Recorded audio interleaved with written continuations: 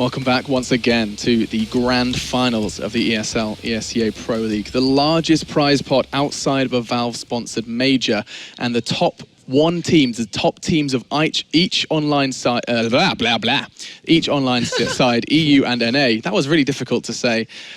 Have managed to make it to the grand finals. Cloud9 and Fnatic, and Semler's just providing me with a little bit of a tap on the arm. I'm giving you my energy, dude. Thank you, man. I needed that. Take my energy. And I mentioned Semler. I should probably introduce the rest as well. I'm joined by Natu and Devilwalk, and of course he's just come off the back of that successful victory, which he's going to be very happy about. And we're not going to touch on too much because I think it has genuinely affected Jonathan. Yes. So we have to talk about how these teams got here.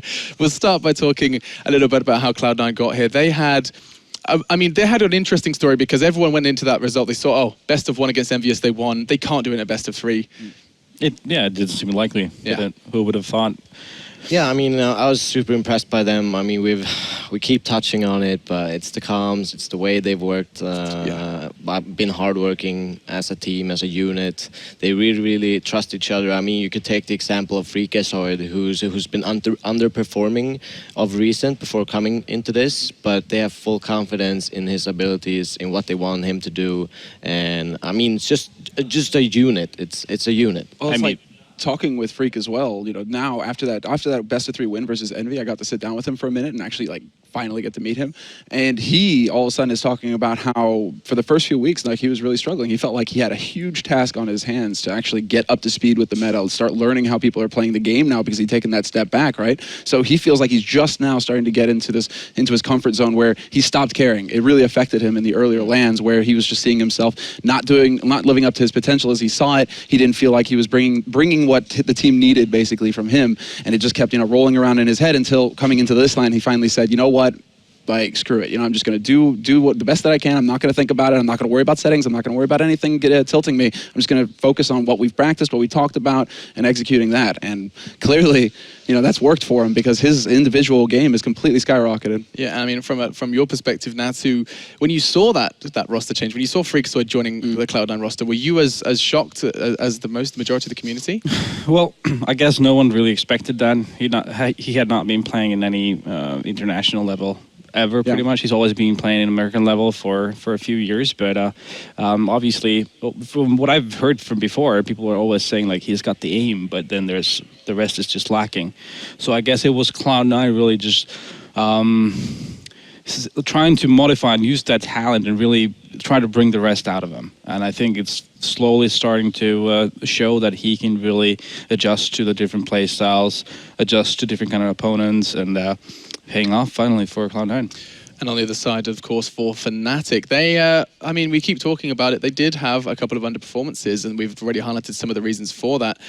Not going to be underestimating in this final. Is that a fair assumption, Devilwalk? Yeah, I mean, I've been talking to Pronax a lot, and you know, at the hotel, he borrowed my laptop to check demos because he has this demo config, which basically just makes it like 3 times faster to check demos. Like it's an amazing config. Really? Either way, yeah, it's So that's really why he's good. telling me I can't look at demos anymore on my laptop, man. Like, I just can't handle it. Yeah. Okay then. Okay, so he's got something special going on there. That's pretty slick. I'm gonna have to get him to show me that. Yeah, it's pretty good. And I mean, they've worked through the game plan. They're really like they're impressed by Cloud9 as well, and they really, I mean, they're going into this match like really focused, and they know what they need to do. And I mean, you've talked about Cloud9. We should probably have a look at how they did in the earlier stages of this tournament.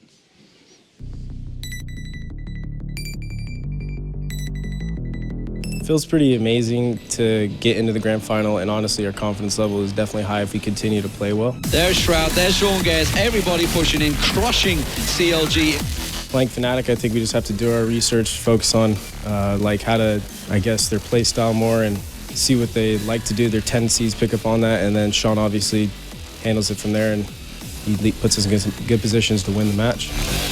Without Sean, we wouldn't be the team we are today, and that's 100% a fact. Just one last play. GG, well played, coming out already. America needs hope, honestly. So people, they bash the American community, and it kind of sucks when your own country is going against you rather than rooting for you.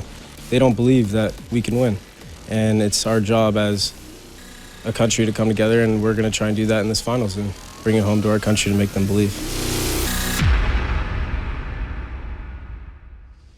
Oh, Freakazoid just getting patriotic on us like that. That's heavy, man. That is heavy right there. That is Okay. sick. Well, don't worry, Freak. I did my part. Now it's your turn. Yeah, the NA team have already won in the talent matchup. Now we'll see how they can do in the grand finals. I mean, really, that says it all, I think, for Cloud9.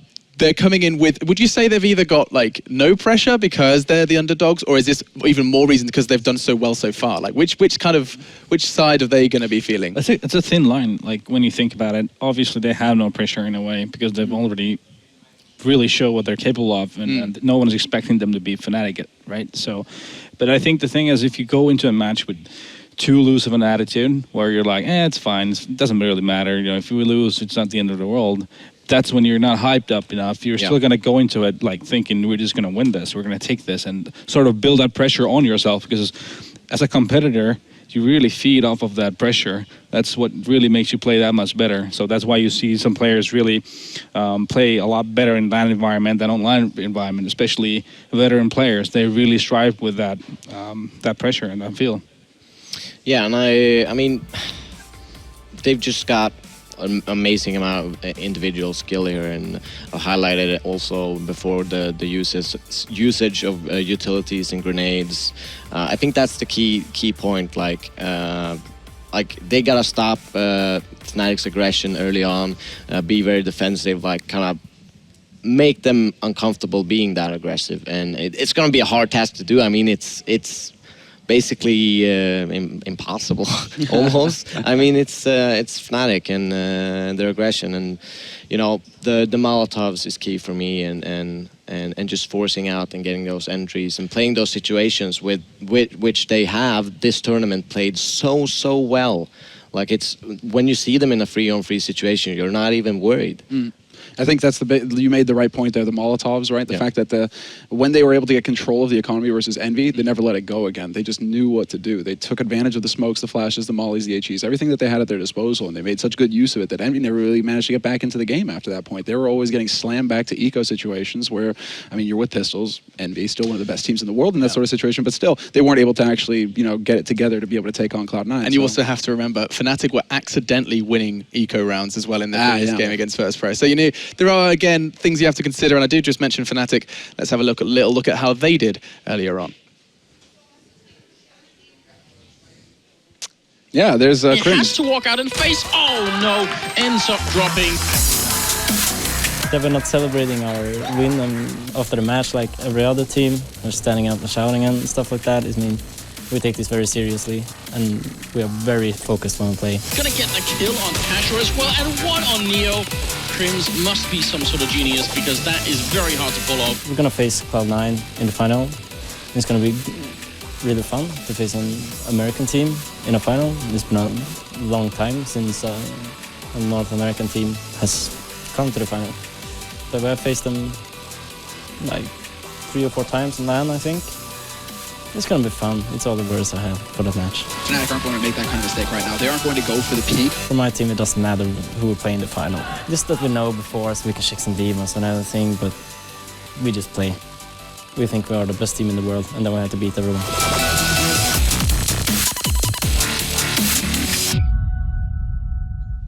We think we are the best team in the world, there from Crims, and we made a big point about how confidence has affected Cloud9's game as well as Fnatic's. And when you go into a game thinking you're the best team in the world, when things start going south, this is something that they've been struggling with in that game against CLG. They went in, we're the best, we're going to crush, and it didn't go that way. I feel like in a grand final, that's something that, I mean, when across the span of 5 maps, we don't need to expect that. No, there's something else to take into account here, which is kind of fun. I got a DM earlier from Rod from Slasher. You know, works for the Score now, you know, and they're one of the sponsors for this event. But Slasher went ahead and sent me a message that was really interesting. He actually says that we need to remember that this weekend actually marks the 9-year anniversary from the last time a North American team won a major CS event. Oh. So apparently, according to Slasher, it was WCVG ISC. WSVG? WSVG, that was it. So, that was there. WCG, I always want to say WCG, but no, that's not it. Okay, WSVG. But there you have it. Like, it's been a long time since North America have been in this position and they faced Fnatic, poised. right? And they faced Fnatic as well, right? So all of a sudden, Karn is just having like flashbacks right now. And I mean, these two teams have played like twice. It was like ClutchCon finals and a DreamHack, I think, were the 2 times that these two guys have met. I mean, of course, different rosters and everything along those lines. But this is kind of going to be a really interesting debacle. Like, are we going to see? How do you guys feel this is going to play out? I know that the majority would favor Fnatic, and I think that's an understandable statement. But in regards to how long we're going to be seeing, are we going to be seeing 3 maps, or are you going to give Cloud9 the benefit of the doubt? To be honest with you, I think the problem really is how the system works. That there's a pick before there's any bans, so that gives a lot of room for Fnatic, who's a strong team across the board. They're really good on all the maps, so they're just going to pick their strongest one there, which I think is going to be a pretty no-brainer. If I think about it, it's probably going to be Cobblestone. Yeah, right. That to me is the big blind side, because Cloud9 have also been vetoing Cobble, and Cloud are all right on Cobble, but they aren't like a world-class team. I mean, they've only played NA team zone and ESL, ESA this season, so I mean, there's not a lot of information we have on them. They used to be good in the earlier version, but that's a different ballgame. That was a different map altogether. Yeah, I could definitely see Fnatic trying to pull a fast one like that. And Fnatic is a their record on that map is ridiculous. So then, well, yeah, they have that like 1 loss basically, but then again, that was the TSM factor, so there was that to consider. But what is the map that Cloud9 then go for? Cash. 100% cash. 100% win rate, right? I mean, they were so impressive, and it's one of those maps where we've seen how the Molotovs, and you can actually force people out of positions. I think Fnatic will probably opt for more open maps, more like an overpass. It's very hard to flush out the CTs from various positions, so more open, more angles, more things to check, basically. Well, let's put the veto then on screen and see how this one shapes up. You mentioned before 2 picks happen before any bans can occur, and you suggested we're probably going to be seeing a cobblestoned map. Oh, wow. No surprises there. Ding, ding, ding. Right, 1 for 1. Can you make it 100%? And then cash, 100% there. Okay. Train gets vetoed. That's Fnatic also. That's Cloud9 now, will they keep Inferno around? Inferno has to go. You think that's the one? No, looks like Mirage. Wow. Fair enough. All right, that's fair enough, though. All right, so Overpass gets picked. That's also interesting. Dust 2 pick and Inferno to close. Inferno's left as the That's fifth. fair enough. Mirage is obviously a very good map for Fnatic as well. It doesn't seem like a favored map by Cloud9 either, so yeah, in a best of 5, that's a reasonable choice. Yeah, and I mean, those starting 2 maps, no surprises across the board. No. So that's pretty much expected at this point. I think, it's looking really grim in the first map for Cloud9. First map Cobble, I was kind of thinking like they kind of need that cash to start with to kind of get into the game and get that good start. Now I see it being very, very difficult for Cloud9 to gain momentum. This is a map. I mean, I thought that Cloud9 would have a really, really good chance if Fnatic started out cold and they had those comm issues. But the Cobble is one of those maps. They're just going to get into it. This brings me deja vus from Frack by Masters when it was TSM versus Fnatic in the finals in a best of 5, and it was the Cobblestone was the first map, and we were all just thinking, all right, Fnatic 1-0, and then the actual series starts. And then we saw TSM just crush Fnatic on the map. But then it came back to Fnatic also crushing TSM on the second map, right? So, I mean, you had like an interesting trade there. I'm curious to see if Cloud9 could keep their cool. This is going to be the mark of an experienced leader as well, just being able to reset after that first map, say, well, we knew this was going to happen. We're not going to let it affect our mind game. We're waiting for cash basically to get this ball rolling. They're treating this as warm-up probably. But I mean, is that not a kind of a poor mindset to have to go into a map always? I'm sure they're not thinking that, but I mean, it's not going to be that realistic. Okay. It's not going to be the end of the world. Like, you're not going to go leave that first map and be like, oh my god, we're doomed. That's it. Like the way I see this, like going slightly towards Cloud9 is the possibilities that are out there is basically having a perfect start, which they've not had in any match basically against. The only match they have had a good start on was against CLG, but if that would actually happen, that they get the pistol, they don't lose either of the second or third round, and they even get the first weapon run and start really like putting pressure on early on. I think that's like the one possibility really Cloud9 has on this map. Otherwise, I see it being a huge problem. But Cloud9, they have to be aware of how Fnatic want to play this. I mean, I'm pretty sure that we can see Olaf Meister heading out over on Plateau towards B site. Like Cloud9, they need to. I'm sure that Sean Gers, he'll have taken this into account, and he'll have tried to think of a couple ways to try dealing with that early aggression coming out from Fnatic. Yeah, but I think Fnatic is gonna go full throttle. They're not gonna stop. They don't want like Cloud9 to actually be able to use their utilities. They just wanna go straight for the aim duels. It's gonna be a lot of 1v1s and yeah, Fnatic, hopefully, on point. It's super hard to anti-shred a player like Olaf Meister, though. True. That's true. problem number one. But like nades, early nades, that's the thing. No, you're right. Limiting the utility is going to be the key play here, because a way to deal with early aggression, if you have the nades, if you have the Molotovs, the HEs, that's how you do it. You smack them in the face early and you teach them, no, you're going to actually slow down a little bit. So it's about the pace. I mean, if Cloud9 really needs to get into their pace. Fnatic can't rule that pace in the game, then it's going to be tough. I mean, Anyway you slice it, this is going to be a hard match for Cloud9. I think everybody listening right now, they're probably coming to that conclusion as well. Yeah. And okay, it's going to be time for us to do the predictions for Cobble. I mean, we're pretty certain across the board we're going to be going for that. We've just hammered home that it is going to go Fnatic's way. Cloud9's start on Cash was the kind of closing statement from you, Semler. So I'm not even going to ask you. I'm just going to assume it's all for Fnatic. And a couple of nodding heads would help me out here. Nod, yeah. I mean, fair enough, right? I see a longer fight. Okay. Ooh. I see a longer fight. I could see Sean Gares has shown that he's a leader that does his homework, does his research. He'll have an idea of how Fnatic want to go through things, and the faith that you can hear through the comms his team have in him right now. I could see him, if he keeps his cool and he keeps if he keeps the team up along with Freakazoid, who's also been excellent for morale. I could see them giving a real fight to Fnatic here. I'm not going to say a clean sweep 3-0. I'm going to definitely say at least.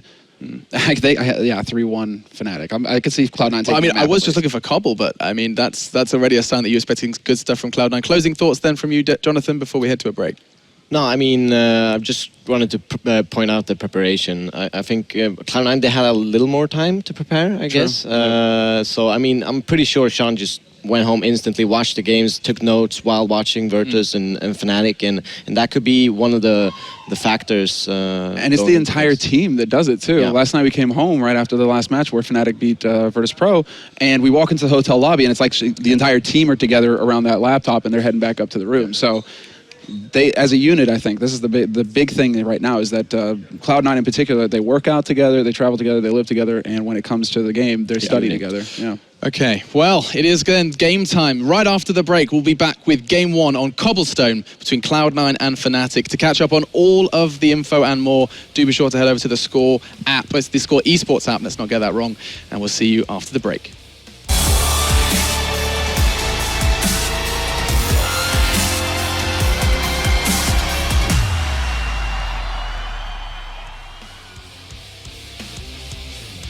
Hello and welcome, ladies and gentlemen. It is the ESL ESL Pro League Finals. Season 1, there is the trophy. And Cloud9 made the mistake of lifting it yesterday. Have they jinxed themselves? Joining me for this will be, of course, Anders and Moses as we take our way through this best of 5, starting off on Cobblestone.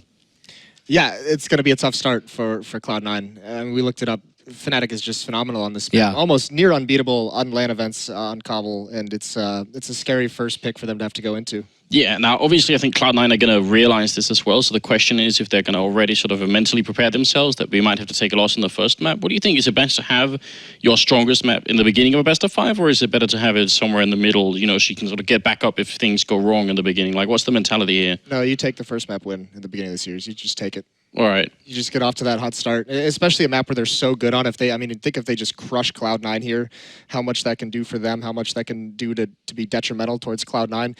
You take that map win, and it's in my opinion, it's just going to happen. I mean, the biggest issue is that Cloud9 just are not that great on Cobblestone. Fnatic are incredible on it.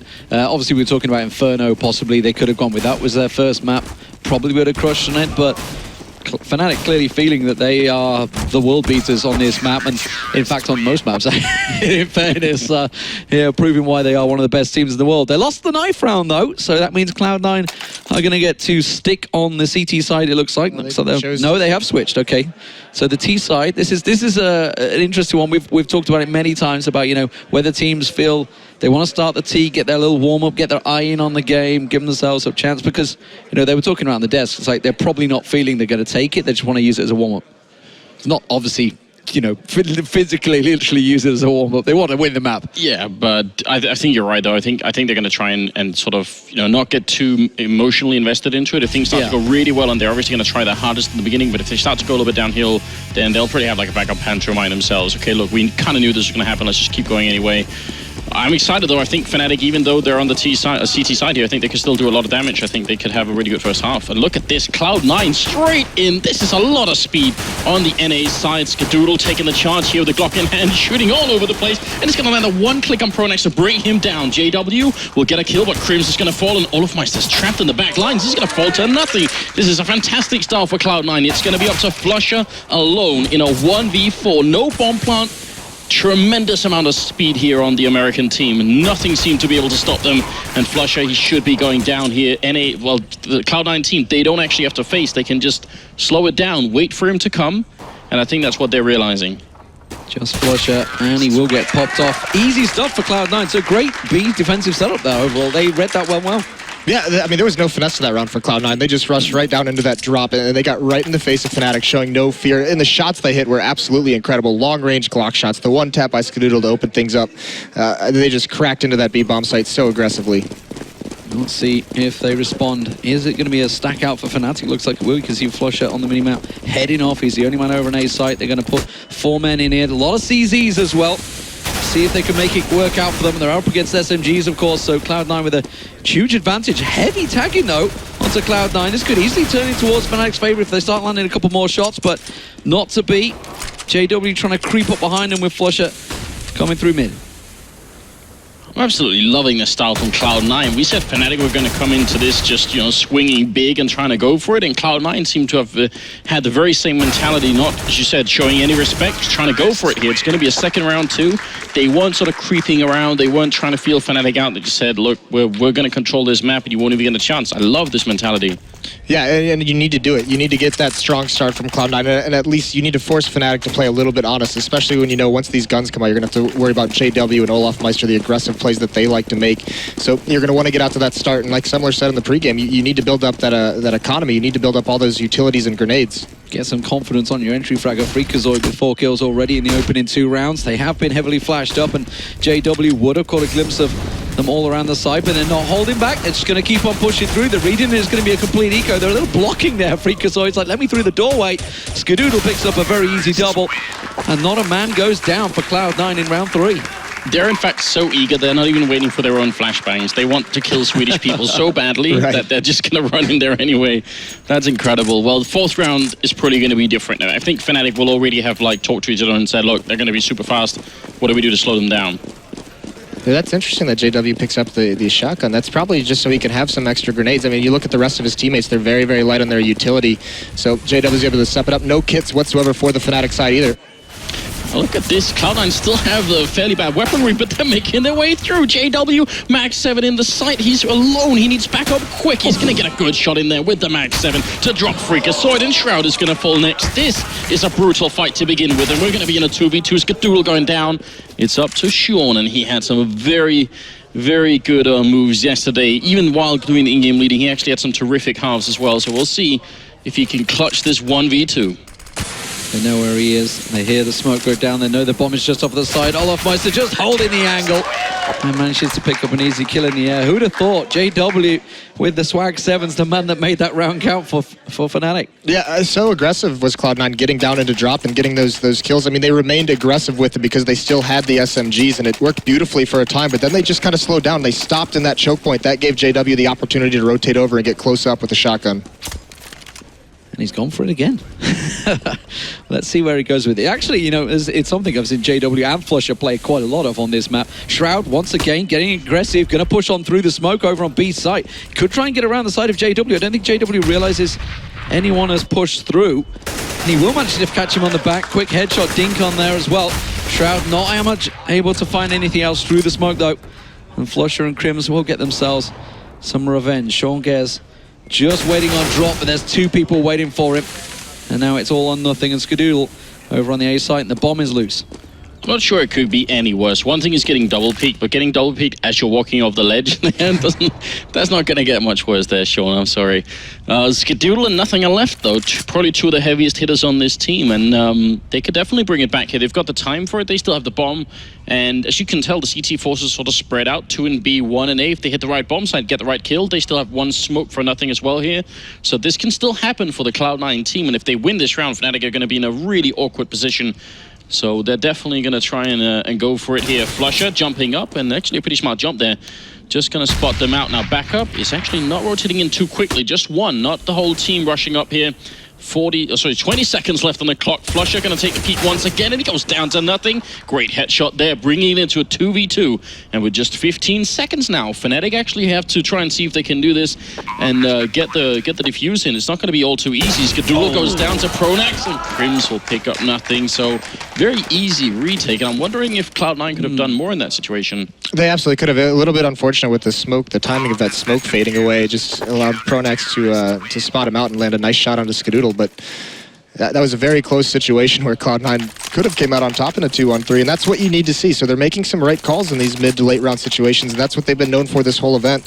Here we see them going on to a force buy. SHROOOOOD is going to have an AWP. It's just Sean Gares on the Tech 9.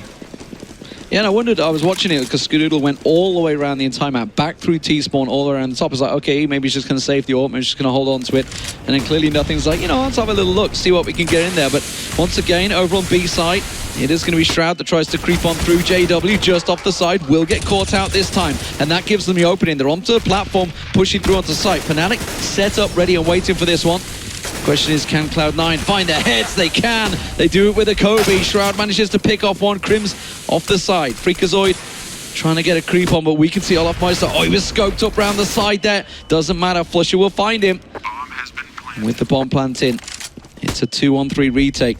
Crims is the man to go aggressive. Tries to come up side. Does manage to catch out nothing. Sean Gares is tagged low. Flusher's working well. This could be a great retake. They managed to come out on top again. And surely, to God, Sean Gares, the in-game leader. Crims hunting him down. He has to stick it. Clock is ticking. Can't stick around. Oh, he gets around the back with the USP, but he doesn't get the free shot down. And now I don't think he's got time. He has a kit, but it's just not going to work out. Sean Gares will hang on for his team. He won't get away with his rifle, though. He did, just at the end. I absolutely felt certain he was going down with that one. Cloud9 picking up a good round there and just bursting into B site. Right, they're taking these bomb sites extremely aggressively. This is a great look for Cloud9 that we really didn't see it too much in their matches so far this tournament. They've been setting up in a lot of defaults, but they switch up the pace here on Fnatic early on, and a great 1-on-2 to win by Sean. Yeah, we also see the afterplant is so difficult in the bomb site when you're not controlling the drop-down zone. You actually get stuck on plateau like that because the CTs can still definitely retake it. Now they're playing up against an unarmored round here for Fnatic, just a couple of pistols. And if they take this round, they're going to be off to a really strong start. And it looks like they're not going to run into too much trouble, unlike Pronax, who jumped down into 4 members. This is looking like a very confident start for Cloud9. And yeah, probably what they needed, even if they're playing on one of Fnatic's really good maps here. Yeah, it would be crucial if they can steal Cobble from Fnatic. That turns this entire best of 5 on its head. I think most people kind of assume this is, and myself included, that this was just going to be a first map for Fnatic because they're amazing on this map. But Cloud9 punching them in the mouth early, and now we have to see the response. I mean, the big question will be obviously when they get into the CT side, how strong their CT side is, because we know that Fnatic's T side certainly is very, very good. Just Crims, the last man who will get taken down, and very easy stuff for Cloud9. So, got themselves a good chunk of money. Build up a decent bank. SHROOOOOOD did just have the CZ in the last one, so he's going to be coming out with an AWP in this round. And it is a bit of a force for Fnatic in the end there. Just the 2 FAMASes. JW only going to get the CZ, so they're not really getting the kills in these opening rounds either. Not really building up the money. Just want a spread of around, what, 12, 15 kills for the entire team so far, 8 rounds in. Yeah, and one of the keys is going to be controlling this economy, and Shroud actually going to get aggressive through the smoke, is going to run into that Molotov. They might be a little bit aware of what he's been doing. He's gotten a couple kills here, multiple rounds, so they might be reading this perfectly, Fnatic. And they should be aware of it, because this is very much what Fnatic do when they're on the terrorist side, except it's Olafmeister moving up. Crims, though, will take down Shroud there. He was already softened up, as you said, so 1 headshot from that M4A1 is going to do it. But yeah, I'd be surprised if Fnatic don't have a clue about how to hold that, because that's pretty much what they do as well. Flusher. That's nice. Yeah, that's a very good Molotov, zoning out the terrorist team. Freakazoid will still pick up the kill, though, and now Olafmeister's going to be holding at the back and will drop the bomb carrier. Gets a second kill in there on Sean Gares and is going to go for a little bit more out of bullets. Pistols out as well, and Pronax actually going to steal that one, but still really good effort from Olafmeister. SHROOOOOOD, not sure how he got that kill, but there's no way out of that crossfire, and he's going to end up dropping and making it 5-3. Still in favor of Cloud9, though, but a crucial round for Fnatic. Yeah, very much so, especially when they picked a couple of FAMASes up there. It was all about Shroud. Shroud was meant to be the distractor with Sean over on B side. It's something you see Olofmeister doing all the time over on the T side for Fnatic. But it just didn't work out. When the distraction goes down within the first few seconds of the round, it immediately gives a big tell to what you're doing. This time around, they're going to send 3 men over towards that B site. Once again, it's Shroud that's going to try and push out. You can see the spray of JW, and it's just going to find him. He's just going to walk headlong into it. Nothing is now going to be the second victim. And this is just simple spray down from JW, picking up a double. Yeah, that's bad play from Cloud9 there, having 2 players walk through that. Now they have to know, Fnatic knows exactly how Shroud's playing this, and now coming down drop, there's 2 members here, Pronex and Olofmeister, just going to eliminate Skadoodle, and even JW getting a third, a great round from him to stop this early pressure. All right, so with Sean as the last member alive, I'm wondering if you're trying to listen into what Cloud9 is saying after this round, just to get a read, because now they have to change their tactics. They've been stopped at plateau. They got to come up with something new, and maybe we can just catch them talking about it. Yeah, and crucially, they've lost control of the economy game now. Now Fnatic is going to be building up some bank. A lot of members living here, so Cloud9 no longer has control of the money. All right, let's get a little lesson on Sean. Actually, I want to wait while it's a little quiet period. I don't want anything to bleed through. We'll wait until they get something set up. Clearly, they're talking about it. You can see them on the picture-in-picture just in the bottom right-hand corner. You can see Shroud was having a good discussion as well. So normally one of the quieter members, actually, of the team having a little word. But while they're... I don't want to give anything away yet. I don't just in case, you know... There's been too many things like that. I don't want anything to bleed through. All right. We'll play it cool. We'll play it cool. But I mean, so Moses, what would be a switch up here? Plateau control is obviously very important, and they've been able to rush down and drop zone, and that way they can sort of pinch in on that B bomb site from either side. If that doesn't work anymore, what's up next then? It's gonna be them slowing things down. Definitely, they need to get Not back in Skadoodle's hands. The issue was actually a couple rounds ago. I disagree. They slowed down that round where Shroud got picked off on the plateau. They had maybe Sean didn't have a great read on the money situation, but they should have abused the fact that Fnatic was low on utility. All right, I've been informed that the arena sound is pretty much deadened. So let's get a little listen on Cloud9 for this round. You got me out. I know. We had 2 mid last time. Whatever you're most comfortable with. That's the only gun. All right. Well, they're gonna be kind of far back, saying over eco, right? So we should probably storm drop. Right now, we should probably storm drop, dude. I'm telling you. Chill. We have 1 gun, dude. I just want to try to get pits. Hold on, wait. They have no more smokes at they could be pushing at view. And there's a lot of voices giving directions. That's not just Sean Gers giving that direction. No, definitely not. I mean, but in a round like this, I think you could afford to do it. You know, just get everyone's input. Storm drop is obviously what they've been doing for a while, and it seems to have been working out. So really not a bad idea, I think. And but it feels like they're still just moving slowly forward here on the A long side of the map. Yeah, they're gonna have to deal with Flusha though. This is gonna have to be a pretty quick trade. If Shroud can't get it done on this pick, then they need to swarm him before he can recover his recoil. But there it is. Shroud grabs it. Great kill. Oh, grenade on in, gonna do a lot of damage. Hits 3 members, and Olofmeister's there with a clean headshot on Freakazoid, and now backup's gonna be coming in. Nice flashbang there from Pronex. It actually catches 3 people. That's a very clever flashbang, and Olaf is gonna be playing for middle as well, but he gets shot in the back of the head by nothing, and Crimson Pronex picking it up here for Fnatic. Skadoodle and Shroud are left. It's a 2v2. And now it's all on Shroud. It's not a lot he can do here. Nice effort, though. I mean, for a round where they just have a single AK. Yeah. What do you think, Moses, or D-Man? What is it? Is it acceptable at this point here, 2 people living for Fnatic? Well, I mean, we heard the comms. They were talking about, should we go drop? Have they got any smokes? And they just came up through. They just had that one man, just Shroud with the rifle, putting their full faith in him. And it worked out. You know, they could have actually dropped down and maybe even picked up, I think it was Olaf or Crimson's M4. They managed to catch him in the back. They could have suddenly come out without a whole lot of rifles. Yeah, what was crucial to me about that round was actually the point where we were listening in. Sean actually called it. They were out of smokes at the A bomb site. And looking at the players who were in that bomb site, they were 100% out of smoke. So that's a good read from him, and that's great for the future of this half. All right, there's an adjustment to the tactic this time. Sean Gers is going to be the man that distracts over on B site while Shroud joins them on the A push there. Skadoodle managed to get the first shot to Olofmeister, obviously one of the best players in the world. When you manage to take him down as the entry frag, that is always a good start. Yeah, can't really complain about that. I'm glad to see that it's not Shroud necessarily opening up the rounds either, because he's been doing a really good job so far, but you can't expect him to do it every single round. So Skadoodle, definitely another man for the job here. Flush are going to get double peaked very easy, and that's the kind of instinctive team play you can see on Cloud9 here. they just decide to do it. There's no way they can communicate quick enough there. They just do it instinctively, and Shroud are going to pick up that kill. Now it's a 3v5, and they're going to wrap around. They realize that Fnatic love holding this spot, and Sean will pick up the kill. Freakazoid to take down JW, and Crim's going to have to run away. What a round from Cloud9. Yeah, these are beautiful, beautiful entry shots so far from them. And it's, I mean, it's that whole bait, like you said, the double peek into the danger stairs, it was great. Sean just shoulder peeking, keeping the attention before Shroud can swing out and grab one. You see it, 4 different Cloud9 members with 1 kill. Well, we can try and check out if we can see what Fnatic are going to be saying at the end of this round. Depending on how quickly they speak, I'll try my best. I'll say if I don't know, if then we'll have to move on. But it could still be fun, just to get a bit of a read for a feel for the team atmosphere. Kan ju lägga 2. Vi kan köpa alltså. Vi köper. Lägga C rätt med. Eller en till. En CZ. Ingen molotov. Inte jag heller.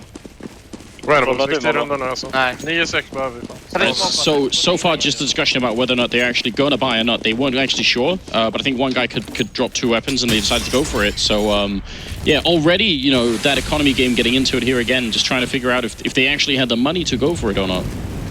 Very calm. It's such a cool, calm, collected comms, isn't it? So obviously what we've heard Devilwalk talking about on the desk a number of times, like comparing them to the American teams, how loud the likes of COG are, and even to an extent when we listened to Cloud9, there was a lot of discussion there. Clearly it was just an eco, but still very much a difference between the two. JW has got himself set up where he got the spray down a moment ago, and we can see, obviously with the X-ray, just exactly what is hiding, lurking in the shadows, waiting in the smoke. This time, not able to land it. Oh, he's burning down there. Shroud down to 29 health with that single Molotov.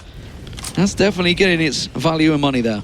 Yeah, and Fnatic has a good read right now. 4 members of the defense over at this B bomb site. This is a very scary situation for Cloud9 with no map presence. Oh, but a wonderful pop flash catches Pronax.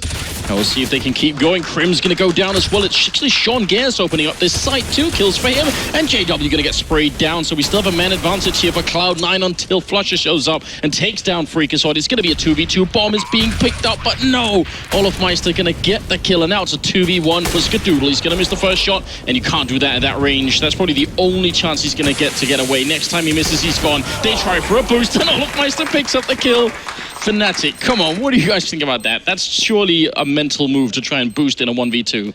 I felt for certain Skadoodle had that. I mean, he tried to offer this in no-scope. It's simple defuse there, but you need that man on his game in the finals. Yeah, I mean, if he hits that first shot, there's a definite chance. Or if he hits it when they're boosting, that seems like a crazy idea. I understand what Fnatic wanted to do, but that is so risky. Confident play as well. Well, they also know he has an AWP, so he's not extremely mobile. It's very, you know, if you all of a sudden have to swing your crosshair up, it's going to have to be a quick scope, not a high likelihood of hitting that shot. But either way, the 2 shots that Skadoodle took, those are ones that he normally hits. That second one just felt a little bit rushed, like he was surprised to see him there. Surprised to see them boosting. He's like, what are they doing? Yeah, I thought they were clutching. What are they up to?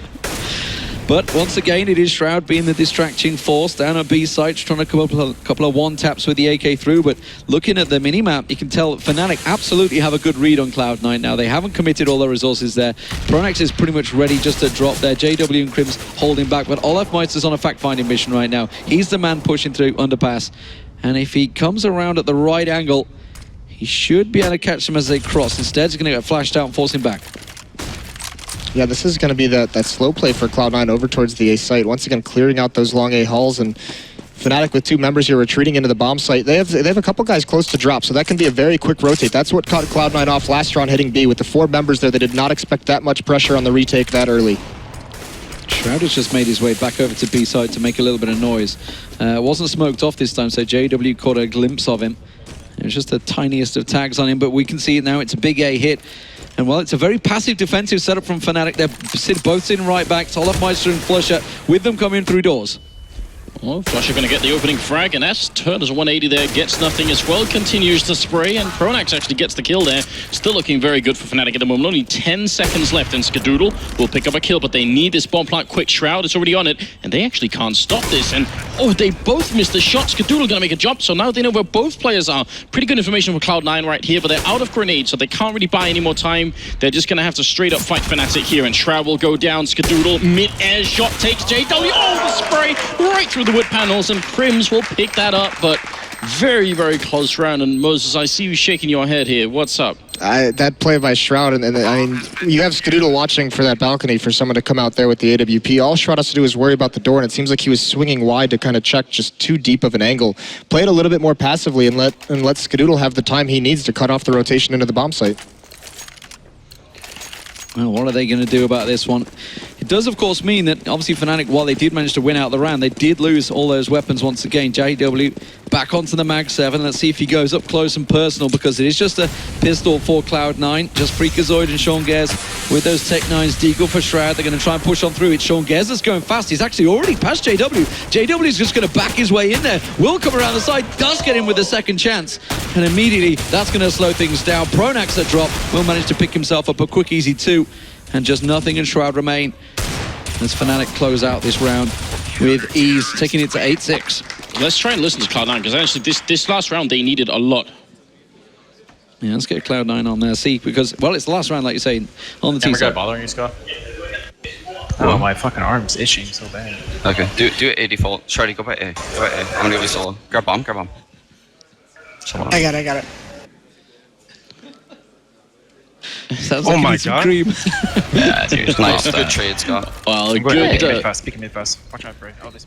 Yes, they're saying good trade early on here. What seems like very much a default for Cloud9. Just one guy, you know, working B alone and being a little bit annoying. The rest of the team working towards the A side of the map. But they are going to be happy about that trade.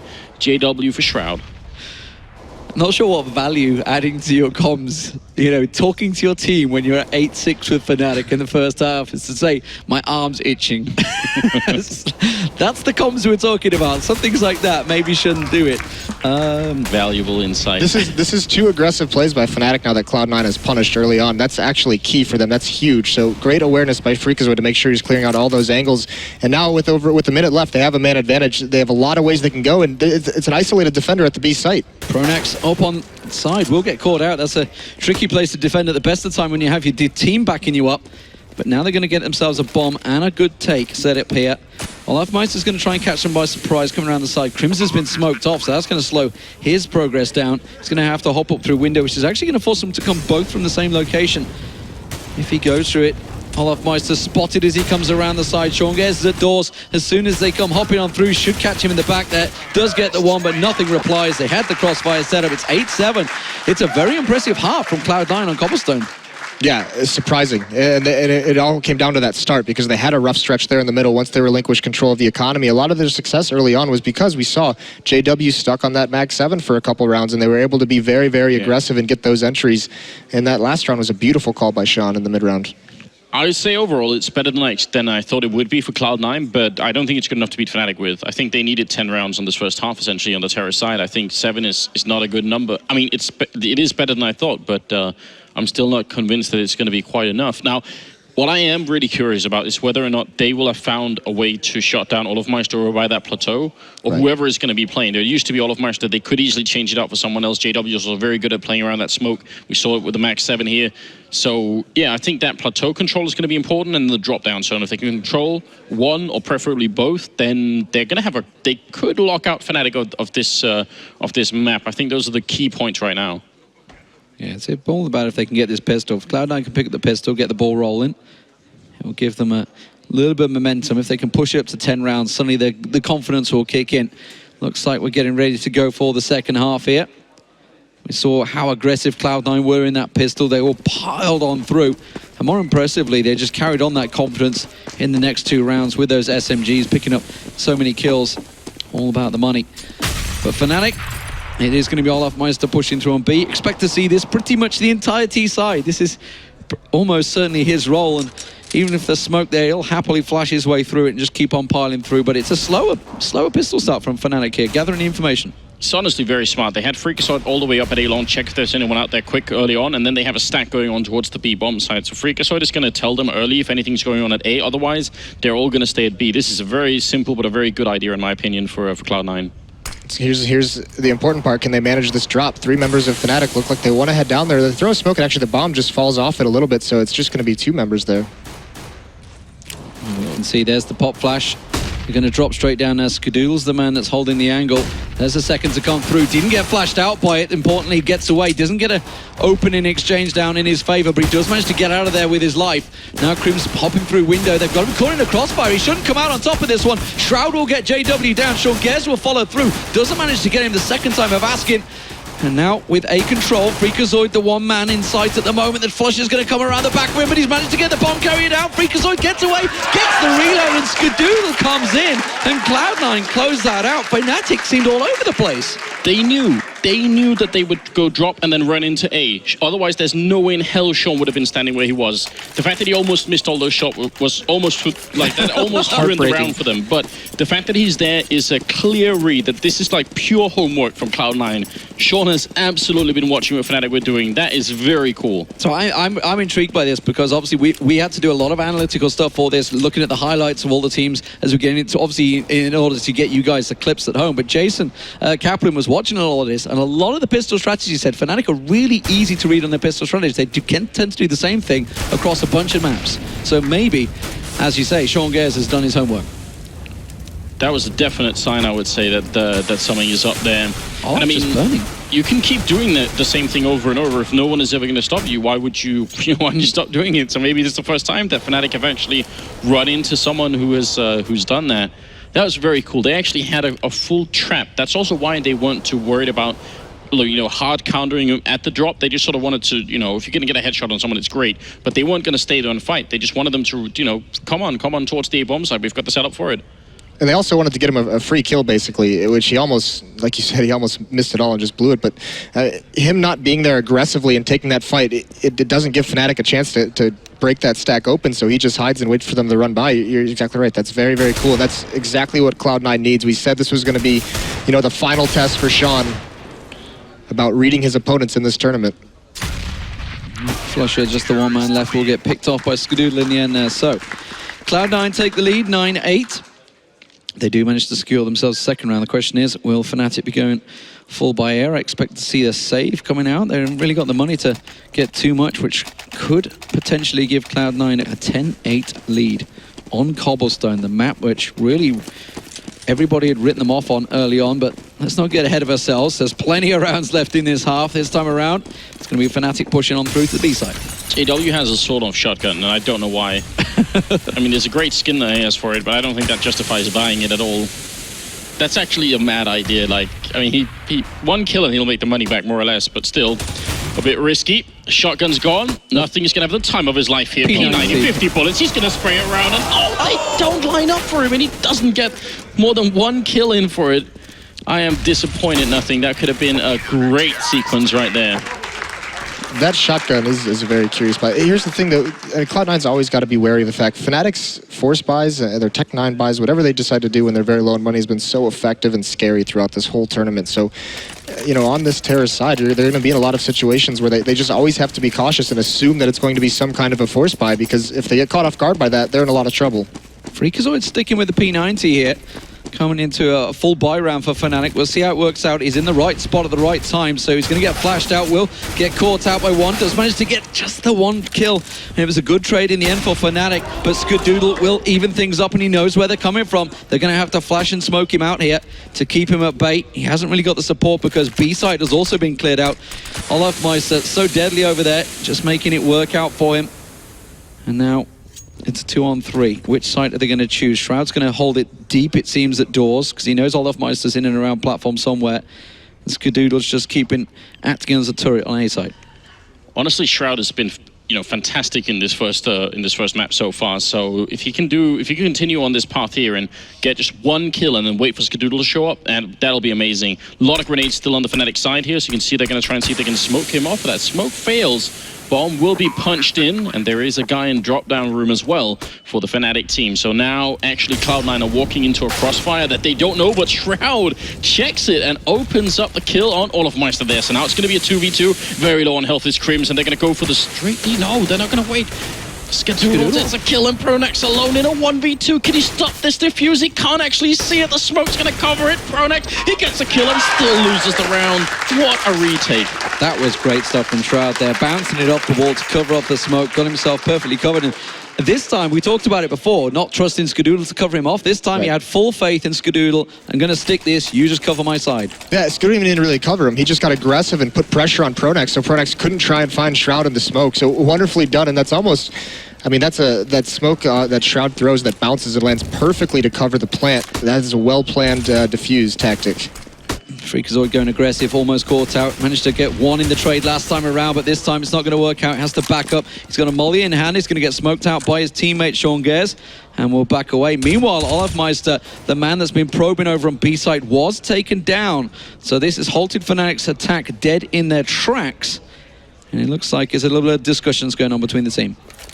If that Molotov that Freakazoid just cancelled himself from using becomes what wins this round, I will have to go and bow to the man, because that's you have very, very few seconds to decide, and you can tell he realized they're not coming. I can save this grenade. That could be critical. So actually, very cool play. Again, from a player who has limited land experience in global offensive. If you're under this much pressure, you're going to want to throw that grenade immediately just to make sure that, you know, that it can't come for you. So a lot of restraint there on Freakazoid. I actually love that. It's a very sexy, tiny detail there. SHROOOOOD scoped up in the middle. Are they going to want to risk it here? 30 seconds left, and Sean's going to peek, and he gets both the kills. Takes down Pronax and Flusher both, and Freakazoid is going to fall. And now Sean back here. Can he land a good grenade? He's got the AK out. He wants to run back and hide in the corner. 24 seconds for a 2v4. It's looking great right now for Cloud9. This could be a 12th round. JW is going to be all on his own, and he gets sprayed down. Is this real life? What is going on? This is a confident Cloud9 team. They're starting to believe, and they're even forcing a pause now out of Fnatic. That push by Sean Gares in the middle of the round, he finds the perfect timing as soon as they pull out those grenades. A beautiful setup on the defense, and they are crushing Fnatic. This is what Fnatic usually does to their opponents. Get aggressive in the mid-round and prevent any kind of an execution. Yeah, fantastic stuff there. Sean Gares reading it so well. It's like, okay, they must be setting up for a play. I'm going to catch them off guard. He'd already actually backed up to the cannons as well, but then chose to go back aggressive on this one. Nothing this time. Will get caught out through the smoke. They had gone for a forced buy, and they are going to be blasting through onto B side. SHROOOOOOD gets one, gets two. That's the bomb carrier down. Gets inside for triple. Just piling them down. Switches across. Got the tag onto him there. Puts JW on just one hit point. The rest of his team, are they going to get involved? Are they going to help him out here? Shroud does fine run. Freakazoid comes around, and the SHROOOOOOD show is kicking off here, ladies and gentlemen. 13-8 to Cloud9. That should strike fear in your heart if you're Fnatic here. SHROOOOOOD is a terrifying monster when he's at this level. Yeah, this is great work from SHROOOOOOD. That's the man they need to come alive. That's one way to hold platform, excuse me. We've always said that that's a hard thing to do. And SHROOOOOOD there with those shots does it perfectly. And now they've got Fnatic in a very tough spot where they need to start winning these rounds more than they can afford to save. And this is, now they're in this situation. Glil, very light utility. Deagle onto Crims. Oh, a lot of damage being put back and forth here. Olof standing in the Molotov for a bit too long.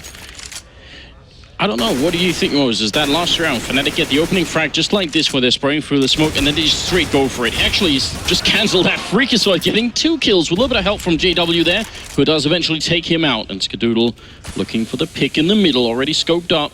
So one-man advantage right now for Cloud9. If they win this round, they might win this map. There's SHROOOOOOD picking up JW. He's going to go for the re-peek, and, well, will be Shroud to pick up the headshot. Flashbang is just going to force SHROOOOOOD a little bit back, but Flusher is all alone right now and in a 1v4, and they know exactly where he is. This is going to be 14-8. SHROOOOOOD picking up another double kill. I think he's somewhere around 22, 23 kills. Very incredible start here for Cloud9. Yeah, 22 kills for SHROOOOOOD, 26 for Shroud. I believe a pause has been called. Fnatic, they were actually calling for the last round, but they didn't actually manage to get it through, it looked like. But finally a pause, but it's at 14-8. And, well, we mentioned it a moment ago when SHROOOOOOD starts to land these shots. If you just look at the scoreboard, you can see him and Shroud definitely right up there now, 26 and 22. Meanwhile, Fnatic kind of caught a little off guard by Cloud9. coming out the gates hard in the first map, which honestly nobody read. Nobody. No. Every expert I've looked at across the entire CSGO yeah, it's a no-brainer, has right? not called this one. Yeah, no-brainer. Easy win for Fnatic picking up Cobblestone early on, but this is so surprising, and part of it, the really cool part for me is Shroud. A lot of questions about him being able, you know, the skill is undeniable, the intelligence in-game is undeniable, and he's always shown up in rounds and situations, but now he's putting together a full match here, leading the way for his team, top fragging, and that's really cool to see how he's developed, and he's starting to turn into this carry player in this match. I would actually say that one of the questions I've had about Shroud in the past was actually his intelligence in game. I felt like he was a player that was better utilized to say, just like hold these angles, Shroud, and if anyone comes up, you'll just like kill everyone. He's a turret, yeah. But, yeah, a turret essentially. But you know, once you leave it up to clutch something, or if he has to make like a smart play, I was wondering if he had that in him. And I remember in the past, you know, a year ago, seeing some questions as to whether or not that was going to be the case. But he's proving himself right now. He's playing very well on all fronts, the aim and also the skilled play. Yeah, I'm very impressed. Here we go, ladies and gentlemen. Round number 23. Will it be map point for Cloud9? It is a force coming out from Fnatic this time around. Olafmeister was going to be that distracts him, and instead nothing will smoke it out, and they're going to back straight up. It's actually left Freakazoid on his own. He's going to go aggressive here. He may catch Flusher off guard, but it's this Flusher with the CZ that will come out on top, and that will open things up. Seangare's all alone currently over at A site. Shroud's the man that's actually pushing around the back of them, and he's going to be miles out of the picture here. And with Seangare's going down, that is an easy take for Fnatic. Nothing's going to try and rush on through, but Fnatic have this on lockdown. Yeah, that's what we're talking about, those CZs, just getting those entry kills for Fnatic. That's incredible. Nice shot from Flush, and rotations were not fast enough for Cloud9. Honestly, what's the ratio between Fnatic taking a pause and then winning the follow-up round, even when they shouldn't? I mean, it feels like, you know, they just do it. I don't know how it works. The prime example was the other day on Train, when they just they paused and like, okay, we're going to use this round to fact find and figure out what exactly Keithstars were doing, and then they went and got themselves the round and effectively the game just from that pause. Crazy stuff. Incredible. Just that moment of mental reset, and then they seem to be sort of refocused, and they're back in it again here. 9-14, and also a little bit heartbreaking for Shroud. Actually getting that counter boost up in drop zone is very rare that you actually get to do it. Most teams now are so focused on the fact that it can happen. So the one round where they actually manage to do it and don't get punished for it, the whole Fnatic team just sort of, you know, wraps around and goes into the A-bomb side. That's very sad. Yeah, and I mean, that was something where they had to have noticed that Freakazoid playing aggressive early on in those halls, you know, solo. He's doing it again this round, and they said, all right, Flusha, go take advantage of that. Just go beat him in a one-on-one, and he cracks open that A site. This time around, he smoked it up, but he didn't stick around, so Flusha may push on through it. Olafmeister once again getting a peek. Nothing's not going to be able to find anything. We can see them lingering around drop, but they have got the support. Shroud, they're holding it fairly passive. They're not sitting on drop, they're just sitting back from it, waiting to hear that noise, hear that little drop down. Molly slowing things down. Yeah, but I love this setup from Cloud9. I love the fact that no one's playing close to plateau, because I feel like whenever you get close there alone and you try and take shots with the smoke, especially on the CT side, such a big chance you're going to get shot in the face, and then that bomb side's really at risk. I love the fact that they're all playing so close to the drop down zone, because that way they can easily turn around and cover each other, depending on where the focus is going to be for the terrorist team. So this is a much better setup, in my opinion, from Cloud9, rather than having someone either under plateau or close to it. Cloud9 are working on absolutely no information right now. They have no idea where this is coming. I think Freakazoid just got a glimpse of someone. Now they're suddenly realizing it, but still no rotate from Cloud9. This is going to be a full force hit from Fnatic. I don't think Cloud9 are going to be able to react to this one quick enough unless they manage to come out on top in a couple of these trades. Seangares does get Flusher. That was the one man coming around long. The rest of his team, he could be a difference in this one because they haven't been able to deal with him, but Pronax going down. He does get simple one in trade. Shroud now has to go huge, and JW is very low. Almost got another one through the door. I mean, those wooden doors, they are easily warbangable. This time around, oh, it's going to come around, but JW's in serious problem. There's only 7 seconds on the clock. He's not going to get a plant down. Shroud is just going to play this one clever, sit back, no reason to peek, and he will take it to map point for Cloud9. Small clap there. That was a crazy round. Look at the sigh of relief there as well. I almost thought for a moment it looked like Sean was actually baiting his team maybe a little bit too much, staying back there. I agree. It looked like he was sort of letting them take a fight when he was just back there, but I'm not sure if he was scared that they were still going to have another guy wrapping around, but it looked for a moment like he was about to cost them the round just being too passive. Yeah, and look at this from Shroud and Skadoodle, 29 and 22 kills each. This is also that win essentially resets the economy. I know it's the last round. Nice shot from Flusha though. Once again, winning that battle over towards A. Oh, but hello. Nothing in Shroud suddenly replying, but Pronax on drop does take it to a 3-on-3. That grenade will land at the feet of Nothing. Not doing too much to him, but when Flusha just walks on through and gets a quick, easy headshot onto Freakazoid, that's going to turn things around, and that puts them in a really awkward situation. Nothing getting tagged heavily through the doors from Flusha. Sean Gare's right at the back of B, but A-site is completely locked down, and Flusha's give the call to his teammates. Pronax and Crims are coming this way. Nothing will go down. And this mate chain over yet. This is going to be a Fnatic round unless Sean Gares tries to go for something crazy, but looking at his movement, he's happy to stay over on B-site. That's the kind of round that Fnatic loves to have. Flusha able to find 3 one-on-ones basically, and Cloud9's done a great job throughout this match of not giving them those fights, but that time there, Flusha just goes beast mode. A big-time play from a huge player on Fnatic. Yeah, I mean, I love the way he played that last kill as well. He did not want to let Nothing into the bomb site. He wanted to make sure that he could keep it open for his team so that they can all rotate in, put the bomb down. Even if he ends up going down, as long as he accomplishes that, then they will still win that 2v2 or almost no matter what. So, yeah, very intelligent play from Flusha there. That's going to put it at 15-10, and we're going to be moving into the 26th round. If this goes to overtime, Fnatic are going to have a big smile on their face, I think.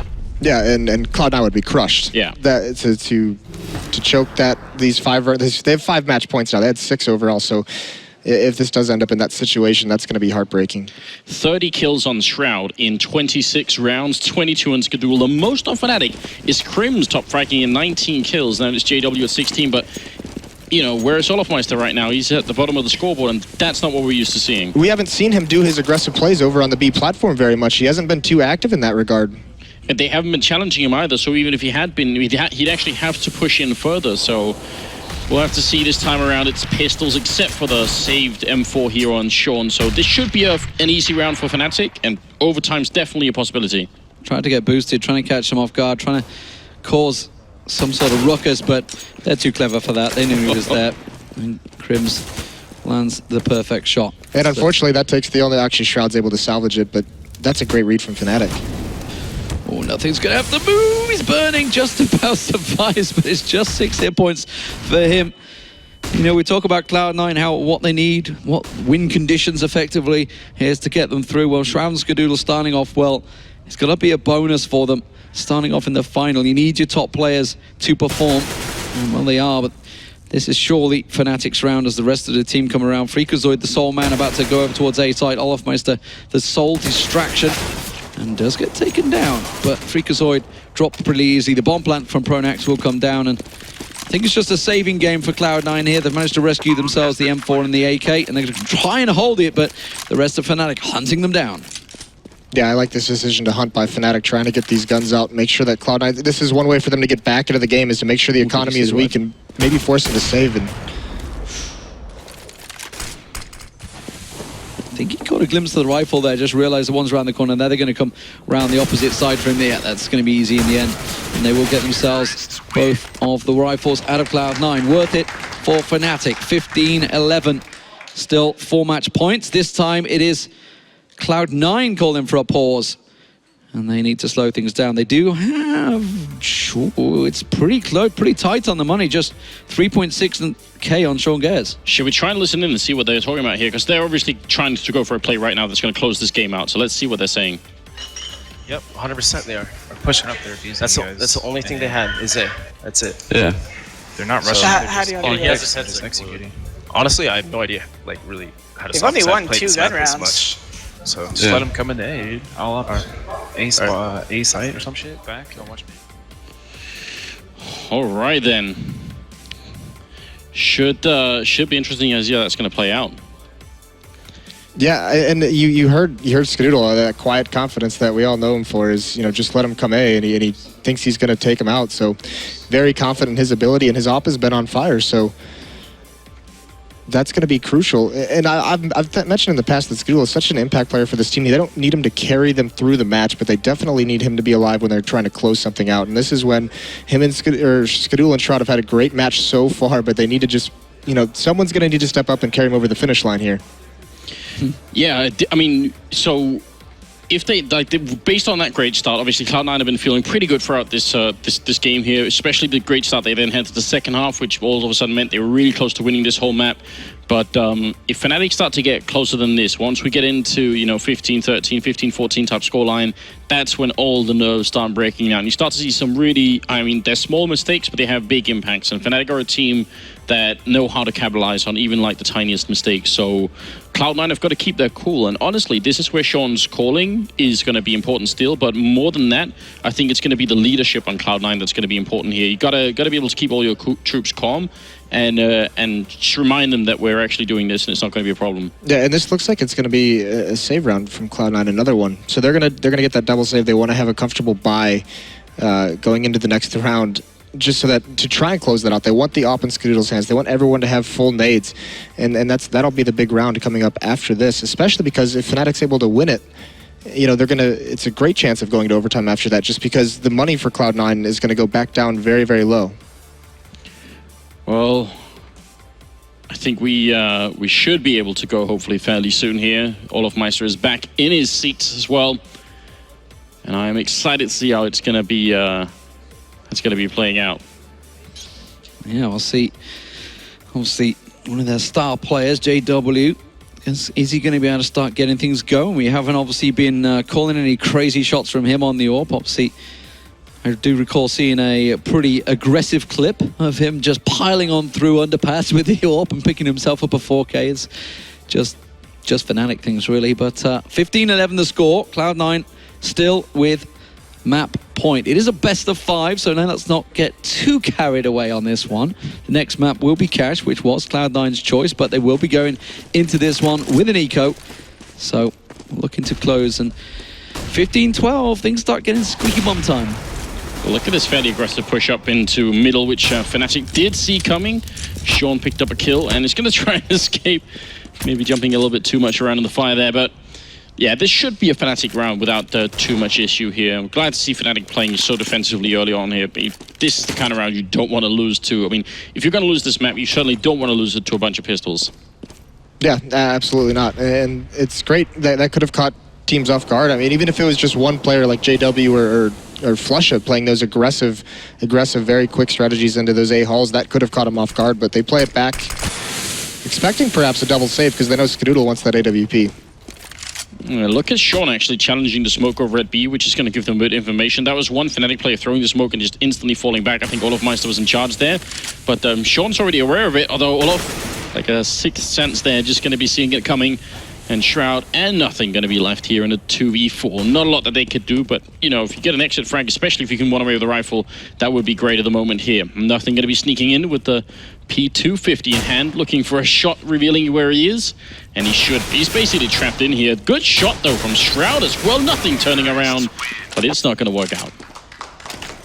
3 rifles. Bomb plant didn't quite go in, but it doesn't really matter because it was a Fnatic round and they have plenty of cash. 15-12. And now we are going to see the full buy coming out from Cloud9. AWP in the hands of Skadoodle, all importantly, just about up for everything in there.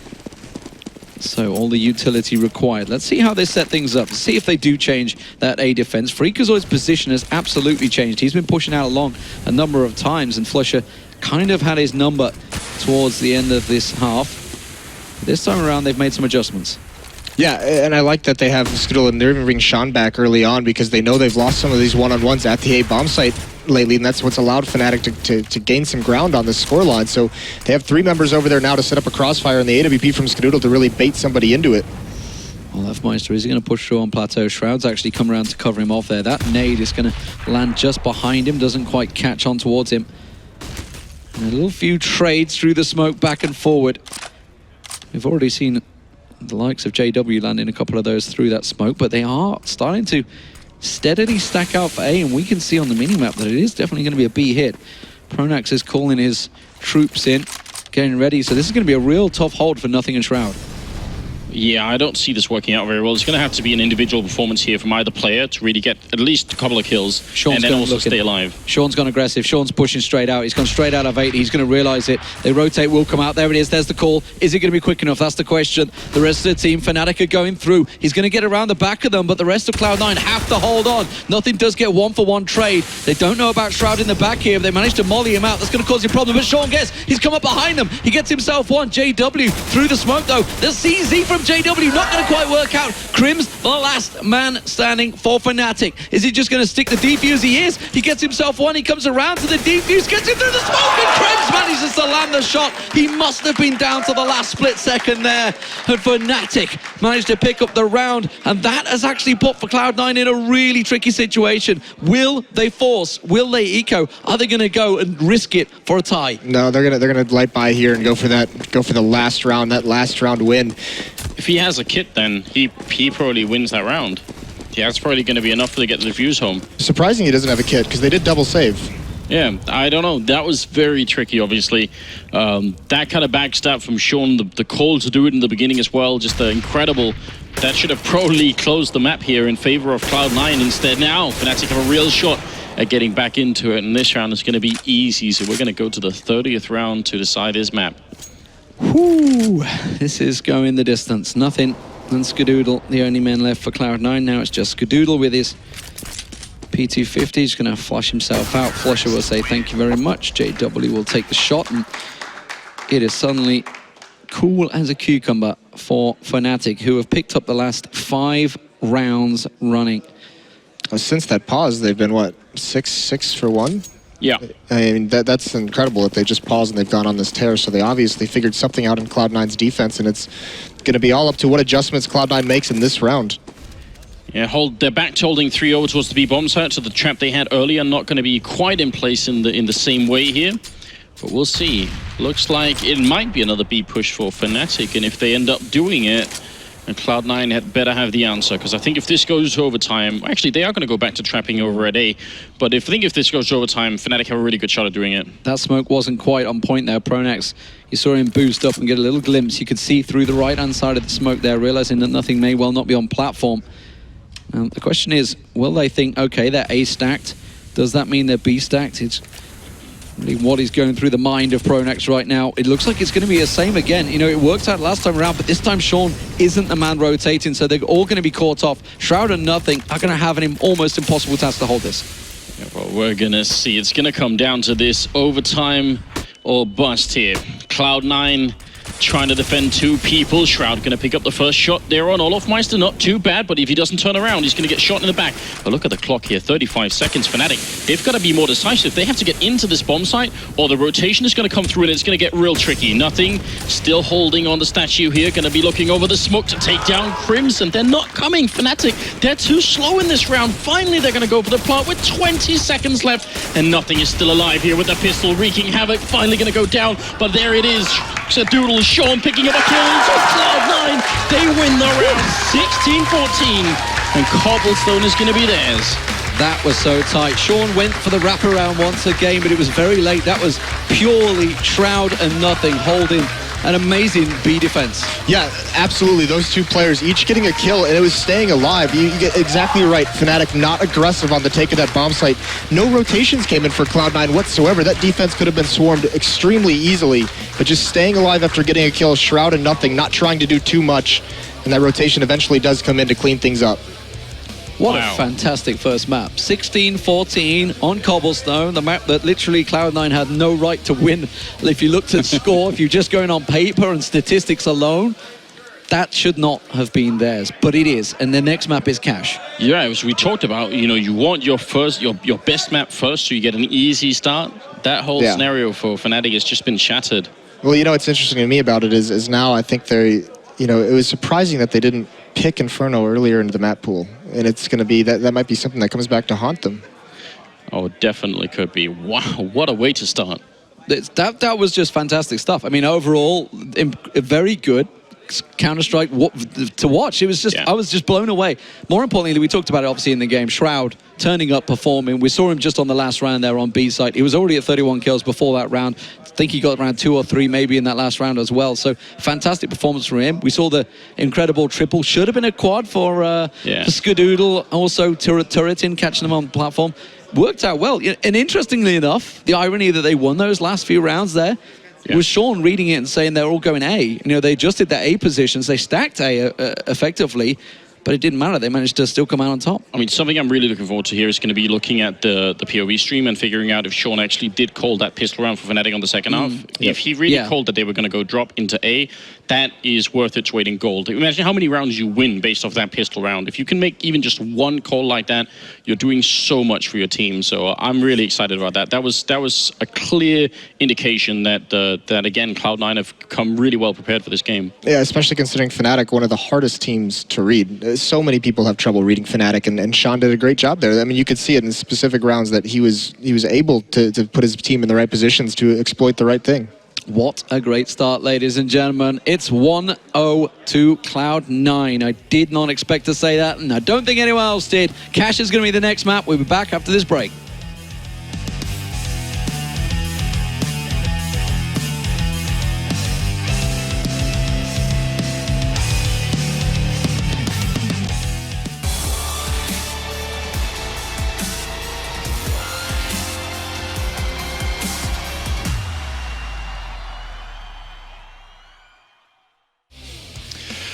Hello and welcome back. Cloud9 picking up the first victory. The desk didn't see it coming, and a lot of you guys at home didn't either, ending 16-14. And I mean, I'm going to open this up to you first, Natu.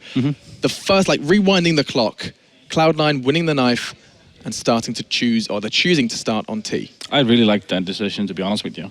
When playing a team like Fnatic, who really like to play a lot of aggressive Counter-Strike, it's one of those situations where you start on T, you can really dictate the pace. And they did. They really started out with a fast play, both the first 3 or 4 rounds. Then picking up, going up 4-0. That's a good situation to be in. I think they could have easily won like 10 rounds on their T side, to be honest with you. The structure of their play was really nice. They built up the rounds in a manner that really gave them an opportunity each and every time.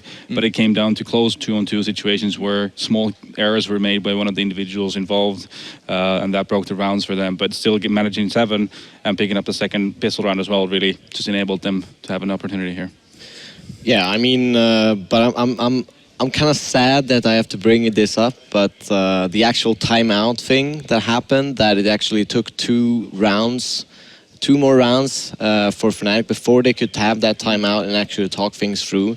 And I mean, it being 16-14 in the end is just so crushing. It's I don't want to even mention it because it takes away some of the prestige from like Cloud9 in a way.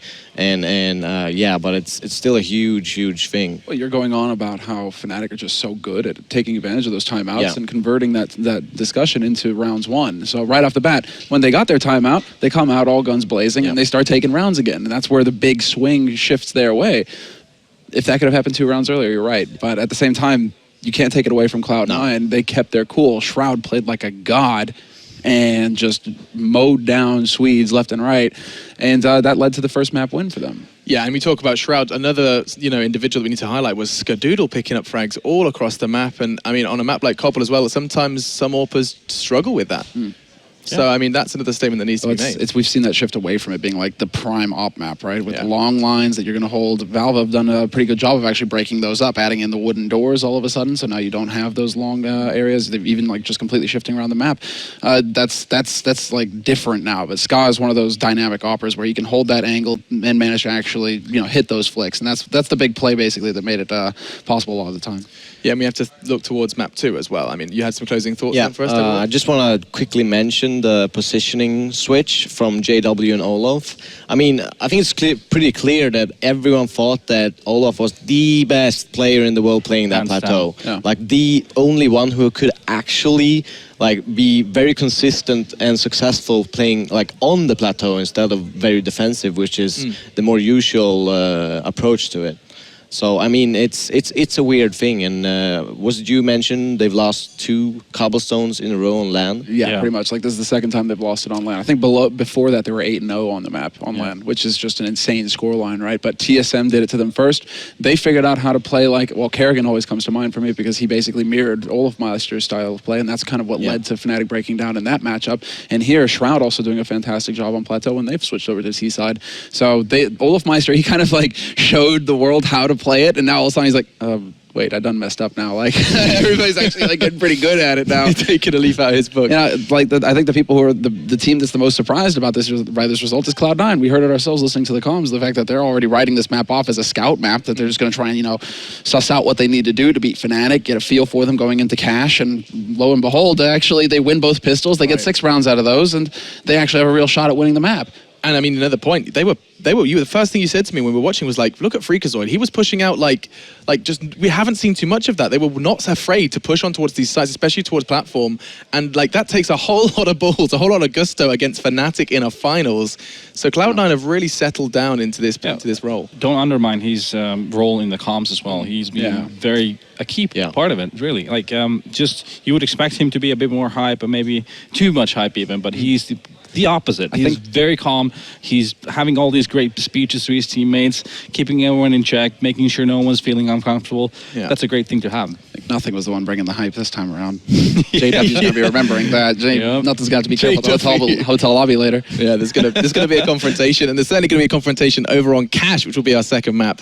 I'm looking forward to seeing if Cloud9 can do it again. They've done it against Envious. Now can they do it against Fnatic? The answer is time for me to introduce your casting team. It's Moses, D-Man, and... No, I'm here. I was about to say Semler, Anders. I'm here. Damn the duo. Hi. What are you doing, Alex? What are you doing to the show here? Sorry. He forgot Semler yesterday, and now he's throwing you under the bus. What's going on, man? Because we're almost the same, you know. It's like some sort of really weird mix going on here. It's all right, Alex. All right, I still love you. Look, yeah, it's going to be the second map coming up now on Cash after a huge upset that nobody saw coming. No. Yeah, nobody whatsoever, and that was awesome. A really cool glimpse of Cloud9 at a peak that we haven't seen them hit before. You know, the kind of when all these lineups come together, when they brought Skadoodle in, you know, everyone was hyped to see them get bigger and better, and now they have Freakazoid playing well as also. Just off the top of your heads, both of you, just try and name one time where someone managed to shut down Olofmeister. Yeah, no, it's bizarre. Like, you try and run through the map, the games in your head, and you think, no, Olof is even if Fnatic loses maps, Olof is always there. At least not this year. Yeah, he's been an amazing. I mean, throughout the season, he was the #1 with almost every weapon, every stat you can think of. He is at the top, and the fact that he got, I think it was only 10 kills, wasn't it? I think a little bit more, but I think at 15-9, he had around 10 kills, which is incredible. Yeah, obviously they brought it back a little bit. Yeah, they brought it. That's too late. You know, at that point, he has to have more. They do need him. So when someone like SHROOOOOD's dropping a 30 on the other side, it's suddenly like, wow, okay. Well, we'll see. Obviously, Cash is the next map. We are looking like we're ready to go. They're going to be getting the 9th round, I assume. I wasn't actually looking at the screen. I didn't see whether it happened beforehand. I want to also mention, obviously, the studios. Obviously, these guys are all set up. It is considerably cooler in Cologne today. Thankfully, we had a thunderstorm this morning, so we're not looking at, it's not like 100 degrees. And actually in the arena, every single door is closed, like making sure air conditioning, even the crowd going in and out, are kind of regulated so they can keep the as cool as it can. They got fans everywhere. So I saw a lot of people obviously saying, you know, the weather's really playing in effect. The ESL weather machine was generating the sun for a while, but it has been flipped off. So now that it is going to be considerably cooler in there. Fnatic, very easy knife round for them, it seems. And it looks like, are they going to choose to switch, or will they stick on the T side? They should be playing CT side here. Be very surprised if they don't. But I am curious about how then Cloud9, once they get to the terrace side. They're staying on the T side. They're staying on T side. That's what they Moses, help us out here. That means we've seen some teams. I mean, well, Cloud9 started on T and Cobble, but that's a different ball game. Yeah, Cobble. I mean, there's a lot of theory behind it that believe Cobble's actually T-sided, so that made a little bit of sense. But in this one, that just tells me that Fnatic, they've read something in the defense of Cloud9. Cloud9's played a lot of matches on Cash in this tournament, especially. You know, beating Envious twice on it, playing CLG on it. So Fnatic had a lot of time last night to look over those cash matches and try and figure something out. And if they're starting on T side, that's got to mean that Pronax has something in his bag of tricks. If you're a Fnatic fan here, you have to hope that this is a confidence play and not a, hey, let's switch things up in the last possible second just because we're a little bit, right. Shook from that first map. I think it actually takes more than one map loss for Fnatic to start to feel nervous. But I will say this: we said it earlier in the tournament as well. There are sometimes some strange signs of discord in the Fnatic team, where it seems like what we've sometimes sort of named the Fnatic hive mind, where all the team play is instinctive. There's very little communication. Everyone just instinctively knows how their teammates are going to be playing, and then they reach this incredible level of synergy. That doesn't always happen anymore, and sometimes it sort of seems like almost the opposite is the case. So, yeah. We should also not, obviously, overread too much into this, but the fact that, it is 1-0. It is a best of 5. There's a lot to go, Obviously, the same thing happened for Fnatic when they played Keystars before, and then suddenly they came back and destroyed their opposition. Keystars got wrecked. That was back in, was that MLG? It was MLG, I think it was, wasn't it, in Aspen? Yeah. But this is the first victory for Cloud9 over Fnatic. It's the first time they've ever won a map off them. They have only played each other ClutchCon, and I think way back in DreamHack 2014, I think it was the last time they met. But it's still a big win. It's a massive confidence boost for a team that literally everybody had written off coming to the final. Obviously with the way the structure of the tournament's gone, everybody's kind of looked at the Envy game, and just assumed that Envy had made the mistake rather than Cloud9 played brilliantly. But here we go, ladies and gentlemen. Game about to get underway. It is going to be Cloud9 starting out on the CT side because Fnatic chose the T side. Let's see what Pronax has in his bag of tricks. Well, amongst other things, it's going to be a Molotov, which might well be to try and control the vent system in the middle. With the two smokes as well, they have a smoke for upper and for CT spawn, so wouldn't be surprised if we're going to see a B push. The grenades certainly match it here. Flusher, though, is actually going to be running. I thought he'd be running towards the A side of the map to try and throw the smoke from middle, but no, they're going to go straight in, and shooting that window is a great idea if you want to actually put it in a Molotov. Otherwise, it's going to be a little bit off, but SHROOOOOD will open up with a good shot there to take down Pronax. Now, JW is playing close, and he's missing a bunch of shots, but eventually will win that fight. Cloud9, though, still have the health lead, certainly, and they also have a decent setup. Look at the flank coming in here. Freakazoid now breaking apart this Fnatic push. He's running out of bullets, though, and he ends up going down. He probably could have tried to escape then once he got caught, but 3 people on Fnatic are less than 20 health. Nothing's about to come through on the side there. Sorry about that. To flank around. He's actually got around, but instead JW and Crims are ready for it. And it's a fake of a fake. Fnatic going back again over towards the B site. And Cloud9 left guessing here. They've twice tried to flank around the back of them. Twice been caught with their pants down. Sean Guess does manage to get one as they go for the entry here. Sean with next to no help around the side. Flusher will get caught out onto Sean. And now that will be the bomb plant. Shroud, the last man standing, with pretty much it all to do. This is Neon on possible position. I say that. It's 2-15 and 15 health. He only really needs to land a glance. A grazing shot on the leg, if anything. Doesn't even need to go for the headshots, but the clock is ticking. JW is actually creeping around the back of him as well. He's being held up here. He's got to go aggressive. He's got to play the time. He's going to creep on around the side. It doesn't even matter because Olafmeister, the man we were just considering his performance on the previous matchup, comes out on top with a headshot. Yeah, Cloud9 kind of gives that pistol round away. SHROOOOOD gets an opening pick and tries to push up aggressively in mid towards vents. He gets killed by JW. Freakazoid tries to have an aggressive flank, gets caught out, overstays his welcome, gets killed. And then also the defense from there in a 3-on-3, it's split in a 1-1-1 for Cloud9, and nothing tries to push up and flank again. So all these kills just handed to Fnatic there by Cloud9. Yeah, they're going to be so happy about that, Fnatic. If Cloud9 will start to sort of, be a little bit too aggressive, then they'll just wait around and get the frags, as we just saw. So now there's going to be mostly pistols, but a single scout on SHROOOOOD, and Shroud is up in one of his favorite positions here. But Flusher coming out of Speedway will be able to easily root him out. He will go down eventually, though, to nothing, picking up that kill. But still should be an easy round here for Fnatic. Yeah, they tried to force stack, tried to read the play on A site, tried to give it a little guess, leaving SHROOOOOD alone with that scout. Does manage to get the tag onto Pronax as he looks into checkers, but he's all alone, and it is just pistols for Cloud9 other than the single scout. He's got them all tagged pretty low. That's the bomb carrier going down. There's another one round headshot. Olafmeister, though, with the flank, will manage to get in there. Freakazoid's going to try and go aggressive. He could catch him off guard there. Does manage to get the tag. No! Olafmeister, well, he's definitely upset, it seems, after the previous matchup. Picks himself up a 4K against the pistol round.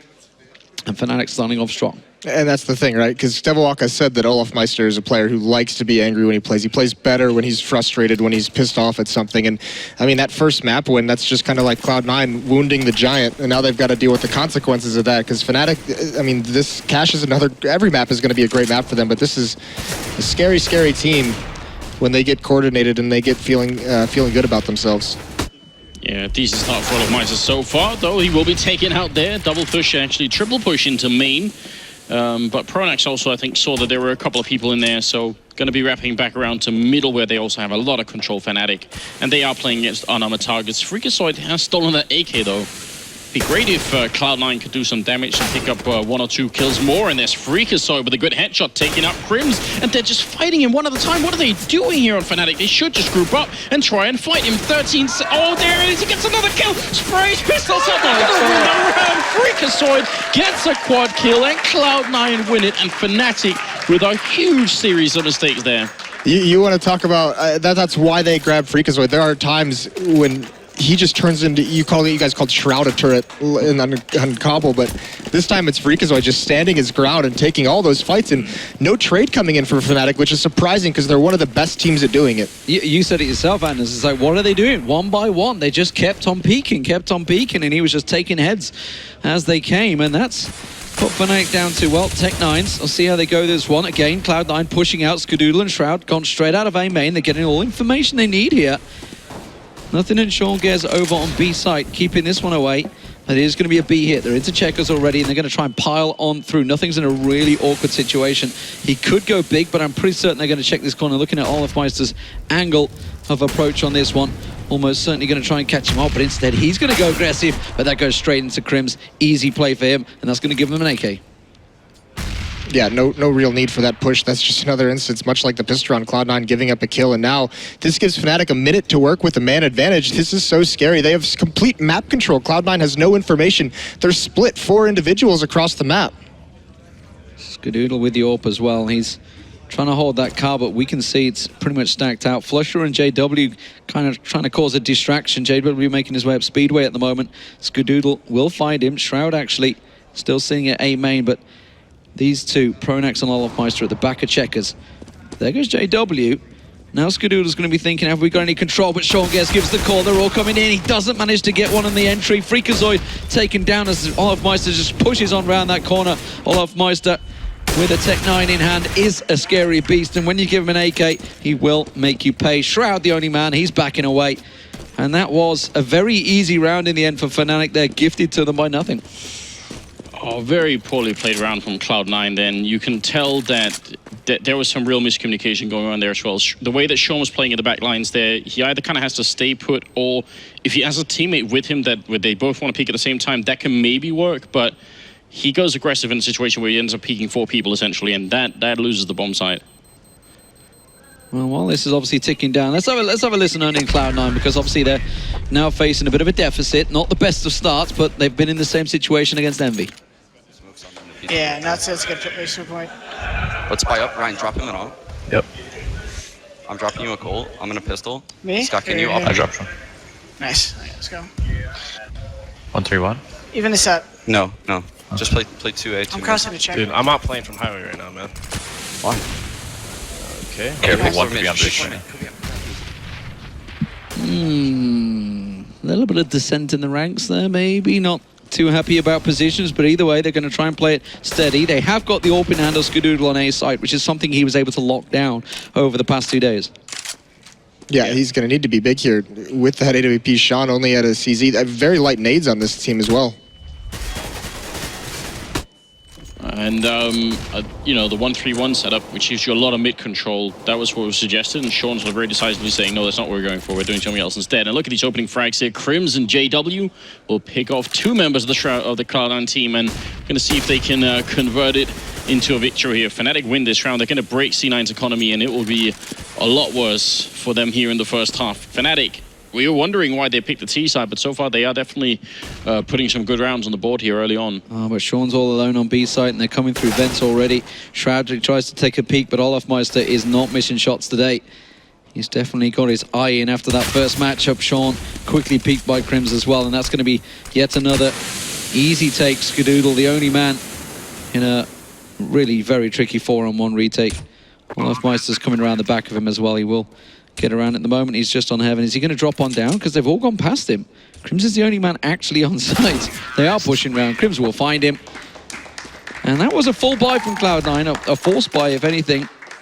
And they got pretty much nothing from it. Just the single kill for SHROOOOOD, and that puts them flat broke. And they're going to pause.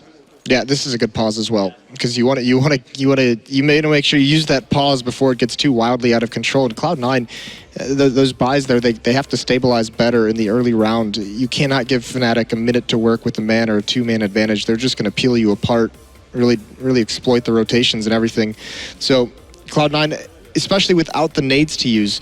That's what we've talked about Cloud9 throughout this tournament. They've looked so good, against Envious when they go down big and then they come back. It's when they can stabilize their economy. They can have the Molotovs, the nades, the flashes that they need to do what they want.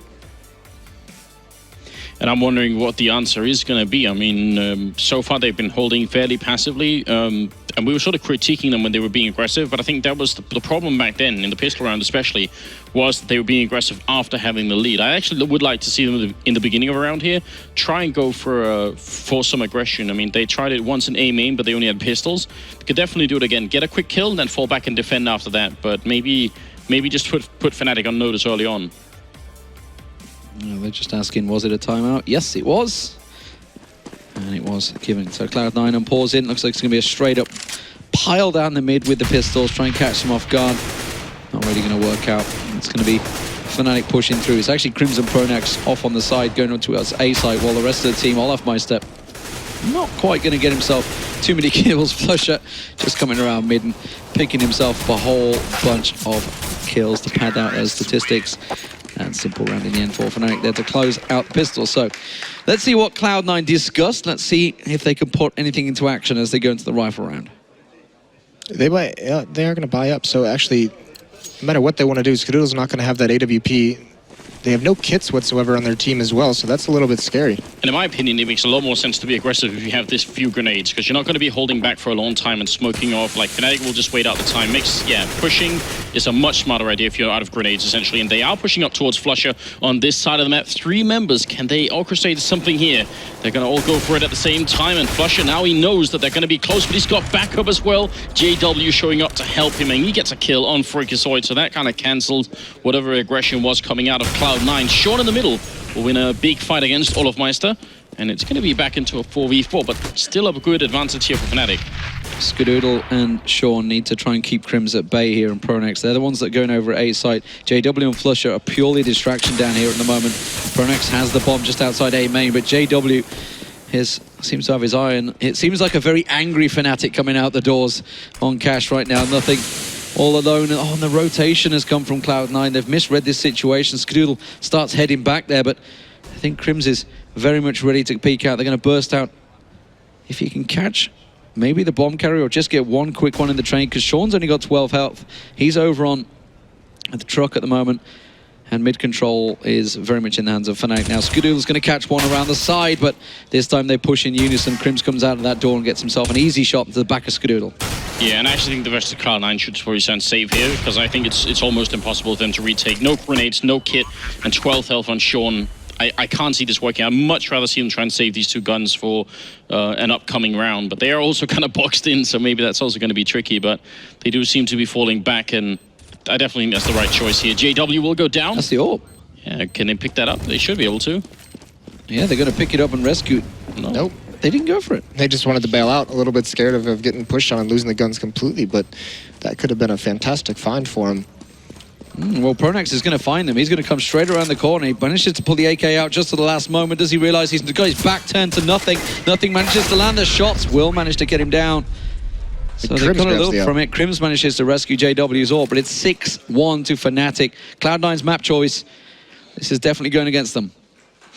Yeah, they converted one of the FAMASas into an M4, so I guess that's also better, but still, bit of a tricky round there. I think SHROOOOOOD would have had to have gone really crazy, and he got the first really important kill coming from Speedway, but You know, he was in a tough position. I don't really blame him for, he couldn't really, you know, cover Squeak Door and everything else at the same time. Important boost and good kill in the middle here for Crims, and Fnatic are off to a great start right now. They're doing so much right, and Cloud9 seem to be a little bit frustrated as well. Olofmeister will have gone down here, and JW already checking out the whole of the B side of the map and realizing that there's nothing in here. They could just go for it. But Shroud managed to get that AWP away from Olaf. We'll see if he can make use of it. There it is, gone already. Flusher ready and waiting for him to come through vents. And now JW is in the perfect spot to stop Freakazoid and nothing. They're already backtracking. They just want to hold on to these guns once again. So it's looking like a 7-1, a fantastic T-side start from Fnatic. Cloud9 really have to get something going. Now, they're in a similar situation. They went 6-0 down against Envious, but that was when they were playing the T-side. Now, Fnatic chose to go on this T side, and clearly, as we said at the start, they had a good read on Cloud9, and it's been very much one-way traffic. I honestly still think that the aggressive push they tried over at B was not a bad idea. If they won that fight against Flusher early on and took him out, and then played defensive afterwards, that's great. They don't have to do it at B. They could also do it over at Squeak Door at A main. I don't mind where it is.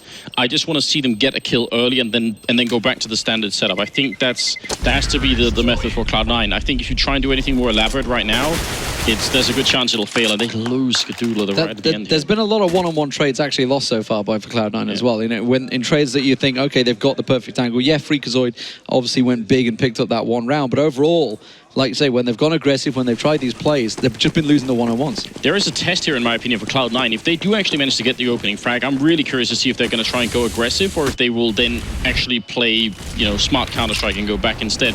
They're going for the 1-3-1 here that they discussed earlier. There was brought up whether or not they should try and get the mid control, and that's exactly what they've done here. Not going to spot any boost, not going to see any aggression, so they will fall back and worry about the A-bomb side instead. But Cloud9 is still trying to find an opening, but so far not with any kind of aggressive peak anywhere. Right, but that's okay because they haven't lost anyone quite yet, and JW is actually, looks like he's going to test this limit.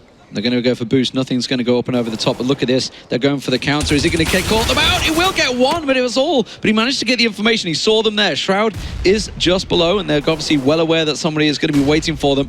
Freakazoid now coming in back up. They're going to go for the re-peak and reboost back over the top there. While Crims continues to create those distractions. JW just getting his eye in. Sean Gare's the man holding that corner. Skadoodle this time with the AWP. He's not over in quad. It's been the standard position. So maybe this is what Cloud9 have been thinking. Maybe they're thinking they're going to have to adjust our tactics that we've used against Envious. They have Skadoodle centralized, so he can have an impact no matter what site is hit. It does look like it's going to be an A hit with Flusha just lurking out mid. He could be the one to do the damage, but this is going to be a tough hold for Cloud9. Oh yeah, absolutely. Sean in the back lines here with the M4. Freakazoid on the side. JW going to try and make his way over the boxes, and he's going to take him out. Oh, he jumps in, doesn't get the no-scope, but Sean still goes down, and now Skadoodle has shown up to the bomb side. He's got the one kill in. Bomb will go down, but it's going to be a 2v2 here, and because Skadoodle's so close, he misses the shot. If he gets that kill, they might well be able to do it. Olofmeister going to spray down one. He keeps holding it down, but not going to get the second kill just yet. And there it is. Jumps off, triple kill in total for Olofmeister, and we were sort of wondering where did he go on that map, but or in the previous map. Right now he's 12-0-3. Yeah, he's a beast. He's playing well. This is the Olofmeister that we know, and look at the economy for Fnatic. Even if Cloud9 finds some success in this buy that they have going on here, it's going to take them so many rounds to deplete that economy to break Fnatic and force them into a save round. And the observer, YNK, just pointed out there that the fact that Shroud does only have one kill. You know, went 31 plus in the last game. Skadoodle does get the opener, but Flusher quickly replies on Shroud, who is burnt out of that vent and manages to pop on down. They've got a good stack here. Nothing against Skadoodle. They're holding the angle. Now, are we going to see the mollies going over the top there? I'm expecting Pronax. Pronax looks like he's in the position to throw this molly. That will possibly force Skadoodle out of his position. He has used it already, so I didn't see where it went. Instead, Skadoodle does get flashed out, blinded, tries to go for the peak spot, but instead, just hanging back, does manage to get the opener. It's Nothing. They don't realize he's in the corner yet. They haven't managed to find him out there. Skadoodle will get the cover from Nothing. Nothing gets himself a second on Crims there. Pops himself out the nade, but it is Olofmeister in the back. He's got himself an AWP in hand, and he will get taken down. Finally, Cloud9 managed to secure a solid defensive strategy, and more importantly, hold on to 3 of the rifles. Yeah, that's great, because now, I mean, the story of this half has basically been Fnatic having complete economic control after the first 4 or 5 rounds, and they've just been abusing the fact that Cloud9 can't really afford to do anything that that they'd like to do. They can't afford to do anything early on in these rounds. They can't hold back and just keep the choke points smoked off. So Fnatic's been great for that, but now C9 starts to have the grenades to use. SHROOOOOD went aggressive. I think he caught a glimpse of Pronax there, but Olafmeister rattling the shots through the wall there. Shroud getting tagged so heavily down to 21. JW now going for the peek here. He's going to catch a glimpse of one as they cross. Doesn't manage to land the shot there. That was nothing of Freakazoid that they're aiming at. But when Pronax comes through, gets the spray control down, manages to get the one, not the second. But they have almost control of A site. Nothing. Meanwhile, here's the only man holding them off there. Flusher's won out the battle in the mid. And that will be just Sean Gares left, the in-game leader with no team to lead. Cloud9's just getting shredded at the moment. This is going to snowball really, really badly. 1 minute and 10 seconds left on the clock, and Fnatic had a 5-on-2 situation. That is absolutely insane. Yeah, and it seemed like it was just a bunch of fights going on, pretty much all the way from middle to A bomb site, where Cloud9 had no chance to set up any kind of intelligence, positions where, they weren't luring anyone into a crossfire. There was no chance for a refrag, no pop flashes in to try and cancel the aggression. It was just madness. It was just Fnatic winning all the fights, and Cloud9 not looking very much like a team here. Sean also about to get caught, and Fnatic have so much money they can easily invest into looking for him, and it's going to be a good kill there. Well worth it. Even if they lose another rifle, they can do that because they know Cloud9 will have absolutely nothing. This is very similar to the Fnatic best of 3 that occurred versus Virtus Pro the other night, as Fnatic drops that first map and just comes out swinging in the second one and just crushed them. So looking very, very much like deja vu here with Cloud9. Are we going to see the double grenade middle? It'd be nice if it worked out. It's always wonderful. There it goes. Oh, does manage to get the double. It was Crimson it landed on. JW been picked off. Can they rescue that up away? Yes, they will. Shroud's got it in his hands. He wants to pass it off to SHROOOOOD perhaps. Instead, he's just going to back away. They're going to keep close. But they have got control of A site while obviously they were stacking out that mid. SHROOOOOD, I think, has been launched up and over. Olafmeister, though, over at quad. We'll keep them at bay here. The smokes go down. SHROOOOOD trying to catch them off guard. Gets one USB, but that's about all. He was not able to get in and get the rifle. Nothing's going to try and mimic that play. But it is just simply trying to rescue anything from this one. Freakazoid's been backed away. He's got himself the AWP. He's going to head over. It looks like T-Spawn. Nothing's just going to try and pop someone as they come around the corner. It's a tiny detail, but it's a good setup here for Cloud9 anyway, because they just want SHROOOOOD to live, so nothing is going to be like an early sentry here just to see whoever is coming, and maybe Fnatic will take a bit too long to look for him, so very smart play, in fact. That AWP is everything, and SHROOOOOD should just try and stay hidden in the back lines and not show himself ever, basically. Yeah, they will keep hold of it. Freakazoid's going to keep tucked in. Olafmeister not going to find him in time, but nonetheless... Yes, they got 2 weapons. Yes, they're going to go for a buy, but it's 10-2. 10-5 is the best they can hope for, and then they're going to have an amazing T side of their own. And they're going for a double op setup now, so this is the change that they want to have in their setup. And it's not a bad idea because they've been losing so many early battles. You have double ops, you spread them out, and you see if you can pick off players like Crims, who's going for this early one-on-one pick. You see if you can get an advantage with the AWP. Sean misses his. Olaf being so aggressive, so confident, jumping up, almost spotted. Yeah, but if Olaf's going to realize there's another guy pushed in here, I don't think so. SHROOOOOOD takes out Olafmeister, and they still have the push coming in from Shroud, walking up behind them. This is a great start right now for Cloud9. Normally, I'd say if you get that opening frag, you should play defensively, but because Shroud's basically gone unnoticed, it actually makes a lot of sense for him to stick around here. And just the fact that he can stand and look down the long way into T-Spawn, he's going to know so much of what's going on. SHROOOOOOD to pick up Crims. And Shroud, look at this, just keeping an eye on everything here. SHROOOOOOD going to pick up one more shot for the triple, and Shroud will take down JW, leaving Flusher alone. So far, the double up definitely working out, even if it's SHROOOOOOD doing the kills here. Yeah, SHROOOOOOOD finally got his position on that quad box, and he held it this time. This is the first round he's really been able to prevent them. And more importantly, that's just because Fnatic just seem to go one by one rather than rather than going as a unit, which they've obviously been doing. The confidence of just piling straight on out there. 10-3 nonetheless. It's still not the greatest of scores for Cloud9. They're going to have to keep this rolling for the rest of the next 2 rounds. And here's the thing about that last kill. Sean gets that kill onto Flusher, and it's not a huge deal because they have so many players living, but that allows Fnatic to spot the double op setup. Before that, it was all SHROOOOOOD doing the work. They hadn't seen the second op, so now that Sean gets that kill, it's up. Fnatic knows exactly what kind of defense Cloud9 is running. We'll see if Sean can pick up a good kill here. They are going to be moving towards the B side of the map, and actually he moves away just as they're going to be running in. They're trying to close this in fast and see if they can somehow get to him before he gets back in the site. There's some pretty good counter flashes coming out from Cloud9 as well, making sure Sean actually does get into the back of sight here. Now he actually just has to get the kills, and they do have Molotovs to try and root him out of this back corner. So if they land just one good Molotov, this whole defense from Cloud9 over at B could definitely fall apart. But Shroud, you're right, walking up in the back lines. Yeah, Shroud, the complete flank. It hasn't really worked out for them the number of times this flank. Freakazoid's trying to keep them at bay, gives them the information, he has come around, and now they know that Freakazoid is there. Shroud does get taken down, not having a very good map at all. He's only got 2 kills the entire game so far, and we're at round 14.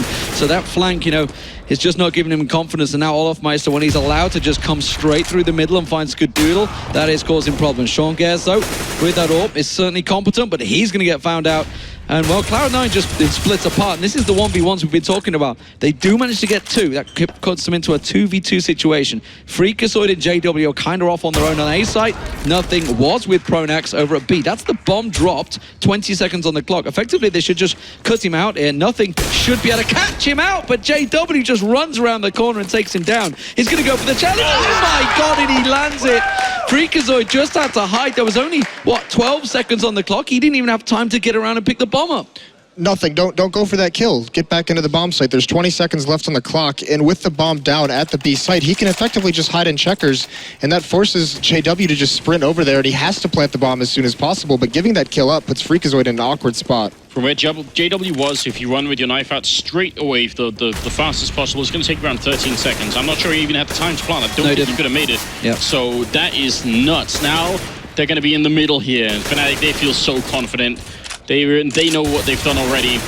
Olofmeister taking a fight, gonna pick up the kill, and JW will spray down Freakazoid, and this is just a slaughter. Yeah, the Fnatic players just coming alive, and not only that, I mean, they're doing so good at making these the individual plays. This is just vintage Fnatic, using the intel that their teammates have gotten, understanding where the rotations are going to go and come from, so then they can find those one-on-one battles, and they're catching Cloud9 completely off guard. Very much all going one way. Wow. There's 12-3. That's a big half score posted on the T side by Fnatic. And big little stretch there from Olofmeister. And a well-deserved one at that, because he has been dominant. Come out guns blazing. Overpass the next map if we get there, which almost certainly is going to happen at this rate. And I think we're going to be going into that one apiece, unless Cloud9 have an amazing T side. Now, what we've seen from the last 2 times has not really, not really sold us on that one. So I'm not overconfident in Cloud9. I don't think anyone would be. Honestly, what are you trying to get out of a map like this? Cloud9 obviously going to try and fight for it. If they win the pistol, they're probably going to be trying to hype themselves up to do it. But is there something to gain out of a map like this, even if you don't win it? Could you still take something into the 3rd map where you feel like, right, we're still in it, let's get back? Yeah, I mean, you want to make sure that your communication, despite being down this low, you still have a lot of maps to play. And it's basically that idea, take it one round at a time. You just, maybe get some momentum going into that next map. Just 1 or 2 mistakes against Fnatic right now is going to end the game, but... And actually, look at this setup from Fnatic. No one in this A bomb site. Yeah, but they're going to be boosting over. They're going to be backstabbing. This will be horrible. If they win with a simple backstab, JW coming up from behind. Yeah, Sean is looking again here, and JW is going to get caught, and now they are just going to run right in and put the bomb down here. That's a very important turnaround from Sean. It's drawn 3 people back. Cloud9, they had the site, but it's drawn 3 of them to go back there. Sean's obviously called for help, and JW's made the rotate all the way around to Squeaky, and now he's got around it. I don't even think they realized the door's open. They've not one person has looked this direction. He's just going to stroll on out. Olofmeister will find the first. Quad's going to get challenged. That's going to be Freakazoid. He does manage to get the 1 kill, but Pronax just comes straight around, gets an easy peek on main. Shroud has to try and go big here, and will. And well, Cloud9 hang on there. Fnatic, I thought, had that one in the bag, the way they were setting that one up, but Shroud, with that Tech 9, does manage to keep Cloud9 in the game.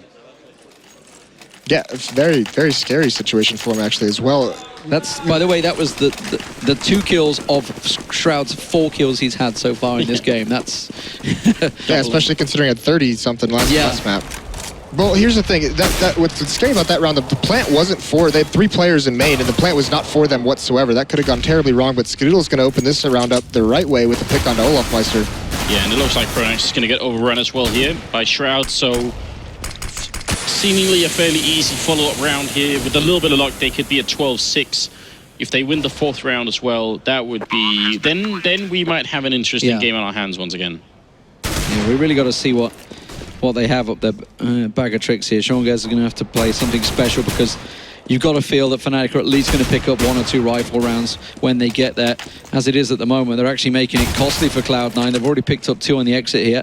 Could they make it 3 as nothing just about gets away with his life? Very little life at that. 9 health. He's actually gone in towards the bomb as well.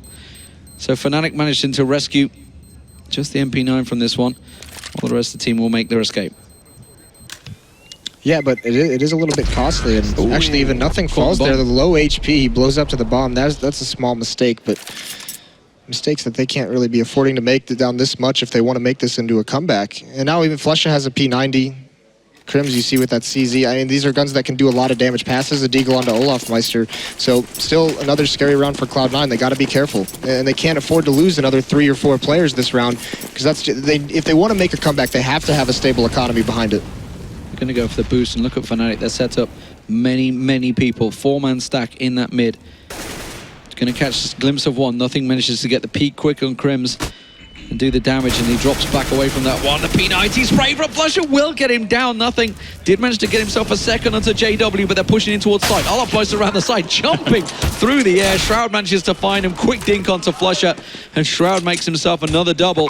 Pronex trying to come around the back, trying to recover something from this one, but Fnatic do manage to fall. And Cloud9 do get their 3 rounds from that pistol, so that's what they needed. Now the question is, when they get challenged for this rifle, if they get the force, they could possibly turn it into 12-8. Suddenly things get a little interesting. Yeah, they've put themselves in a position where a lot is going to hinge on this round. If they lose this, I expect Fnatic will close out this map fairly quickly. But yeah, this is their chance to actually fight for it here. It looks like they're going to Molotov out the vent and then actually go for that B-bomb side rather quickly. Olafmeister going to go down there, Shroud to open it up. They know there's no one in vents, and they must have checked if anyone was injected. But in the meantime, JW sneaking up from behind to take down Sean means it's going to be a 4v4 here. Crims trying to hide in the corner, and they almost line up for him to get a double kill. The bomb is right in front of him, and they're going to try and come for him. Shroud goes down as well. Crims has 5 bullets left and is still alive and not showing himself. It's such a basic thing, but it's working out great right now for the Fnatic team, as nothing very nearly dies. SHROOOOOD going to help him out there, and nothing will be alone in a 1v3. That was quite smart play from Fnatic. That's the defensive situations that Cloud9 were in the previous half, and were not able to come out on top on. Crims just sitting there, sitting in the corner. 4 members coming into sight. They don't rush him, they don't challenge him. One person just comes one by one, and he manages to get an easy double in the end. The call from Sean once she saw the door push was go, hit the B-bomb site. You already got 1 pick, there's going to be 1 player there, and they couldn't trade him out. They have such an issue clearing that 1 spot out behind those boxes. It happened against Envy. Shox almost, I mean, they lost eco rounds to Envy players in that exact position, so it's very tough, and it's surprising to not see nothing come with them. Get 3 players, you need to take over that site and get the bomb planted as quick as possible. Yeah, and you got to give Crims some credit for actually just surviving as long as he did. That's definitely not easy. The fact that he got a double kill is great, but even if he just gets 1 and stays alive for another 10-15 seconds, teammates getting time to rotate on him. I think he was probably just surprised that they didn't actually push him. He just stayed in the corner. It's like, well, I'm still here, guys. And then by the time he got the double, his team would come to cover him up. If it's reciting a prayer, getting ready to meet his end, and then it never happened. Well, 13-6 is definitely a impressive score from Fnatic this time around, getting themselves almost that first map on the board. This is literally do or die for Cloud9 this round. Economy will be totally broken if they lose out on this one. SHROOOOOOD's going to try and come around the side. JW is going to get pressured, and Forklift will get taken down by SHROOOOOOD with the CZ, but Olafmeister and Pronex have a quick response. Meanwhile, Shroud will get taken down. Gets himself a second as well. Not going to get the bomb plant in though. Olafmeister had the angle, had the cover off there. SHROOOOOOD in a 1v2. 22 health is all he's got. No bomb plant in his favor. It's going to be a passive retake for Fnatic though. They've chose to back completely away from this one and rotate. Crimson Olaf going to come as one around the side. And that's all they needed, just that 1 shot and 1 kill. That's going to be 14-6. All right, so Cloud9 don't actually win this round, but it really feels to me like on the Terror side, the best rounds from Cloud9 on this map and on the last one are the ones where they maintain the speed, where they actually don't slow down. Because it feels like whenever they stop and they get into sort of really weird battles with Fnatic, the Fnatic members are really good at reading the game individually, and they'll have the timing to show up at the fight just when they need to. So if you just keep the speed up, you're giving them very little chance to communicate what's going on, and it just seems like Cloud9 are better in that element right now. Well, and also the big issue, Cloud9 on Cobble, their players were so good in the entry battles. They were winning so many entry fights on their Terra side. Here, it's not being converted. And then Fnatic, like you said, their players with a great game sense, they rotate over just at the perfect time, and they're able to support perfectly.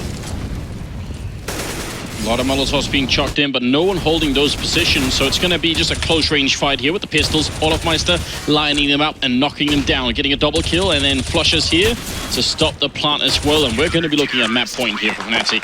Completely convincing victory here for the Swedish team. Very, very impressive. Angry Olofmeister gets himself another 4K.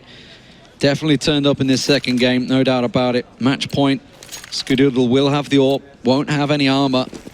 Last roll of the dice for Cloud9 to go 1-1.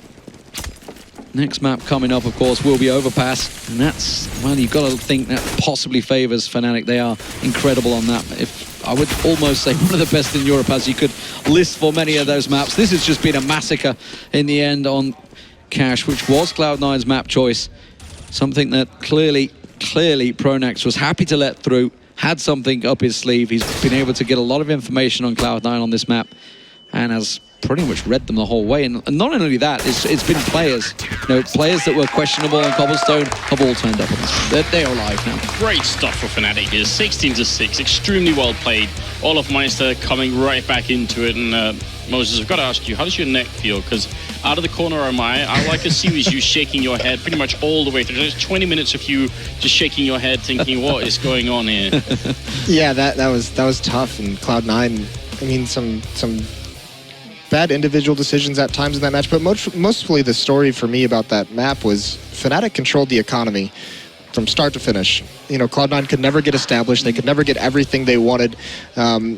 And Fnatic is one of the best teams, probably the best team in the world, at really abusing that fact that their opponents don't have the nades to slow them down early or don't have the smokes to keep them delayed out of coming into choke points throughout the whole round. So Fnatic just beat Cloud9 up in that regard, just round after round. I think we saw it right at the start. As soon as they won that pistol, you know, Olofmeister was picking up 4Ks, 3Ks all the way at the start there, just running through with the SMGs. Once you give a player, one of the best players in the world, the confidence to just run through you, it's only going to be one-way traffic, it seems. Now, I mean, if Cloud9 do want to play the slightly more defensive style, then Overpass is certainly a map that favors it. They can actually hang back a little bit more if you want to, and Fnatic are also going to have a harder time trying to be, you know, as fast. They're not going to have many rushes coming into it. So, I mean, it's going to be a different pace at any rate on Overpass, but whether or not they'll actually favor Cloud9, I'm not sure. Well, I mean, they have to get out of the early round situations without being a man down, because Fnatic gets those picks early, and you saw it on Cash. They were just able to manipulate too much. They had too much time to work. Pronax had too much time to gather information, and all the one, I mean, Cloud9 players individually got crushed. It just seemed like, yeah, the one-on-one battles, but more importantly, they were over-peaking. They were constantly going. Obviously, we remember nothing when they got their first rifle round, just decided to go looking for information, and while they were all sat ready and waiting for him, it was an easy kill in the end. But I mean, some of those rounds where they actually managed to sneak into Squeak and get up behind the Fnatic team, those are rounds that you're supposed to win like 99% of the time, because normally you don't even get the chance to do it. You're going to run into someone waiting for you and maybe get killed, or you just get stopped. But actually, there's a couple of rounds where they did that, and they still couldn't convert it into a victory. Well, fantastic stuff overall, ladies and gentlemen. It's all square, one apiece, 16-6, dominant second map on Cash for Fnatic. We'll be back for Overpass after this.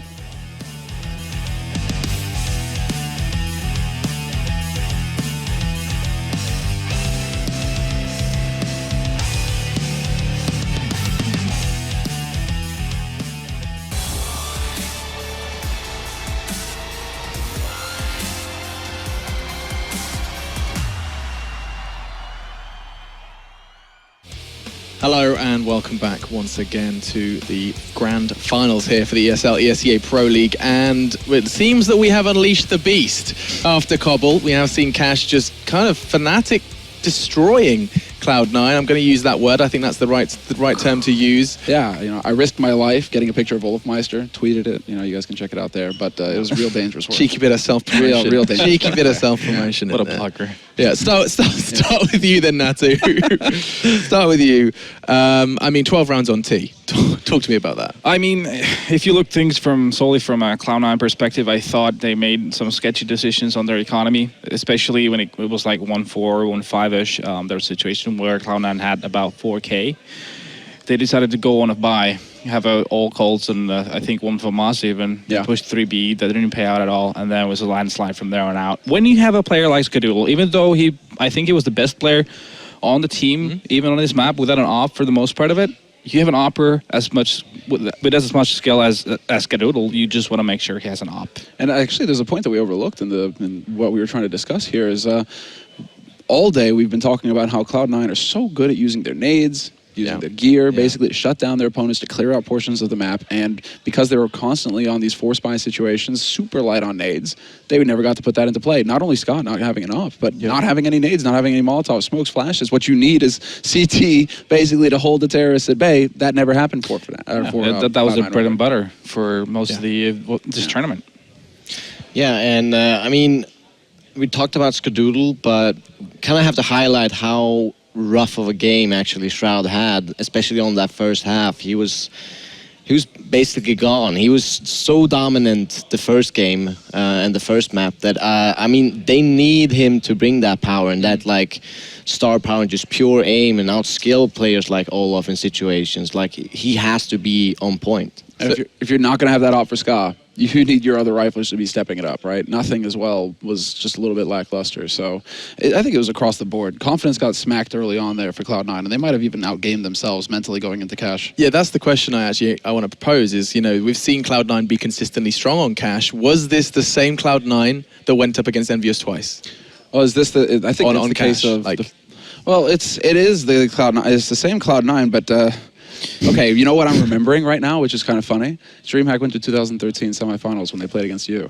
And they were just like, they constantly tried they out-mind game themselves because they studied these demos. They're like, this is what they're going to do. And then they tried to change up their game so much that they didn't even remember how to play their game anymore, right? And I'm wondering if that's what happened here on Cash. Sean Gares is thinking, well, okay, what's Pronax going to do? What's he going to do to outsmart us? And right. There's one difference between Envy matches and this. When you think about it, they started on T side against Envy on both occasions. They started on T side on Cobble as well, and they really got to dictate the pace of the game. And I can see that being one of the differences. It seems like they seem to be more comfortable starting on the T side, really just like playing that side first and then going to defense afterwards. I don't know, could be part of it.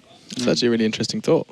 Yeah, I mean, kind of also like once you know how many T rounds you have, you know like what you have to do, like if you how to play it. Yeah, on the CT side, like if you have to save, like if you have the opportunity or not, which is like it's a big deal. And as you mentioned, I think that could be like a key point. Yeah, that's when you really like start thinking about when you need to really force, when should you double save and stuff like that. That when you start on CT, you sort of have more wiggle room. You can think, you know, we still got the second half to play, all that stuff. So maybe we'll do this, take this risk, and it may pay off and stuff like that. But when looking back at this, one thing for Cloud9 to learn is don't do that. Make sure you have skill on the op. Don't do that. Don't do that. Also, another thing to remember, you know, because we've touched on Shroud, you know, the big star there for the first map for Cloud9. Well, you know, we have to mention Olafmeister. This is why you don't like poke the bear, I think is what she said. Like, you don't piss off Olafmeister because then he just walks in and starts getting entries all over the place. You just can't kill this guy once he starts hitting shots. It's like early on, he was like 9-0-2 by like the 5th round or something crazy like that. So, right, you know, Cloud9, they mentioned yesterday, Jordan right there, right? He's like, we can't outskill Olaf. Like, if it's going to come down to an aim battle, we're going to have trouble. We don't want to miss the knife round. I'm just thinking. Oh, yeah, okay, go ahead. But like, yeah, Olafmeister, keep your eye on him for this next map. Okay, time for your casting team. Not going to get the names wrong. D-Man, Moses, Anders, DeMao, Zanders. Wow. I was wondering if he was going to go for it. It's got to become Sonic out. Okay, here we go, ladies and gentlemen. Knife round. It is going to be on Overpass, and Semler pretty much just said it right there. Keep your eye on Olafmeister. Just had a storming game in the last matchup. Angry Olaf is a very impressive Olaf to watch, but Well, looks like, barring anything crazy. It's like you're trying to fight some of those raid bosses in later versions of World of Warcraft, where you have to, like, if you do too much damage, then, you know, they go mad and they spawn all sorts of ads. Rage, you know? I believe, is the phrase. Exactly. So you gotta keep him low, but you know, not too aggressively, otherwise he'll get mad. It's like someone has to pull out a strat like that. Like at Olofmeister Rage meter, can we get that? Well, it's all right because we're on a boosting map right now, so let's see how this one goes on Overpass. Obviously, Fnatic, well, we're all too familiar of exploits they've done in the past on this one, but how are Cloud9 on this map overall? What have you been seeing to them over in North America? Because we haven't really seen too much of Overpass from them so far. Yeah, it's not a map that they're going to choose. You know, obviously they haven't really had to play at this tournament whatsoever. They actually got beat by Keatstars on it, one of Keatstar's better maps. They rely a lot on Skadoodle, to be honest with you. I mean, a match that they played against Liquid on it earlier in the season, Skadoodle was just a one-man army, and he's got to be effective inside these bomb sites. There's a lot of places that you can place him as an AWPer, whether it's in bathrooms or over towards long A, but what it really boils down to is an aggressive defense at this A bomb site, out into bathrooms, pushing out towards long, and being able to fall back while getting a kill and staying alive. And that's something that Cloud9 struggled with on Cash. They were getting beat up early on. If Skadoodle can afford that, or if they can keep the economy, if they can win that game, which they definitely didn't do on Cash, I imagine that has to be a big factor for them here. But I'm interested to see how Fnatic is going to play this one out. Looks like they are going to be starting on the terrorist side, and they seemed really well prepared on Cash. Good chance they'll be just as prepared on Overpass. Well, they played that stellar game against TSM on it. That was unbelievable watching them. I mean, they have a very scary, very scary Overpass, so...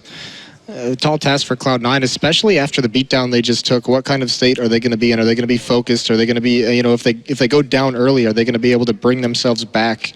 I mean, one of the things I enjoyed the most earlier in this tournament, and we do just have a bit of a delay in the start here, was actually listening to Cloud9 and seeing how good they were at getting initial frags and then quickly calming the home team down and saying, okay, let's relax, let's think this over, whether they were on the terrorist or CT side. There's a lot of rounds earlier in this tournament where on the T side, Cloud9 would get a good entry frag into a bomb site, and they were close to the bomb site with the whole team, so you'd think, okay, maybe now they would just like rush in, but actually they slowed it down. They say, okay, we still have a minute and 10 seconds left, let's go back, let's think this over.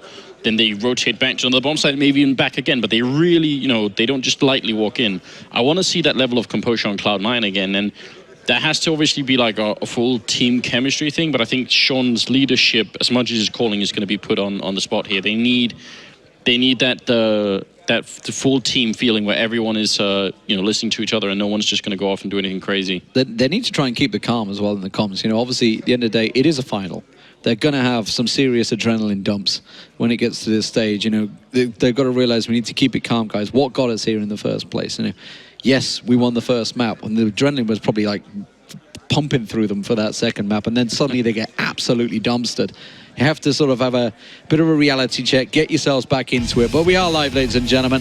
Cloud9 versus Fnatic. It is the third map, and we're into the pistols. Cloud9 starting out on the CT side, and Fnatic, of course, on the T, on the attack.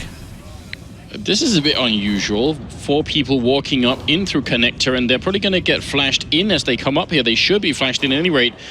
And it's walking in naked so far. Skadoodle there getting a lot of damage on him already.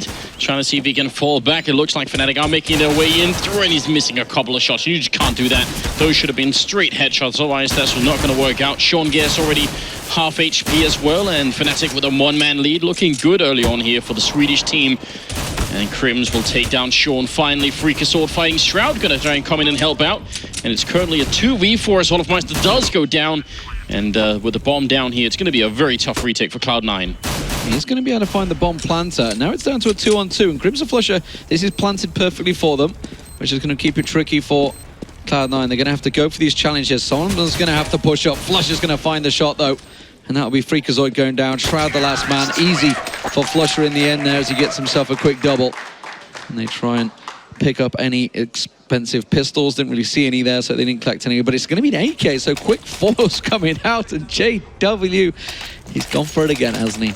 Yeah, another shotgun for him. That pistol strat just came to... Cloud9 had that triangle of doom, that triangle defense set up right for exactly what Fnatic did. I don't know if that's something that they studied and they saw that Fnatic liked to send some players up those stairs. It wouldn't surprise me, but that triangle they had set up to stop it just didn't do enough damage. No, I mean, a couple of missed shots, and especially if you're on the CT side in the pistol round with that USPS, you really can't afford to miss those shots. You have, if they're that close, you miss 1 or 2 shots, you're going to get glocked down eventually. So, a bit unfortunate, but Cloud9 back with the armor and 4 5.7s here in a single CZ 75. So, seems like that Deagle hasn't really caught on the same way in NA, because in the European scene, we actually do see a lot of teams now buying Deagles left and right. Something alerted Cloud9, because 3 people just rotated straight from B straight up to A site, and obviously instead Olaf and JW just came around the back and got themselves some easy kills there. JW collecting the 2 and switching up to that MP9 he's got in his hand, but something alerted them early on that they went quick for a retake. Everybody set up that triangle defense. The question is the bomb going to go this way? Pronax we can see just outside of restrooms, but the rest of his team, they are looking to go for a B take. Yeah, and they had a lot of time to poke and prod, so they can try and figure out this stack. They haven't seen it quite yet, but here's the thing, Flusha's scouting out B, and he's not going to see anyone, so I'd expect any minute for his team to come back towards this B bomb site. Well, they're Actually, going to have it's too late now. Yeah, it's too late. They're going to have to go in if this works out for Cloud9. It's going to be nuts. If this bomb dies, it's a big issue. 14 seconds left. Shroud gets both the kills, turns around. It's a 1v2, gets a kill, and that's it. Now all he has to do is to hide, and he will win the round. Flusha coming up from behind. Shroud with a triple kill, and Cloud9 right back in it. What a fight. Wow, Shroud goes huge. Is he going to get the 4th at the end? That doesn't matter. And that was, well, Fnatic running the clock down. Cloud9 had decided, okay, let's just commit to this 8th play, but look at this from Shroud, coming around the side, picking himself up the triple, and just running for his life. Yeah, that was a little bit of a miscommunication, perhaps, but Flusha not fast enough with the time that was left in the round, and a beautiful stack by Cloud9. Fnatic walks right into it, so they salvage a lost pistol round into a 2nd round win. Interesting setup this time. Fnatic going with a double AK. A little bit of force going on here, but there's double scouts coming out. Sean and Skadoodle both under the net. Sean holding it A long, Skadoodle back at A. So both those over there. Instead, they've got the 3-man stack, Cloud9 on B site. And this is exactly where Fnatic are looking to hit. And when it's going to be SMGs and FAMAS ready and waiting for them. Shroud with that M4 at Toxic should be able to pop heads if they come through Monster. Olaf going to check all the way around, and I actually suspect Olaf checks that position, because when Fnatic were playing TSM on this map, Dupree kept holding that, and he got a bunch of kills from that position. So I think Fnatic are tired of dying from people hiding around that angle. Shroud and Freakazoid are going to be holding the bomb site, and it's not going to be too easy for them to hang on here either. They've got a 1 scout, and then... Oh, sorry, 1 M4 and then 1 MP7, and a full set of Fnatic members coming in. Instant headshot from JW. If Freakazoid goes down here, they lose so much control on this B-bomb site, and it's going to be very tough to retake. Freak has to stay alive, but he's going to go down to Flusha, and I think he should have tried to just hide there and waited for his teammates if possible at all. Yeah, it's an automatic save call as well. You're exactly right. Once he went down, no control. It allows Pronax to get aggressive in the water underneath the balcony, and there's no opportunity for a retake, especially with 2 scouts. So Sean and Skadoodle are going to have to hope that Fnatic lets them save this, but Olaf Meister spots him. He's on a quick flank, and they're even cordoned in from T-spawn. Oh, managed to get the tank down on him. Sean's trying to hold off down the bottom along, but they're all pushing on through the restrooms. They're just trying to keep them at bay. Bomb's about to explode. There's still plenty of time. Pronax, is he going to risk it? Sean goes, does find one. He puts his back to him, spins around. JW will get it, but that was costly in the end for Fnatic as they tried to close it out. And here's the question, does Cloud9 now force buy? Because we've seen it go back and forth, neither team wanting to lose early control of the economy. They have a FAMAS, they have a scout to work with. There's no reason why they shouldn't be force buying. Yeah, here. I agree, absolutely agree. I definitely think they should force here. We're still within the first 5 rounds, and you shouldn't be giving them up too easily right now. The strength of Cloud9 early when they were playing against Fnatic was that they didn't seem to respect them that much. They just, you know, did whatever they felt like and were very aggressive and tried to take all the fights. And right now they seem to have a lot more respect. And Fnatic, they might be playing right into that here. It's going to be a 3v4, though. They've done some decent damage to the Fnatic team. And nothing trying to come up from behind. Pronax going to go down to Sean. And the bomb has been planted. Easy kill for Skadoodle there. Now it's just 2 Fnatic members left. They do have a lot of health and armor. And JW is going to be alone. Cloud9, if they win this round, it's going to swing back in their favor once again. And JW hiding in a 1v3 gets one. Sprays and not going to connect with nothing. And a big victory for Cloud9. And how did Fnatic even lose that round? Yeah, just some great shots. You mentioned the damage that was done. I mean, one player swings out towards Monster and gets an instant dink, so his health is low, and that scout from long range is able to clean up on him, but nothing. Coming outdoor, having control of short, you know, it eliminates one of the angles that Cloud9 has to worry about on the retake. Oh, back and forth. That's not going to be good for either's economy. Cloud9 will be the ones that are going for rifle. It is going to be a Bit of a quasi to pull Semler into this one. It is his favorite term, and it actually fits perfectly for exactly what this buy is. Look at JW with the AWP, but then there's a CZ75 and Flusher and Pronax with the Tech 9 and Galil and an AK. It's all over the place right now. Well, let's see what they're going to do, though. SHROOOOOD has got that AWP. He was actually fairly aggressive, went up tight. Sean Gers instead, meanwhile, will cover him off as he backs away. So they've got this A site covered off. Nobody really looking at long, but they did manage to catch a glimpse on the Cross. Crims is going to be the first man they find. He's just going to come creeping around this corner right into Sean Gers and SHROOOOOD. They know that they're there. They know it's the A stack. Shroud and Nothing haven't rotated. Freakazoid just sitting in that middle angle, ready and waiting to go around. He's going to find Olofmeister. Oh, this is a very bold move from Sean, just moving out like this alone where they've just checked it. It means if they come back, they might not realize that he's going to be there. SHROOOOOD is going to get the kill on Pronax. I don't think they have any way of knowing, and Sean's going to spray down one, but he misses. Oh no, Olofmeister, they actually shot 3 people right as he's about to get the kill. I actually think that was fairly intelligent movement from Sean. He just, I mean, if there's only one person there and he instantly gets the kill, that's actually a very smart idea. But they still are in a pretty decent position here, Cloud9, as Crims is very low. Olof is also tagged up a bit, and they know it's going to be an A push now. Only 20 seconds left, but they can't stop the plant. Oh, they get the kill on the bomb planter, and SHROOOOOD ends up going down anyway. It's Nothing and Shroud left. It's going to be a 2v3, and Nothing making his way up. They've got a crossfire, and it works perfectly here for Fnatic. Well played. They set it up so that there's not even a chance for a retake. Yeah, that was actually really cool. A great setup. Yeah, these rounds just going 1-1-1 and 1, like back and forth. But they set it up perfectly, Sean and SHROOOOOOD. So much trust between them to alter their positions, trusting the other one to cover the off angle. But really, Fnatic, it was the one Molotov thrown onto Freakazoid that flushes him out of position. It puts him right into the crosshairs of JW's op. So a great execute onto that A site. Fnatic has finally taken control of the economy. No one on Cloud9 buying up, just upgrading the pistols. Speaking of Freakazoid, I don't think he's actually killed anyone yet, so he's also having a rough start to this game. Yeah, it's not the best of starts for him. 6 rounds in already. You've just got to... I mean, that entire round was on Sean Gers. It's like, he missed that spray down. He could have got himself a double, maybe even a triple. Even just one would have been enough, you know, just to give the information and put a little halt into the push, but that put them in a real tricky situation, having to go for the 2-2 defense. And well, Sean, once again in the same position, but it is just pistols this time around. So Fnatic playing it for the time. This did come and bite them in the backside last time around. They didn't quite have enough time to get that plant down, and they've just got to hope that maybe Shroud can go huge like he did before in the pistol. Yeah, and Fnatic playing this very cautiously, very far back. A pop flash catches Olaf, but Sean doesn't peek with it. I don't know if that's miscommunication, and there's Crims opening things up. Olaf is not going to find Sean, but Sean swings out. He gets that kill with the 5-7, so down to a 4-on-4, but the bomb's over at B, and there's no defense here from Cloud9. Yeah, it's just going to be Nothing dropping down into pit, but he's only got the P250 in hand. The bomb plant from Pronax will come in a moment. Nothing might be able to catch him out. It does manage to dink the one there. That was Flusher just around the side pillar. Now he's going to try and get a second. Actually, he got a good tag on him. All this is happening. SHROOOOOOD's coming around the backside. A Monster manages to find JW while that's happening. Sean Gers gets Crims, and now Pronax is the only man standing. He's off at the side. He's got a molly. This could be perfect to stop this defuse. He tosses it out there. That's going to slow things down. Tries to buy him time. SHROOOOOOD will get him and the AWP. Have they got time? They're just going to sit and burn. Sit and burn. He goes down. They all go down. Pronax gets all 3 of them with the molly. Oh my God, Cloud9, what is happening? You don't see that too often. You know, that's a soul-destroying round. Yeah. I mean, there's nothing they could have done, but save the op at least. Don't jump into the fire. You know once that goes away, you don't have time for the defuse, but save that op. That's the sort of round where you're going to be fighting internally. But now right into the next round here. No pause at all. SHROOOOOOD trying to fall back quick. He is flashed and getting shot in the back a little bit. Sean Gers down in connector as well. And look at this opening. Freakazoid, Nothing coming into it. And by the way, that P250 shot in the last round from Nothing was incredibly smooth. I've rarely seen anything quite like that.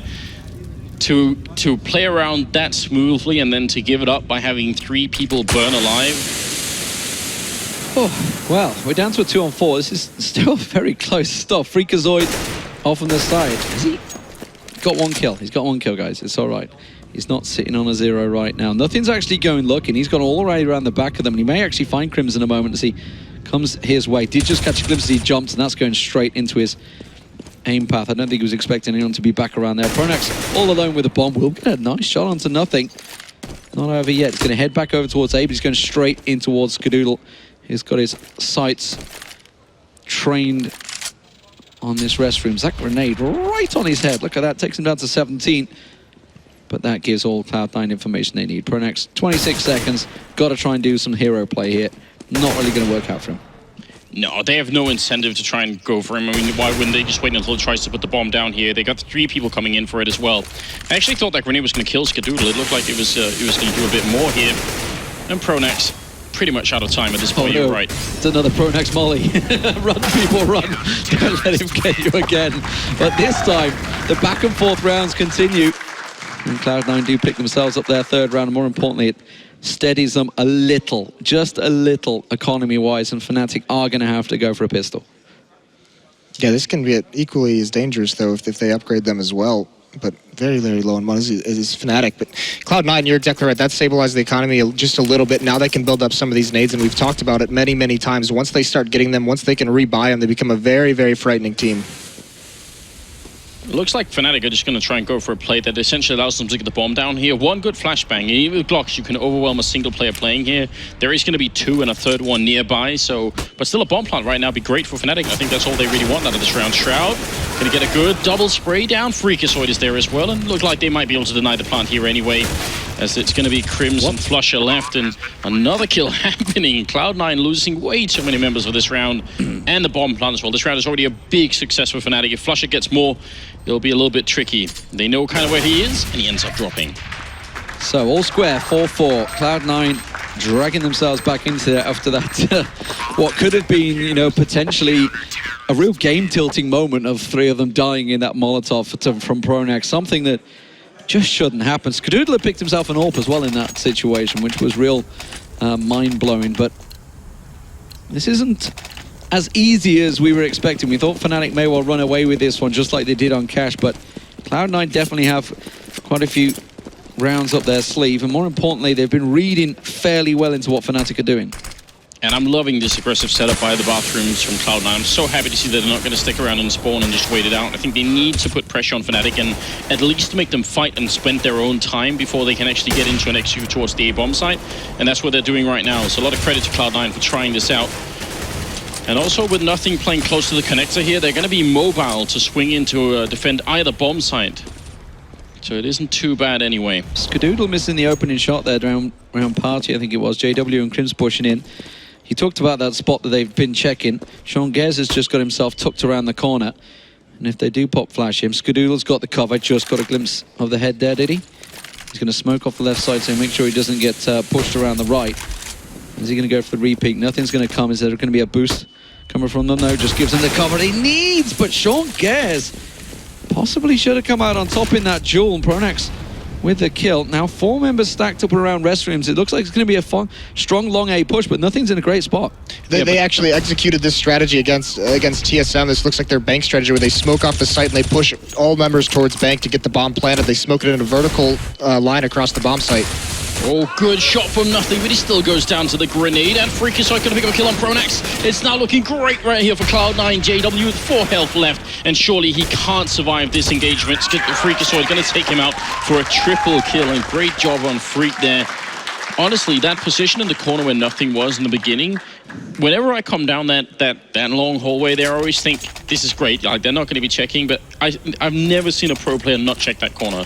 I think all the time someone's going to be looking there, so I'm kind of glad he switched it up even if he almost got caught. Just going to be a couple of upgraded pistols for Fnatic here. They're going to be trying to stack out of sight, maybe try and catch Shroud off. Shroud managed to spray them down last time. It's Freakazoid actually that will be challenged, but nothing.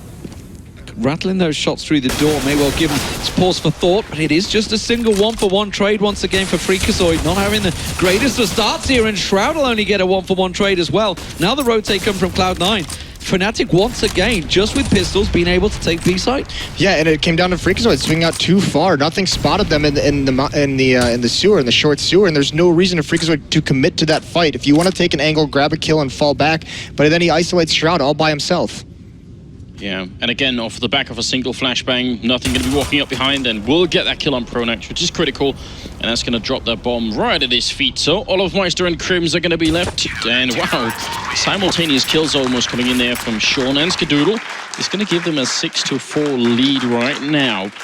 Honestly, with the change to the A bomb site that they made a while ago, I kind of expect Terra's teams to be picking up a bunch of rounds on this on the T half here. I think right now Fnatic should be gunning for around 7 rounds, and if they don't get that, I'm not sure. I mean, Cloud9, we just saw it there. Cloud9 are looking weak on B. There's no doubt about it. Like, every time they've gone for B, they've either got in and got the plant, or they've managed to clear out all the defenders there. So clearly it's something they've been looking at, but again, they're going to try 3-stack through party. Skadoodle might get caught out with his back turn, and he will go down. That's not a great start for Cloud9. Nothing's going to come up through connector, but Crim's had his angle on there. Sean Gez has also caught around. Nothing does manage to pop up and get one and quickly escape out the back door, but JW will track him down. And now it's into a 3v4. Really awkward for Cloud9 because they're kind of splintered across the map. Sean Gez is going to be the man that has to hold restrooms. Yeah, he's all alone as well. He has no backup there. No one can even really get to him. He's so far pushed out, so he's in a position where he's got to go big for his team, or he could just fall without any kind of response, but he does find that kill. He finds the timing onto JW. He's trying to get away. Fnatic has been doing a great job of trading these aggressive plays in bathroom.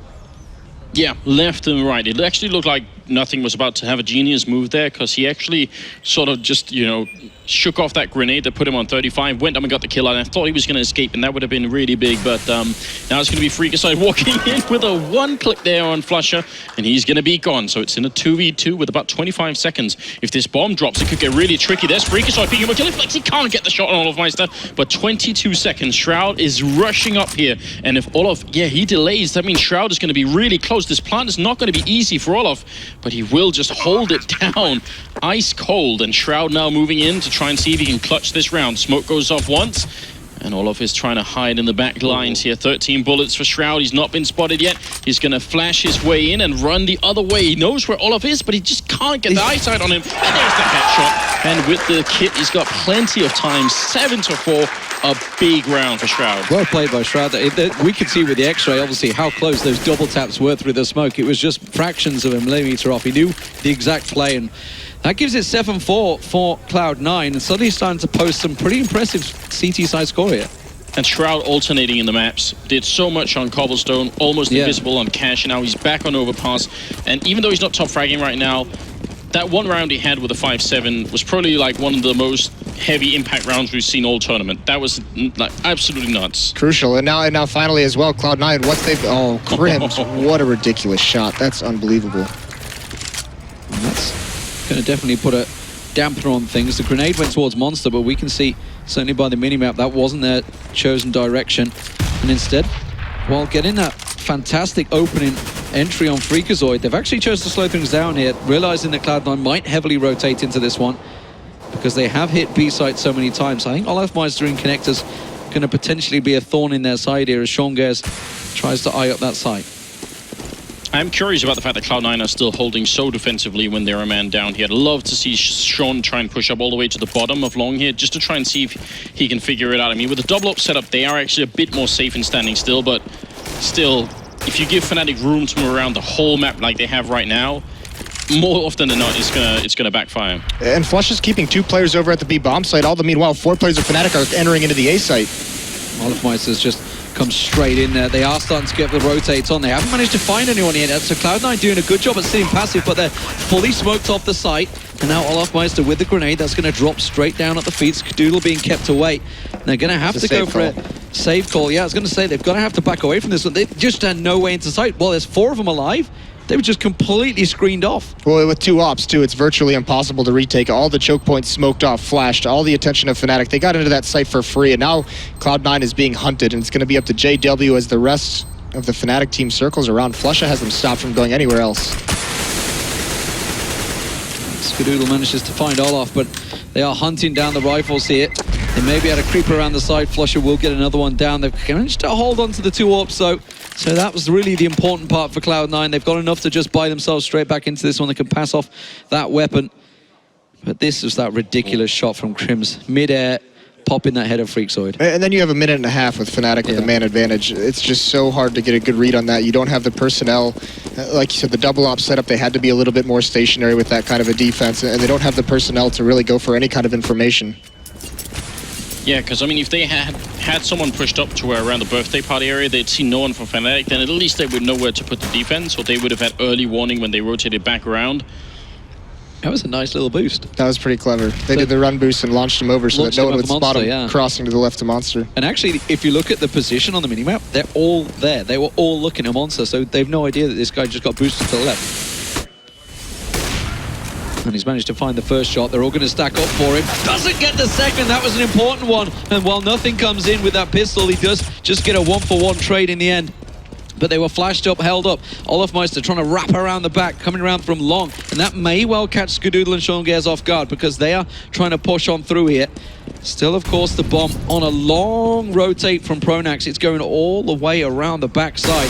SHROOOOOD will try and find Olofmeister, but well, Olaf is coming out on top as he has done so often in this one. It's going to be a real awkward 3-on-2. Yeah, grenade on down here, and once again, Cloud9, unless they get a very quick frag in this 3v2, they're going to have to save one more time. As soon as the bomb goes down, they're going to be in a lot of trouble. No kit picked up currently, and they're going to try and walk in here anyway. Bomb just about to go down, and Sean taking a fight with the FAMAS here, and doing a bit of damage, but then come the grenades.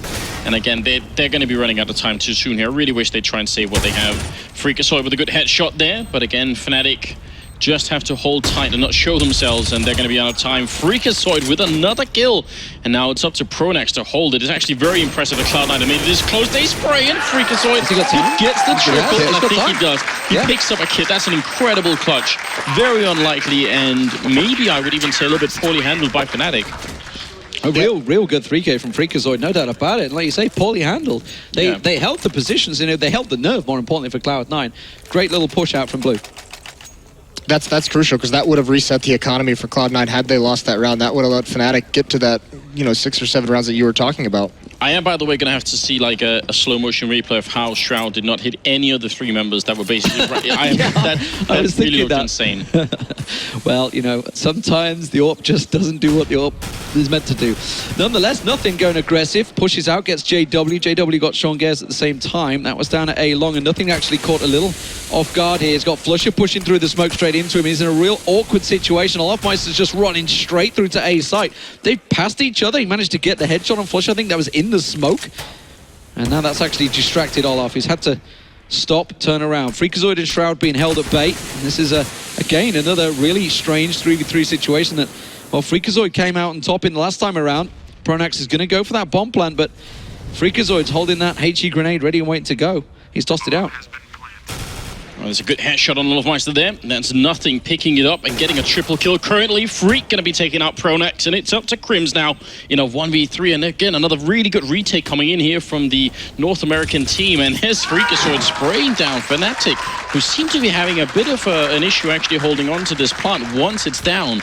And honestly, this round, there's at least 2 or 3 times where nothing should have got killed real quick. He was actually a magician in this round. Over at long, as soon as he loses his teammate, he shouldn't be able to make it back to restrooms at all. They should be able to just overwhelm him, because there's almost no way they're going to be holding 3 people long. They knew he was alone, and Fnatic hesitated for just a second, allowed him to get back in. Then he wins the fight with Flusher in the smokes and goes back again and fights for Olofmeister as well. That was a crazy round from nothing. Yeah, Cloud9's lucky actually to get away with a couple of those rounds, because Olaf is wreaking havoc on this defense. He's taking the information 2 rounds in a row now and basically taking a bomb site all on his own. Look at Freakazoid getting aggressive. He's going to go down to Flusher. Nothing's going to swing out, and Flusher with the CZ is unbelievable. 2 kills for him. I was just about to praise Freakazoid because you remember at the start, he was doing exactly that. And he was pushing out too aggressively and they were catching him off guard, even with just the CZs. ShROOOOOOD is now going to try and do the counterplay. He's trying to push on through, but that gets smoked off quickly. But Freakazoid, he started off, I think he had 1 kill for the first 5-6 rounds. Now he's actually quite high up there. He's quite managed to get himself 13 kills. But again, he just goes back to old ways and gets caught out. Maybe trying to switch things up. Oh, Sean, this is not going to go your way. He's going to come on round, find himself JW, sat ready and waiting. Shroud will manage to back away. He certainly has turned up on this map. But SHROOOOOOD finds himself in a situation. Olofmeister just coming around the back of him. Shroud's going to keep them at bay, but look at this wraparound coming out. Crims, Flusher, all coming their way. I think Shroud's realized it, but, well, he's going to have to go superhero mode now because force buy, pistols, whatever you want to call it, there was just a couple of Galils, but it was the CZ75s that did the damage in this round. Honestly, when you look at the way Overpass is playing this map, it sort of almost throws you back to the way that Get-Right has been playing in, like, you know, middle, like all throughout 2013 into the beginning of 2014 even. Just the confidence to walk around the map while the rest of your team is fighting somewhere else and just giving your team so many openings, whether it's walking up and getting the kills or just getting the information that they can safely rotate on over and put the bomb down. Super half as well for Olofmeister, but 9-6. I'm actually not that impressed by Fnatic's T-half here. I think they could have got away with a lot more. Maybe there were some fairly lucky rounds from Cloud9, but generally speaking, I think the Swedish team should have got away with more rounds on this first half. If Cloud9 suddenly pick up the pistol again, this is real nerve-wracking moments for Fnatic fans. Yeah. Well, they lost the pistol in the first half. It was that second round. It was that back and forth early on for the first 4 or 5 rounds. And then Cloud9 went on like a 5 or 6 round winning streak. So once they got that economy stabilized, once again, that's kind of when you see their streaks of rounds won. They're going straight head on into it, but they are in a great position. JW will find one. Will he get the second? Has to go for the reload, but it doesn't matter. The entire team was spotted. Olofmeister will get one. It's just 1-for-1 trades as they push out, but they're running into a great defensive setup. Pronax, I don't think they realize he's back there. Could pop out the back of them. Will find Sean Gers, gets attacked out on him, and will take him down. And now SHROOOOOD's attention has been drawn, and Pronax, the in-game leader for Fnatic, causing him problems. Took a shot at his own teammate as well towards the end there, but Shroud now in a just 2v1. Pronax absolutely key there in the restroom.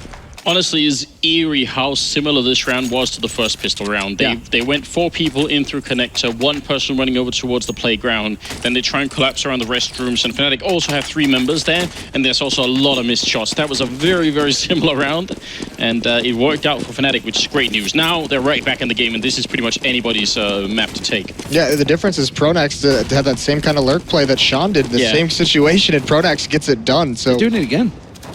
They're doing the repeat tactic. This time Sean's been the only man that's been separate. They are, well, Tech9's just the CZ for SHROOOOOD as well, but they've literally done a rinse and repeat. But this time around, Pronax wasn't in the position to catch them off guard. But we can see, certainly minimap-wise, 4 members of Fnatic are stacked on A site. They're ready for this. Yeah, but I actually think this is a mistake for Fnatic. They have 3 submachine guns, and they know they're going to be playing Tech9 armor here. I am not a big fan of this. It might work out, but I think they should have gone for some more heavy weaponry here. Olofmeister trying for the jump scout, and if they get close here with the smoke and the grenade, they could try and get the bomb down. Olofmeister with a good headshot, and more damage being put on through. Sean gonna get a kill in return, but Fnatic look like they've got it under control. Shroud has picked up a shot, and Freak is gonna be getting a headshot straight onto Olofmeister, and now we are in a 2v2 here, and it's what, an MP7 and a UMP left to try and stop this? Tech9 might almost be more favorable, and there's a headshot from Shroud to pick up the double kill. Now Flusher has to clutch it in a 1v2, and Cloud9, they just rush into this bomb site and get it done. Flusher trying to get close here. Shroud nearly drops him, and Freaky is there to pick up a double of his own, and Cloud9 bring it right back. Definitely think that was a misbuy for Fnatic. Once again, a second round win for Cloud9 after they lose the pistol. That's crazy. And Olof did so much damage with that jumping scout. For them to win it like that, beautiful shots from Shroud. But that's unreal. Those are rounds you don't see Fnatic lose often. Crazy, crazy play. And it was just that little burst of momentum that the wrap around. Oh, wow, what a crazy, fantastic stuff. Here we go, though. It's going to be Cloud9 looking towards Monster right now. This time Fnatic going to try a little different. JW's playing the same role that Freakazoid did, but definitely a lot more cautiously while they make this push through Monster. Flush is going to be the man that they see first as they come around, just trying to hide in pit there. Nothing, trying to track him down, trying to race on towards him. They've got to be careful of JW holding around the side. He's going to come flanking on through the smoke. He's going to get right around the back. Oh, but the USP does get one. Should have possibly got them all there. Could have been it so easy for him, but instead it is going to be the bomb plant down, and Crim's the last man standing. Most I can't handle this. Oh, guys, Counter-Strike comedy.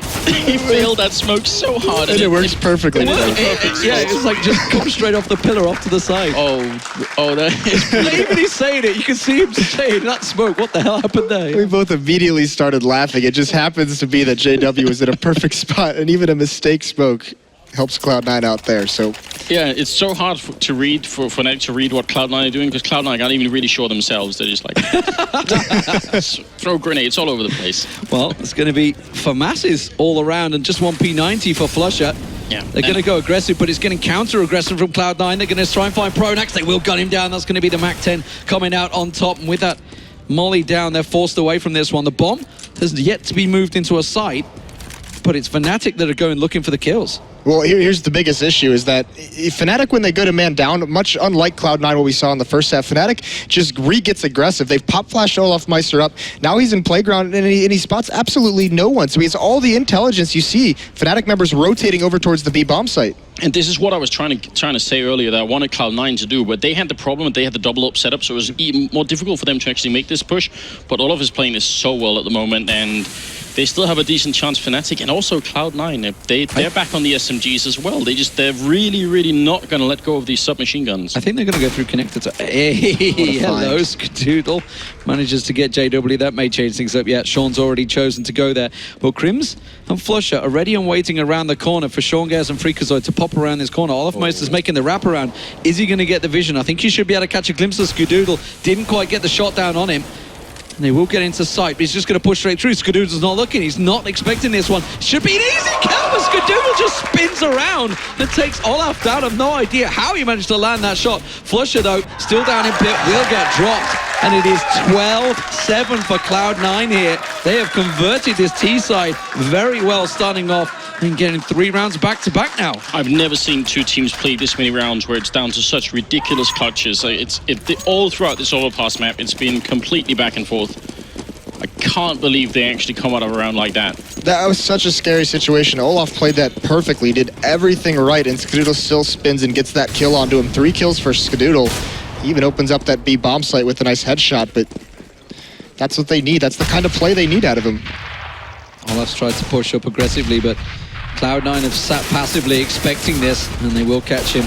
This time, not going so aggressive. JW landed some good shots onto Sean Gers, but didn't get the frag. And that will hop him away. Pronax, look how deep he's going. Is he going to go up the ladder? Is he going to try and catch and wrap around behind him? Skadoodle's actually sat waiting for this as well. So, a very patient start from Cloud9 in this round. Yeah, look how far back they still are. Just set up a line. They haven't made any kind of progress on the map whatsoever, so this is actually going to eat a lot of time off the clock if Fnatic can get a good read, because they have so many angles, so many different places they need to clear as they move up long, as they move into the bathrooms. Yeah, I'm fine with this as long as they don't leave it down to the last 10 or 15 seconds. I mean, I don't mind if they go around the 25-second mark, then I think it's all good. They even leave nothing behind here to make sure no one's backstabbing. It's also a very cool move, and they have the manpower to do it anyway. So Freakazoid's peeled to connector as well, so they've got every angle covered off. They're not going to get caught out backstab like obviously worked out well for them. Well, Shroud was in a similar position before and managed to get himself a triple, but the bomb plant will come in. It's Shroud that's going to be the man that places it. And it's going to have to be trying to stand a retake. Nothing. Oh, he just looked away. Pronax is coming around the back of him at party. Should catch him off guard. And that may give him an AK. Now, if Pronax can pick this up and cause a problem, Freakazoid and Sean Gers' attention has been drawn there. And that leaves it in a 2-on-3 on site. Yeah, I think Pronax with that AK is just going to stick around, try and get some exit kills, try and deal some economic damage. Not really a whole lot of realistic opportunity in this round for Fnatic to get in and get the defuse. Shroud and Sean are both very low on health here, so they are candidates to fall before the round is done here, but they're actually all going to make it out of the bomb radius, and Pronax is going to be the last man back here, and no one's even going to come look for him. So, yeah, Cloud9 winning the round. Oh, they do lose one more member at the end there, but otherwise, pretty decent. And because they played a couple of the last rounds with SMGs, even though they are losing a bunch of members in these rounds, they're actually still doing pretty well. And that's also one of the reasons why we're seeing the current metagame switch a little bit more towards the terrorist side, because those SMGs give you so much money to work with. Can I just point out, it is 13-7 to Cloud9 right now. Yeah, they are looking at a potential 2-1 lead over Fnatic in this best of 5. You know, American teams are not meant to win best of 5s or best of 3s. But as it stands, Cloud9 are actually really impressive in this final. Fnatic's Jimmies have been very much rustled in the start of this one. And it's been down to very close rounds. You know, obviously we talked about on Cash how many one-on-ones Fnatic were winning. This time around, Cloud9 kind of have been picking them up, getting those trades, getting those even trades in there. But with JW getting that opening frag onto Shroud, that's certainly going to slow things down. And Fnatic, if they can get a little bit of momentum on the CT side, will become very hard for Cloud9 to read. Nothing's creeping on through into B site right now. Unseen, I believe. Flush is the man that's down there. Just off the side, he needed to land that opener. And that's going to be an easy one for flusha. Are they going to rotate? Looks like Crims is heading that way, and we can see on the minimap that's not where the bomb is. You're not allowed to play a position that well as like nothing did and then fail it right when you get to the kill. Yeah. That definitely should be an easy kill there. Now they kind of have to walk in towards this bomb site. 25 seconds left, and in fact, as they're getting smoked off, they might as well give it up and fall back. They can't do anything here. So, wow, that should have been an opening for nothing back there. And if he had opened up, they could have probably walked into the A bomb site and met just one person. Yeah, that changes the whole landscape if he gets that kill. You see the rotations would come in from the A bomb site, but Fnatic, what's interesting to me is JW gets that kill along, falls back, and then actually it's Olaf and it's Crims who get aggressive in towards bathroom. They set up a nice crossfire, just waiting for someone from Cloud9 to try and push up to cut him off. And then they as well fall back. So it's a very dynamic Fnatic defense at the moment, making mid-round calls as a team to switch things up and switch the look they're giving Cloud9. So, I mean, nothing is decided yet. Even with the lead here that Cloud9 are enjoying, it could go either way. And Fnatic starting to get a little bit on the board here at the second half, and it's still only the third map. So, I mean, either way, it's this grand final is going to continue. But if Fnatic also lose Overpass, I think then it starts to get a little bit scary, actually. Look at this little turret setup that they've got. Olafmeister got in a good angle, peeking over the side there. Very aggressive setup from Fnatic. A lot of information gathered from all of the positions all across the map. JW was pushed fairly deep down long. He's backed himself up a bit now. They were all up in restrooms as well, so all that little spray, little fact-finding has given them enough to passively back away and maybe receive this bomb. But looking at the minimap, it has been adjusted. Sean Gers has called for a little change of direction. Freakazoid going the long way around here, while two of his members look to go through connector. They don't want to go through that connector door, do they? They're going to go all the way around to Monster. Yeah, they're just trying to be safe. And then they're clearing everything out for him. Skadoodle's still lurking over towards long, trying to get a pick with this AWP, playing kind of that way Olaf did, separate from his entire squad, but not being as aggressive. Speaking of Olaf, he was just down in B, and now he's actually rotating back up to A. If Skadoodle can keep 3 people in A, that's going to be huge. Pronax goes down now. Flusha's the only one there, and Olafmeister trying to get back in quick, but Flusha has to stay alive. He gets one, keeps spraying. Olafmeister showing up to help out and dropping Sean as well. As before he goes down, and Flusha with a shot to the face. He's going to be dropped by Freakazoid. Grenade in, but it won't kill anybody. It's going to be a 2v3 retake here for Fnatic and Cloud9. All they have to do is not show themselves, and this retake is going to be monstrously hard for the Fnatic team. Bomb ticking away inside. They're out of grenades on the Fnatic side, and Freakazoid goes for the fight and ends up dropping Skadoodle. Smoked out for a minute, but it's going to clear before Fnatic get to it, so I don't think that smoke's going to be the biggest issue. Jordan has to stay alive in the back lines here. Flashbang on over Skadoodle. Is he going to see it? Nothing goes down. He's going to miss the no-scope. Is he going to get a second chance? He misses it. God. And Fnatic go for the retake, and I think they're going to have enough time as well. There it is. Crims with the defuse. That was very unlikely, and around that Cloud9 shouldn't have lost. Yeah, it happened on Cash a couple times. Just a couple players getting antsy, and you know, Freakazoid taking that fight, committing to it. I mean, if you want to shoulder peek, take a pop shot and see if you can get something lucky, but get the information. They weren't pushing on him, so he was safe to be in that bomb site. And that early kill that gives it into a 2-on-2 puts a lot of pressure on Skadoodle with the op at an awkward angle. That's, you know, they're rounds you shouldn't be losing. They're the ones you got to look back at. And at a 13-9 score, you know, if they were to maybe not pick this up, their bank is broken. Suddenly Cloud9 are in trouble. You're at 13-10. You're probably at 13-12 at the end of that. Suddenly, you may even lose the map just based off them single rounds. Well, the good news is this is the second round in a row that Sean's been able to open things up for him in the bathroom, but Crims and JW getting aggressive. JW still just holding long. They not only equalize, but they give themselves a man advantage. Oh no, he saw that, and the jump, easy kill there for JW. You spotted the gun barrel on the first jump, and when the second or third attempt came through, it was easy pickings.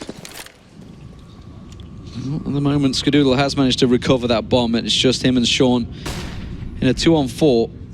Ironically, this is only flusha. I was going to say only flusha over on B. It's unusual that they've stacked 3 on there, but Pronex choosing to make the rotate. Sean has to land basically a great opener as he comes around, and that flash was right in his face.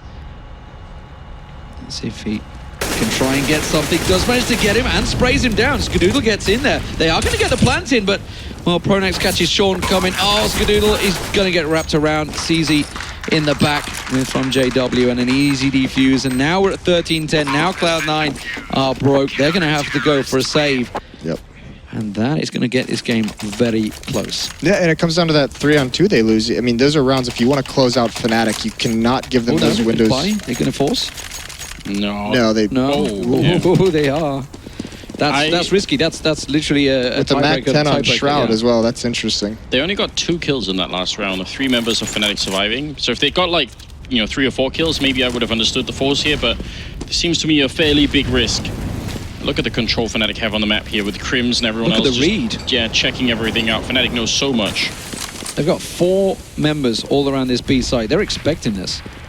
Maybe they're expecting eco from it. I don't know, but yeah, I think that's exactly it. They were expecting a save as well, so they piled up onto the B bomb site to avoid some kind of fast Tech 9 play from Cloud9. You can see everyone else is rotated back, but Flusha getting that kill is huge. If he had gone down, the entire B bomb site is open. Now they can smoke off the choke points, give time for rotations, and look, they're even getting aggressive at the bathrooms over towards A bomb site. Sean's going to be the only man at connector to try and keep them at bay, and Cloud9 with that 1 man down have pretty much been stopped by that single smoke and Flusha keeping them at bay. Sean, I believe, just tossed out that smoke at bathrooms. Oh. This is still awkward. It's still only a 2-man on B defense.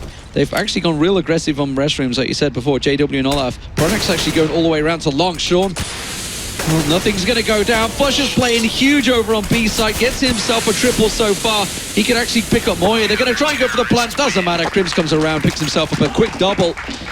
And suddenly this game is much closer. 13-7, I think, was the score. 7-13-8 at one point, and it was looking like Cloud9 were going to cruise to a 2-1 victory start here. But now, after forcing that last round, they're going to have to go for some sort of upgraded pistol here. And that could well be taking this to a rifle round and almost a game breaker at 13-13. Honestly, a lot of credit to Flusha for essentially winning that round for Fnatic. He's also doing extremely well at 25 kills, and yeah, that's obviously very important at the moment. Fnatic should be able to clean this round up, although Shroud will get a good Deagle headshot in, and is looking for a bit more. I'm not sure why they keep challenging over it long. I'm pretty sure they could just play it cool here. But in the meantime, Olaf Meister's going to be picking up Skadoodle, and Fnatic slowly calming down a bit in this round, although nothing is also doing some work here. Fnatic, they shouldn't be losing too many members in a round like this. They really need to keep everyone alive. Yeah, it's just Shroud alive. A pause has been called out by Sean as well, so that should be coming out. And at 13-12, well, how do Cloud9 just change their momentum, change what is going on? They've got enough to buy everything up, so that's not going to be a problem. It's more about tactics. At the moment, they've just not been able to get on the sites. It's coming down to Fnatic having complete map control. Cloud9 not being able to wrestle it away. When Fnatic gets aggressive, like out towards bathrooms or out towards long, you have to be able to push it back without losing people. Because you can see on that force buy round they had, where they had a set strategy. They wanted to hit the B bomb site, so they had no map control over towards A. And what it does is that allows Fnatic to either rotate more players over, and if the hit is somewhat successful, they even have a fast flank down the stairs up towards short. It gives them so many options on their defense. Pause still in effect right now, and yeah, Sean's talking a lot to his team, you can tell. I mean, if they can sort of emulate what Fnatic are so good at, was taking a pause and then winning a couple of crucial rounds here, it's definitely possible. They've been doing some good damage in these rounds where they haven't had too much equipment. So Fnatic can definitely be forced to eco if that's what it's going to come down to here. A lot of focus on the Fnatic side as well. 13-12, it could absolutely go either way.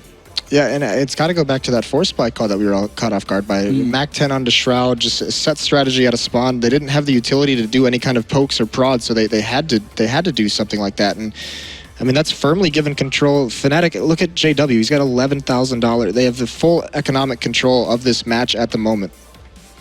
Well, here we go then. It's going to be Skadoodle that needs to maybe make something count, because Fnatic have been getting the entries, the openers, every single round of the last 3 or 4 running. Skadoodle's going to be the man that looks down connector now. Olaf Meister is down there. I wonder if he's going to go aggressive and peek it. He's going to go across instead. Shroud and Freakazoid kind of caught in the open here through the tunnels. Pronax should be able to find him as he passes on through. Does catch the leg there. Freakazoid, though, got Olaf down. So it's just a 4-on-4. Keeps things steady. And Cloud9 have decided to go a bit more passive here. They backed right away. Sean Gares and Skadoodle all the way back towards T-spawn. I mean, technically a good trade for Cloud9. Just a bit of a shame because it looked like almost Freakazoid could have made it out of there. He sort of ran back into the spray. Not necessarily sure he could have known that. JW gonna miss a shot there, and another one. And we'll try and actually stay aggressive up here. Pronax is covering him as well from the connector, so he knows no one's going to be peeking that angle. So pretty good stuff so far. And right now, Cloud9 are wasting a lot of time worrying about where Fnatic are hanging out. You can see they're only sort of halfway across the map with 40 seconds left, and they have to check all these spots before they even think about it. So Fnatic are doing a great job just right now wasting what little time Cloud9 have left. It goes down to Cloud9 not establishing any map control. It's a great trade, but it doesn't gain him anything. And still, 25 seconds left. They have so long to get into this site, and Crims is rotated over now. Nobody really looking towards long. Crims is there. Nothing's going to catch JW off. Pronax is still behind them. Crims is on site. He's going to be the man that has to slow them up. Tries to get rattled down through the smoke. Not going to work out. Pronax does come around the back of restrooms. Gets the planter down, but this time Shroud does manage to respond. Gets a second onto Flusher. Crims causing problems, but the bomb plant is in, and it's a 2-on-1. Crims manages to find the shot. Gets the tag, Sean Gares low. Skadoodle misses the shot from long, but this is a perfect plan, a perfect setup. Crims has to challenge and has to come out on top in this 2-on-1. And he's not going to work out. Skadoodle will land the shot. And that was a sigh of relief for Cloud9 there as they take it to 14-12. There were 100 different ways that Cloud9 could have and should have lost this round. And Fnatic, instead of playing around the bomb plant and saying, we'll wait until they're putting down the bomb and then we'll go and crush them, they took some fights early on and they missed a couple of headshots at the end there as well. Unreal. 14-12. Another round that Cloud9 probably shouldn't have won and still ended up winning. This is quite impressive. And actually, you know, Fnatic have just caught the pause and they must be thinking the same things. Like, we should not have lost that round. What just happened, guys? And we talked about the Fnatic pauses previously. They suddenly come and pick up a couple of rounds. That's exactly what they're looking to do now because they're just one round away from that point. Yeah, that round just came down towards that gambling style that JW likes to have. He likes to make those aggressive plays. It looked like they might have had a call or a read that it was going to be a B hit, and he pushed up very aggressively to try and get a quick flank, and that's what nothing got the kill, and then it isolates Crims in bank, and they're hitting him from 2 different angles, so almost able to pull it out with that Pronax flank. The fact that he did not kill the planter was amazing, and so Cloud9 did really, like you said, they could have lost that in so many different ways, and they got away with one a little bit. Honestly, but I still want to come back to the idea that Cloud9 can't. I mean, it works this time, but if they try and play around like this, where they're down to 20 seconds by the time they push the bomb site, 9 times out of 10 they're going to end up losing it. And a bit of a switch up style here on the Cloud9 side, as they actually do go for a double up setup on the terrace side of the map. It's a bit unusual. Which slows things down on its own because you want to give time for those ops to find the picks. Well, we'll see how it works out for them. It is JW with the AWP of his own. Flusher with that M4, and they've gone for pretty much the same defensive setup they just had in the previous round, actually. It's worked out well for them for the last couple of rounds, so maybe that's what they decided after that chat. It's like, you know what, guys, we did manage to pick up a whole bunch of rounds. Let's stick to this, let's stick to that tactic. JW is going to get a little peek at long. They kind of left long exposed for a long period of time there. Olofmeister and Crims have actually boosted at restrooms, which is helping Olofmeister to get early information, and he should catch a glimpse of Sean Gares in a moment. JW is not going to find him. He's just going to walk straight into Party, and it's Sean that will go down. That's one of the AWPs. Yeah, that's Fnatic just being aggressive early on, getting that man advantage. Cloud9, one thing, Skadoodle legs it, but one thing Cloud9's not doing that Fnatic actually did is smoke off that first entrance to the bathroom. Yeah. That means you don't have to worry about an opera playing from that angle whatsoever. Well, look at all these smokes raining in. Actually, Cloud9 going to go a lot faster this time. They're not going to wait until there's 20 seconds. Olofmeister in a great position, and Crims will pick up a kill before he goes down. Did he spot the gun barrel? I think he did. Freak! He's 1 second away from getting that kill, but not going to work out. He ends up dropping in. Crims with a very... Flusher with a very good round at the end here. Once again, getting a couple of exit frags, and it's going to be 14-13. And we are closing in on the end of this map here. 28th round coming up. It's just going to be pistols. It's got to be for Cloud9. And that could take it to 14-14, barring any amazing eco round here. We are going to be going the distance, I feel, in this one. It is going to be a fast B play this time around. Flusher's going to be the man that will smoke off Monster. Actually, quick flash there. Doesn't smoke it. Chooses to get a glimpse towards there. Freakazer's going to come around. He's been flashed out himself. He's going to be important, though. They went to a fast plant. They didn't check Toxic. And, well, it will be cleared out in the end, but the damage was absolutely done. They're not going to be able to get the plant down here either. Shroud does go aggressive. He's going to have to come out huge in this one, but instead doesn't manage to land his shots, fluffs his lines. Skadoodle just goes for the fast plant. If he's allowed to get this in, that's going to be nice for them. Just gets him that little extra cash. We are all square, 14-14. Actually huge. Yeah. Two of the members here on Cloud9 would have had a really hard time buying if not for that bomb plant. Now they have it, they can continue to fight. So it makes a really big difference for Cloud9 to get the bomb plant down. I thought for a moment they were about to let it go. Yeah, so nothing would have been below AK range, for instance, in money. And Freak could have got AK, but no grenades at all. So it would have been a little bit tricky. We're 14-14, the score is tied, and I don't know who's going to run away with this. Also, 30 kills on Flusher, quite impressive. Yeah, the scary part for me is that the last the rounds have been 7. The last 7 have been won by Fnatic. 7-1 in rounds in the last 8. So Cloud9 really not having a great feel for this T side so far.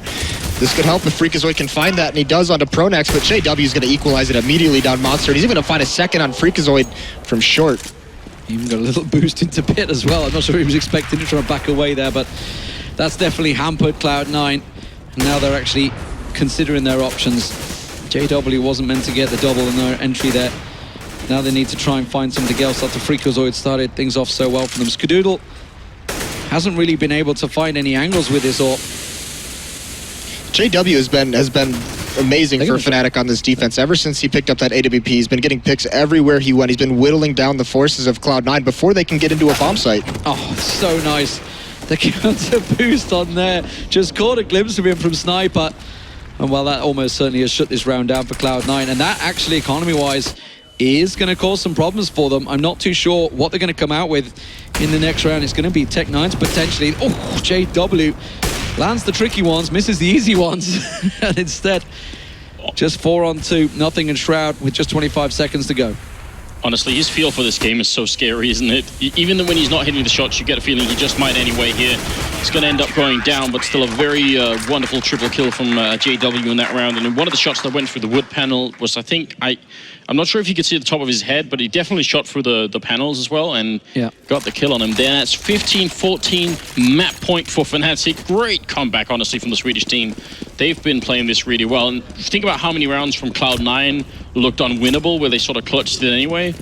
If some of those rounds go to Fnatic, it's a very different map altogether. It's been an incredible comeback. You look at the last 8 rounds, and it's been 7-1 to Fnatic. 8-1, in fact, in totalized 9 rounds. Oh, they're going to try and push on through. They've already got the turret set up here. Olaf must have got all the information he needed. That grenade being tossed out will do some damage. But this is just Fnatic closing out in style. It was so close. At one time, it was almost certainly, it should have been Cloud9's map. It had to have been Cloud9's map, but Fnatic, with all the experience they have, do take it 2-1 on Overpass. With Dustu coming up next, they are just 1 map away from victory. Oh, wow. I mean, I don't know. We could probably spend a couple of weeks analyzing this one map just to look at all the ways in which things could have played out slightly differently. You know, any one of those clutches working on Fear of Fnatic instead, and we could be looking at a 16-12 scoreline instead, where it looks a little bit more comfortable. And Cloud9, if they just play some of those after plants a little bit better, if they're a little bit less aggressive, they might actually win the map instead. Just think back, I mean, 16-14, think back to that 2v3. That would have easily flipped that score the other way around. A 2v3 that they should have won. Yeah. They had the plant down, they had the setup, but individual skill, you know, working out wonders for Fnatic. Yeah, at 13-7, this is going to be a map that Cloud9 looks back on and is just in disgust that they ended up losing it. And it came down to, once JW got that up, complete control of Long A, complete control of bathrooms for his team, and that like it trained Cloud9 to just play so incredibly passive and waste so much time early on in those rounds. He was a beast, and he influenced their terror side more than Cloud9 was able to. They were able to have no impact in that 10-1 stretch. In the same vein, you could also look back at, say, the 5-7 from Shroud that triple E got and holding the site and then running for his life. You know, there were also rounds that Fnatic absolutely should have won but didn't. Yeah, I agree, and we saw some strange signs of Fnatic actually sort of forgetting how to play some fairly basic Counter-Strike. They had a couple of rounds where Cloud9 were very, very low on the clock, and Fnatic tried to fight them before the bombing went down, which they could have avoided. They could have waited for, you know, Cloud9 to get in there and use the clock against them. But I mean, this is also the pressure of having grand finals. This is why it's fun to watch these best-of-5 games, because even at the top level, people start making more and more mistakes, and it becomes a bit of an endurance battle about who can actually hold on the longest. And Fnatic have way more experience than Cloud9 do right now at that. Still a very, very tight game, no doubt about it. 2-1, 16-14. The final score on Overpass. What will it be? Will it be Cloud9 taking it to 5 maps, or will it be 3-1 for Fnatic? Find out in a few moments, guys. Dust 2 is coming up.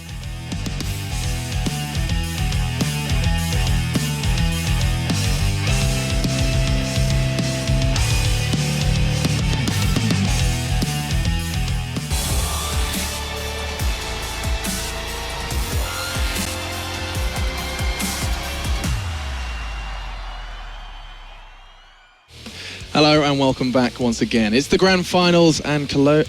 I was going to say Cloud9. Cologne 9? We'll stick with that. Cologne 9 versus Fnatic is going all the way. I mean, that felt like it was just within Clogne 9's. Let's just stick with this now. I'm just going to embrace it.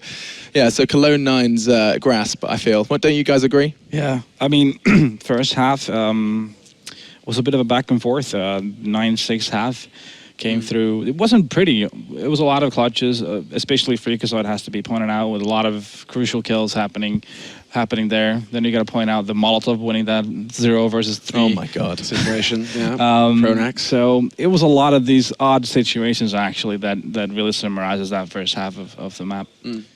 Yeah, and I mean, going into the second half, I felt like they never really found a way to execute. Flusha was going insane, but I mean, the toilets area, like they constantly, like even in the pistol round, there was someone who they haven't cleared out toilets basically. They got flanked every single round. They went A, and it really messed with them. So I mean, I feel like that was a key point to make. They made too many pure long pushes. Yeah, or I mean, basically, they just couldn't deal with JW playing there as well. And then Fnatic, they love to go for that 1-2 combination punch, having Olafmeister hiding behind the tree, JW peeking long.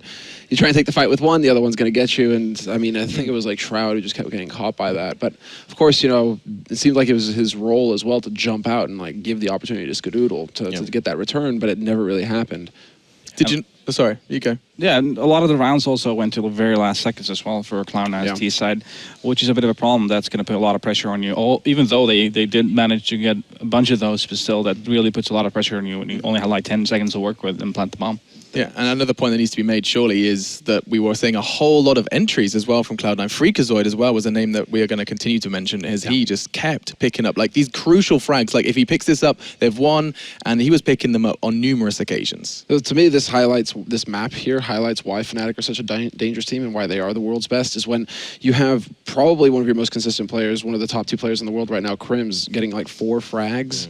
Yeah, how many rounds in, right? And just non-existent, right? Not even on the map. And then Olafmeister as well was in the low single digits until well into the half. Yeah. And so you're thinking, well, okay, what do Fnatic do when their heaviest hitters aren't stepping up? Well, guess what, guys? Yeah. It's this guy Flusha, and he's going to go ahead and drop a 30 bomb, and he's just going to completely save all these situations for you. You know, that's the beauty of Fnatic. They, at all times, somebody can just step up and pick up the slack. I mean, even we were talking and watching the game. He was caught in a very, very awkward situation where he was left alone on B because they kind of pushed through short and got a pick B, and he was left alone, and he picks up 3 frags just like that, and they win the round because of it. And he was just incredible. Yeah. I was going to say, where does this leave Cloud9 for Dust 2? I mean, I don't want us to run out of time. I do want us to be able to talk about Dust 2, because this was one of those ones where we were talking about, like, if they'd have picked up Overpass, Cloud9 had a real shot. Yeah, seriously, I figured after Cobblestone, if they would have picked Overpass, this would have been their chance to actually clinch the series, because I feel Inferno is going to be very, very tough for them. That's the issue. Definitely. When it comes to Dust 2, it's a map where... It's a map that Fnatic doesn't specifically really pick a lot. They seem to like to ban it actually in a lot of matchups. But then again, when you look at the players and like how they like to play, you would think it really favors their playing style and how they just like to do a lot of aggressive things and do a lot of things on the fly. You saw a masterful performance out of them yesterday against Virtus Pro. A lot of great late round calls from Pronax. A lot of great individual plays, and yeah, it was beautiful to watch that last night. I think this the big thing here is going to be like the test for Sean Gares, because so far, you know, he's shown that he's been able to grind out rounds with his team, but now things haven't gone his way in a 30-round map. That I definitely think that what's going through his head is we should have had that. Yeah, definitely. No doubt about it. Like, we should have definitely locked that map down. So now he's going to have to be able to display that leadership to his team and say, you know what, guys, okay, we didn't get that map. That's not a problem, because now we're going to come back in fresh and take Dust 2. Because we noticed a little bit towards the end there that Cloud9 were starting to sound a bit down. Like they didn't believe that they were going to be taking these rounds, right? Sean is calling, but the rest of the team, they're trying to keep up, but that spirit wasn't there. You know, they've definitely taken a mauling. Once you poke the bear, right? You know, Fnatic, they get the claws out, and this time it was Flusha. All of a sudden, like transformed into a Wolverine and just shredded them, right? And Wolverine, right? Because that's the animal in Sweden. That's the Swedish like spirit animal. That's what we're gonna go for right here. So the Swede just asked what? Hey, dude, I have asked this question so many times before, but yeah, okay. I think Sean Gares, we have to keep our eyes on him to see if he can rally the morale. Oh, and with time to find out then, will Cloud9, or Cologne 9, as I've dubbed them, be able to pick it up on Dust 2? I can once again introduce your casting team. This time, it's Ander Moses. Okay. He's getting inventive, isn't he? Yes, welcome back, ladies and gentlemen. Map 4 will be Dust 2.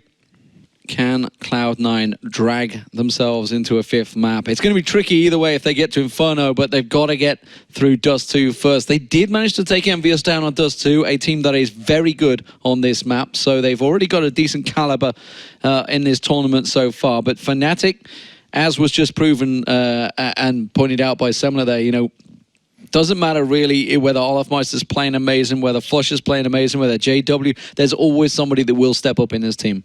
Are we going to do guesses? Do you guys want to guess? What do you think? Cloud9 or Fnatic for this one map? It's so hard to say, really, but... I'm going Fnatic.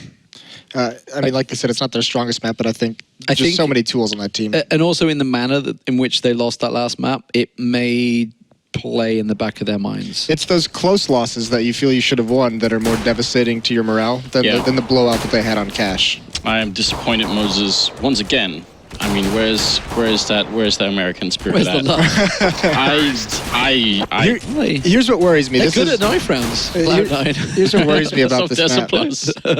On this map, you know, Skadoodle, friendly for Oppers, obviously, and I haven't seen Skadoodle like want to be assertive and take control with his AWP, like the way, say, JW did on the defense of Overpass. Just he's safed it for this map, obviously. All right, well, I mean, I think Cloud9 have this. I believe. You're going to go Cloud9? Yeah. In fairness to Skadoodle, on this map, he was landing shots. He was sitting at Car. He was getting the crosses as they came into Cat.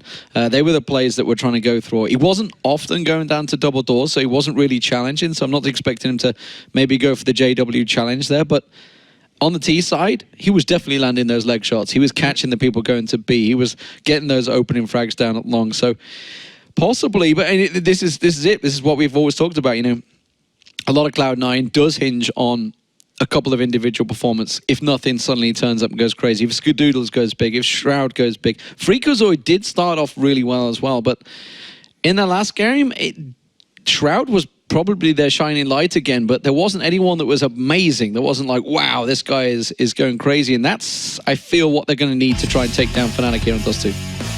Well, they are going to be starting off already here. Cloud9 on the terrorist side and Fnatic on the CT side, and they're pushing 3 members into middle with 1 on catwalk. This is a crazy play coming out right here for Fnatic, and Cloud9 are going to bring up behind them. It's working out great for Fnatic. First 3 frags going in their favor. Olaf with a double, and Shroud trying to bring it back will drop Flusher. And they couldn't, no, the bomb is dropped, so they can't even get the bomb plant. Otherwise, maybe they could have got that out of the round, but this is a complete shutdown here for Fnatic with a very aggressive start to this half, or this map. Yeah, this was the exact pistol round they ran against TSM at Fragbite, so it's kind of interesting that Sean, it seemed like they had a great call for it too as well, just fast rush up Cat, but they got obliterated. A couple players slowed down, tried to peek into lower B. A fight they didn't really need to take if they could have just gotten up catwalk quickly, and there was only 1 defender there. And they chose to start the T side. They obviously thought that plan would catch them off guard, get them rolling here, but it's Fnatic that came out on top, and we're seeing the PP Bison coming out from Grims. Yeah, always a test for me here if people try and peek the scout middle. If you're on the CT side, you really shouldn't. If you know it's going to be there, why do it? So I'm glad to see Fnatic just making the cross. Oh, JW once again with his Mag 7. It's about a lot of shotguns today.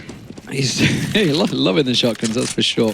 Freakazoid was looking towards those doors. I think nothing's going to maybe burst out here. Are they going to slow things down? Pronax is just below in CT spawn. Flusher on Cat. They've got this covered off, whichever way they go. And it's really going to be down to the explosiveness of whether they can catch something out. It looks like it's going to be Freakazoid and Sean are going to go through long. The rest of the team are going to go Cat, but Fnatic are in a good setup for this. They're going to throw the smoke to CT spawn for what would normally be a B split, but I'm not sure this is going to trick anyone out here on the Fnatic team. They're not selling it hard enough at this point. One smoke, and Fnatic won't be buying it either. JW does get a good kill. Flusher almost getting caught at the angle there, but still, Fnatic in control of this round, fighting a lot more than they really need to. They could just wait until they get closer to the site here, and Shroud gets a kill. Grim's gonna go down. Shroud showing up. It's now down to Oliver. Oh my god, he takes him down, and that's gonna be Cloud9 winning it back. Unreal. Shroud with an amazing 4K there with that scout. Absolutely. You shouldn't win those rounds. No, that's a 2015 highlight right there. You said it. Those are fights Fnatic doesn't need to take. Regardless, they still come out on top if Shroud doesn't hit some insane shots, and now Freakazoid's going to get taken out the first one out long. Olaf so low, he's in the pit, trying to hold off a couple more. Gets aggressive. He does dink one as well with Flusha flanking up mid. Flusha's going to try and get around here. Skadoodle's the man that's holding back and actually is expecting something from the back here. We're in there. Sean caught a glimpse of him in lower tunnel. Sean himself is going to get caught out by Pronax. And this is talking to a bit of an awkward 3v3 here. Skadoodle should come out on top of this one, but Flusha with a CZ, I've seen him do some pretty incredible stuff on this thing. But he will slowly back. Skadoodle, this could be timing. He could just turn around, back away, then thinking, okay, Dev, nothing's coming. And Flusha is still waiting there. Flusha's going to come. But now they're going to get the cross. Pronax is going to be the guy that will challenge. Crims has got a scout. He's down at CT spawn, so he's looking at this cross as well. They've got two smokes. Why are they walking in? Why are they not smoking up here? Finally, it's going to happen. Shroud will take down Crims, but that's a very big risk, in my opinion, to take. Grenade going to rain on in, and if there'd been anyone else in the Skadoodle, they probably would have died to that grenade. Now Pronax getting closer with 5-7 in hand. Follow-up grenade is very nearly going to take out two players, but there's Skadoodle with a kill, and Flusha shouldn't be able to win this. Again, they've got two members left, sorry, and they should be able to just buy the time here. Flusha jumping and shooting, C-Sed in hand. 2 bullets is all it needs. They are both on absolutely nothing, and that was almost on target. He can still come around. He gets one. The second drops down. He has to play for time here, Skadoodle. Has to play this one cleverly. Flusha's going to keep ringing around the roses. Realizes he hasn't got time. Not going to be able to get it. He will pick up the M4 and get the kill, though. He's just going to go down to the bomb either way, but Cloud9 pick up the round, but by God, that was expensive. Yeah, just when and even nothing in chat saying you're nuts, Flusha. And that's the thing. Once those initial kind of kills came out towards long and they got stopped, it was just Sean all alone in mid. Easy target to get picked off by an aggressive Fnatic member. Just whittled down, and off that, because of the fact they killed all of them, despite losing, Fnatic buys up here, and Crims loses that battle to Skadoodle. And all of Maestro also got leg crossing on over, so Skadoodle doing a hell of a lot in the beginning of this round here. Olaf picking up the scout, trying to see if he can reply here, but if Cloud9 win this map, it's going to be huge, obviously. They'll break Fnatic's economy very early on in this game. Well, with that mid control, they're expecting some sort of cat hit. Flusha's come around there. JW was backing him up, but instead it will be long. Sean Gare, Shroud, Freakazoid, everybody heading this way. Going to push on through. Skadoodle with the shot on Olaf Meister as he crosses over as well. 5-man long. I think the rest of Fnatic may well just try and save what they've got here. Flush is going to be the man that will challenge. Just called him crazy. Well, he could try and make a crazy play here, but that cross will be much easier. This time they do smoke it off, Moses. They do cover themselves off, and nothing will find the frag. That's JW and Prono is going to challenge this one. It looks like, I was going to say, I would expect them to try and keep hold of that M4. And with this kind of a win for Cloud9, this is just going to skyrocket their economy, and especially in relation to Fnatic, because Fnatic's now going to have to save around 5 members alive. They have a great chance of continuing to build it up. JW, Shroud runs out of ammo and he gets taken out. This could get costly if he gets Freakazoid as well, but Freakazoid through the door will come out. 3-1. Cloud9, after losing the pistol, do manage to get themselves back in after a crazy second round that just shouldn't have been won. Shroud's crazy antics do manage to get them into this situation, and suddenly it's a great start by Cloud9. Double grenade purchase here, but Skadoodle is going to gap one more player there. Away. If he can keep doing this, that in it alone will be super frustrating for Fnatic. And if Cloud9 have a good read, if Sean sees that they're going to be sort of hesitant in the middle, it might spawn a lot more B options for them if they are going to be worried about making that cross. Just what I was about to say, the fact that he's starting to land these shots on the big cross, they haven't yet hit B site. Pronax tucking himself in with Crim's covering. This looks like it will be a mid to B, but Pronax in a great situation to catch them down. Crims gets the second. That's suddenly a costly mid to B, and that's going to give him second guess. Sean, Gaz, and Skadoodle, though, will come in and slow things down, but it's a very awkward situation now. Nothing, the only man standing, lingering in the smoke. He can pick up this bomb and get into sight, but is he going to challenge? He's going to back away. They've not picked up the rifles yet, and that's what he was holding them back from. They will be able to collect themselves anything they want from that mid play, and instead it's not going to work out. Nothing will catch Pronax as he tries to push in. Went for the second check there. Almost a as, one-on-one. Almost as a rule of thumb, if you're in a 2v1, you want to make it a 1v1 before you start going for a plant or a defuse, depending on what side you're on. So super smart play from Nothing there. Now going to be walking in. Did he spot Flusher? I think he just did. Grenade going to run in, so he knows exactly where he is. And Flusher going to be looking the wrong way in. Nothing is going to clutch it here for a double kill. And that saved the round for Cloud9, because they went piling through, and that was pretty haphazard from them. They smoked it off, but just got caught out. Yeah, Pronax made a huge play, running through it with the P250 and just swings it. And another Cloud9 member, Shroud, insane shot to Pronax, because it absolutely was. Yeah, they're giving it up here, Cloud9, and Fnatic are having a good time as well, but not in the game right now here. 4-1. And Fnatic gotta compose themselves. This particular setup is actually one that Cloud9 themselves used when they were playing earlier in the tournament to really, really great effect. They did it to stop a B split in the pistol round earlier, and it worked wonderfully for them. So yeah, just boosting up on top of the edge to look over whatever smoke is going to be coming up. Yeah, it's extremely effective, that boost, and it's exactly what they attributed to shutting down Envy on that pistol round that I was used on. But I mean, this is kind of scary too, because it does look like Cloud9 is either going to do this heavy B, which would be much better than a mid B split with Olaf and Flusher with such a setup. That would be brutal. So it does look like it's going to be 4-man into B. Sean's going to be the lurker like he always is. Skadoodle's going to be the man. Crims is the one. He actually has just backed away to the back of B side. He was on platform. The shots, you can hear them rattling in. Do manage to catch the tags on towards it. Sean Guess waiting, expecting Flusher to pop out, but the damage is being done on B side. They're yet to get out of the tunnels. Now they finally break through, but that's the mid battle. One-on-one duel. Pronax comes out.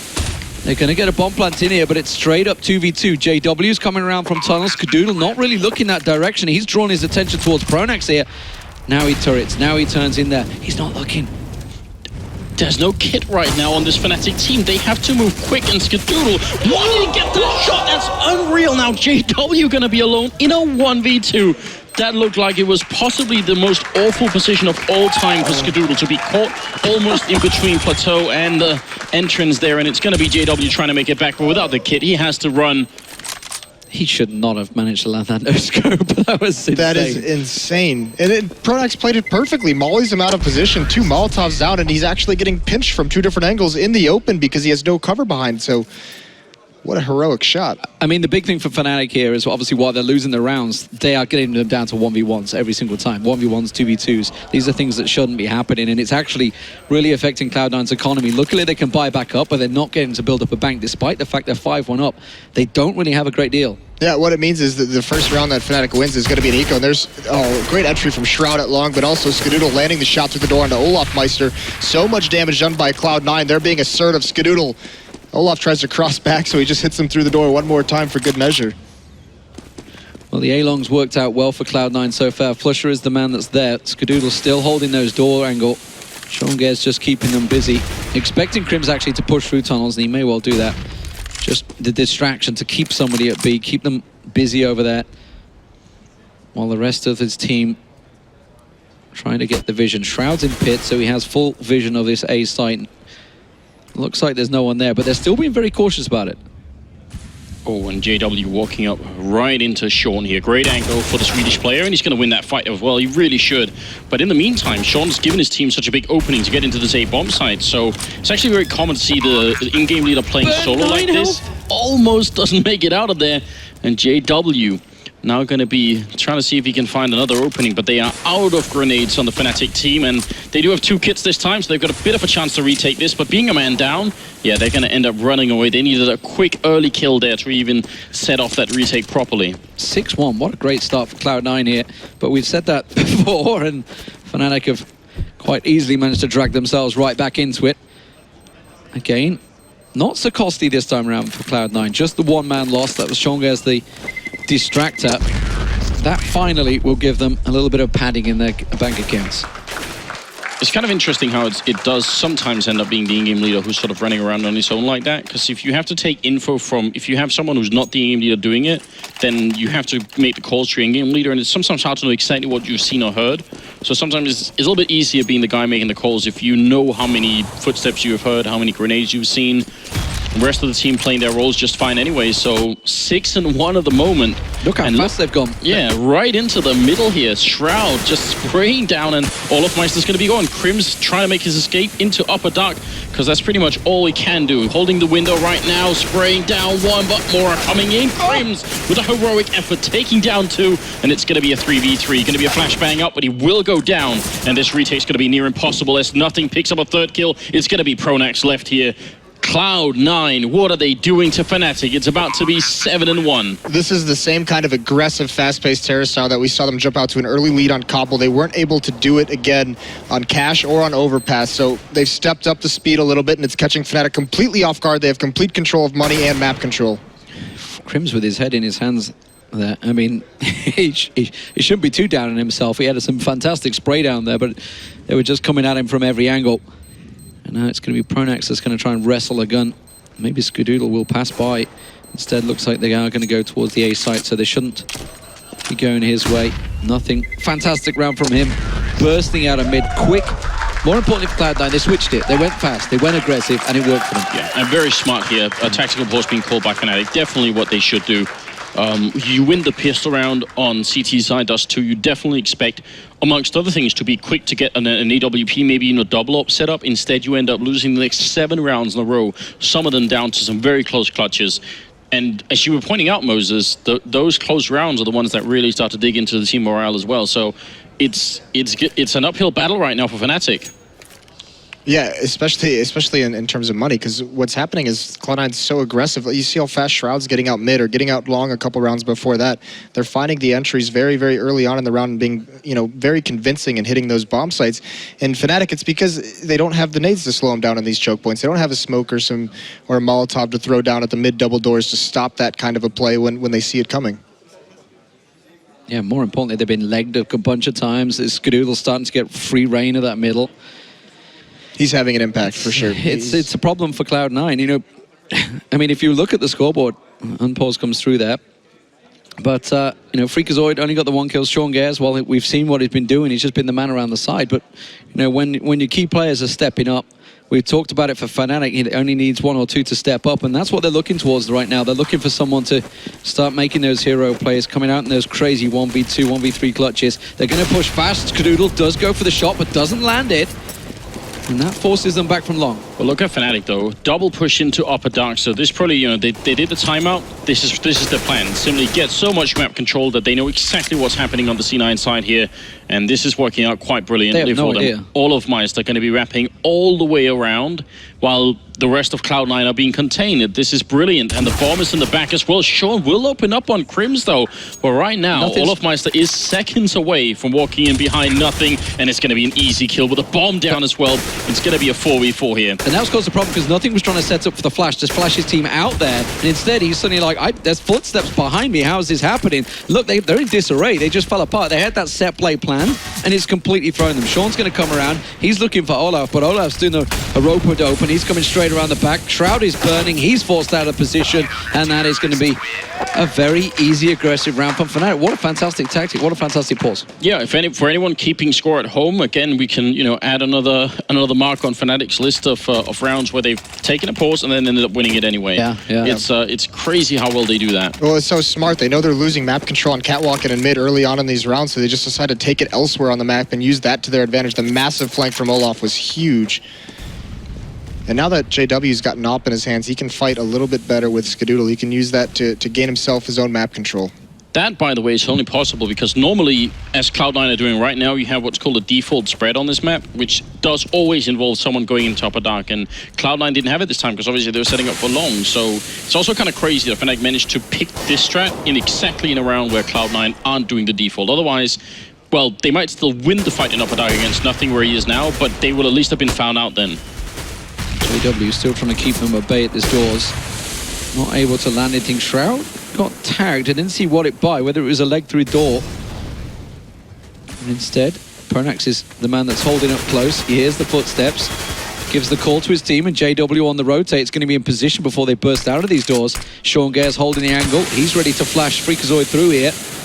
But they've got to wait for that smoke to clear. And it is going to be, looks like a split into long, and obviously nothing as good. It looks like they're going to go cat. Yeah, just more intel gathering from Olaf, and now Pronax going to get pop flash through the smoke. Freakazoid's not ready for it whatsoever. He falls down. Great advantage for Fnatic. Well, Flusher's holding out on sight. He's got nothing, and Skadoodle coming around. Skadoodle lands the shot, but JW is in this really awkward deadland at the moment. Krim's trying to come around the back. Olafmeister was expected, but Krims does get himself a nice one from tunnels. It's almost no time left. 10 seconds. They have to get that bomb up there quick. If they get one kill in here, JW gets it. 6, 7 seconds left. 4. They're going to be just in time. They get the plant home with 1 second left, and that's going to be a 2v3 here. Pronax and Krims. If they lose this, it's going to be humiliating. There's the shot from Skadoodle. He picks up one more, and Pronax right now, the last man left. They should not be winning this round, Mark. Cloud9 right now on this map, it seems more like a mushroom cloud than anything else. They've gone full nuclear on Fnatic, and Pronax, he is alone here, trying to see if he can get one more round on the board, but they're not letting him. They're playing this so smartly, and nothing wrapping around from behind. Shroud going to get the kill eventually. That is a huge comeback into a round there for Cloud9. Some serious clutch plays as well from players there. Skadoodle actually, I think 2 of the shots really basically won them the round. Yeah, that first shot he got on whoever was holding the flush on the ramp. I don't even know if he saw him. I think he just shot through a corner of the box and it lands. Either way, resets the economy. A great opportunity for Cloud9 to extend this lead even further. Oh, and they're going to go straight out. This is fast, aggressive stuff. This is how they switched it up before, and that's going to put 4 into B site before Fnatic can respond. Sean Gares is going to keep them busy down at Dark. Does manage to get caught out, tagged by one in lower tunnels, but immediately, look at this, they're expecting JW as well. They've been caught by this wraparound a few too many times, but JW still managed to land the B250 shot. That's ridiculous, isn't it? Well, I mean, inside the bomb site, so many grenades left for Cloud9 to put the smokes up as the bomb is already down. Means it's going to buy almost an infinite amount of time. Yeah, but Cloud9 is still inside the bomb site. As this bomb timer keeps ticking down, they're surrounded. They cannot get out without a fight. And Fnatic might be able to take down the economy of the Cloud9. They managed to get one down, the push out through that. It does give him an exit, and it is going to be straight through the tunnels. But as you mentioned, they're catching him on the way out. Freakazoid, the only man to survive. Pronax and Krims do get out alive. They got themselves a single AK, but damage was done. Free op as well. Free op, but then Pronax collected it, yeah. Smart play from Fnatic. Yeah, very well done indeed. Current scoreline 9-2, and in spite of a pretty heavy lead for Cloud9, they actually have almost no economy. So Fnatic have really kept it close all along, and that's worth keeping in mind, and also why it's important, as you pointed out, Moses, that they get all those exit frags. Skadoodle's got a good spawn. He's come straight around, but luckily Krims is not going to fall for that one. Olafmeister checked it last time around, so I think they were hoping he'd do it again. Olafmeister this time is on Cat, actually, gone quite aggressive. Instead, the spray through the smoke. Shroud manages to land the shot. And when sometimes the luck is going your way, that's how it goes. Unreal. This is a map for Fnatic where it really highlights, how individual they can be at times. One solo player on Catwalk, one solo player at Long right now, and Cloud9 getting places fast and finding those 2-on-1s, and that time spamming through the smoke. But Krims with a nice headshot is going to try and hold down B.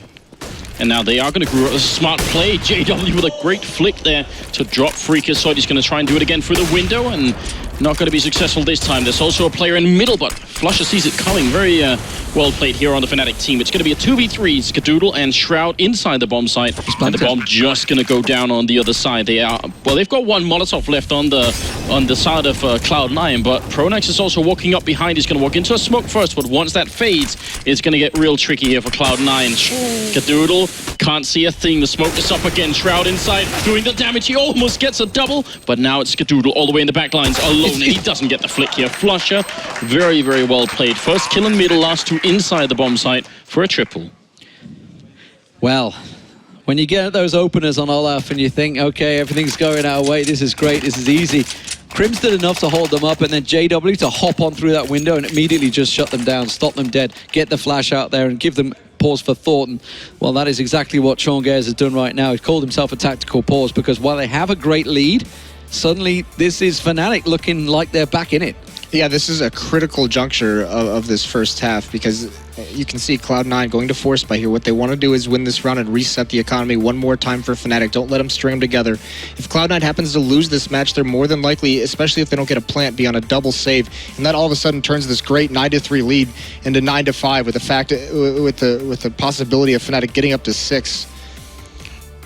Can I just say, if Cloud9 do end up winning all of this, I fully expect someone with some real Photoshop skills to make like a Cloud9, nuclear explosion. I'd like to see that. This has gone mad at this point. I can't believe it. I am really wondering about whether or not it's smart to call a pause necessarily right now. They're so far ahead already. They seem to have a really good momentum going on for themselves. I like it.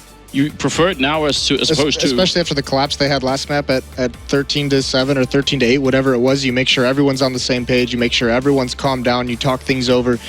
Because this is such a... Whoever wins this round, the other team's going to save. It's going to add another round or two onto your scoreline. So it's so crucial for both teams to win this round, and I think Sean's doing the smart thing here. I mean, if this works one more time, because it's worked a couple of times already for Cloud9 with these pauses, it'd be very impressive. And unpause has come through as well. Fnatic going to join up on that one, and we're going to go into the 13th round here.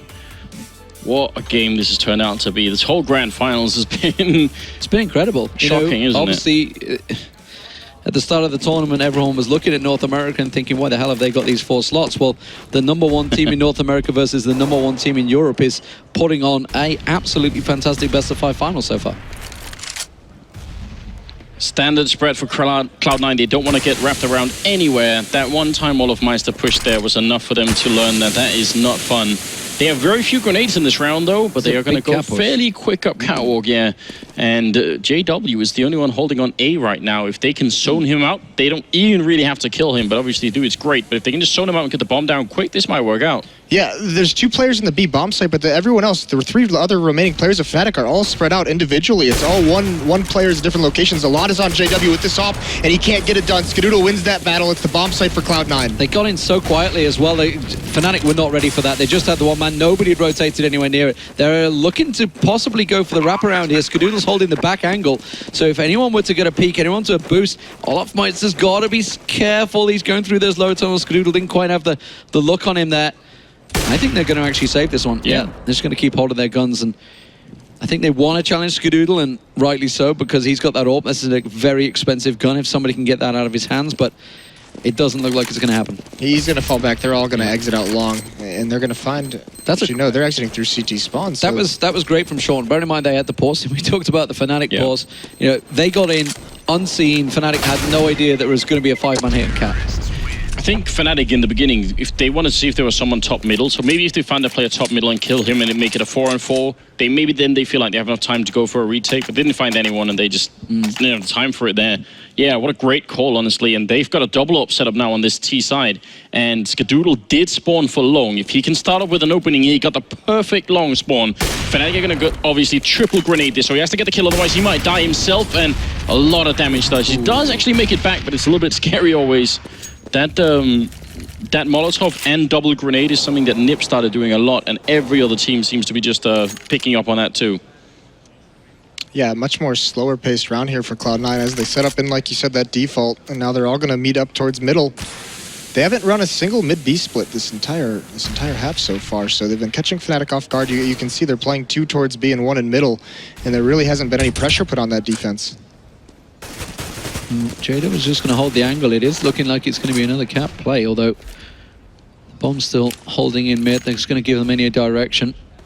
Remember, they do have that double up setup, so Pronax is the man that could get peeked here by Sean and Freakazoid. Flushes expecting something. I think Pronax has maybe called. There's probably a lot of footsteps being heard at catwalk right now.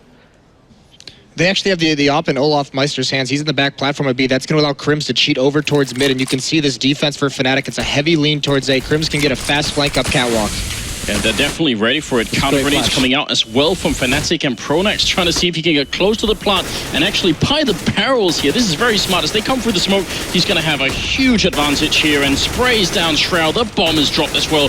Great play from Fnatic in this round, and look at Pronax jumping and shooting to pick up the double. That was a very, very nice hold. That was a 5-man flash from Flusher. Completely caught them all at catwalk. Everybody completely whited out. Yeah, that's rare, actually. Yeah. That doesn't happen a lot.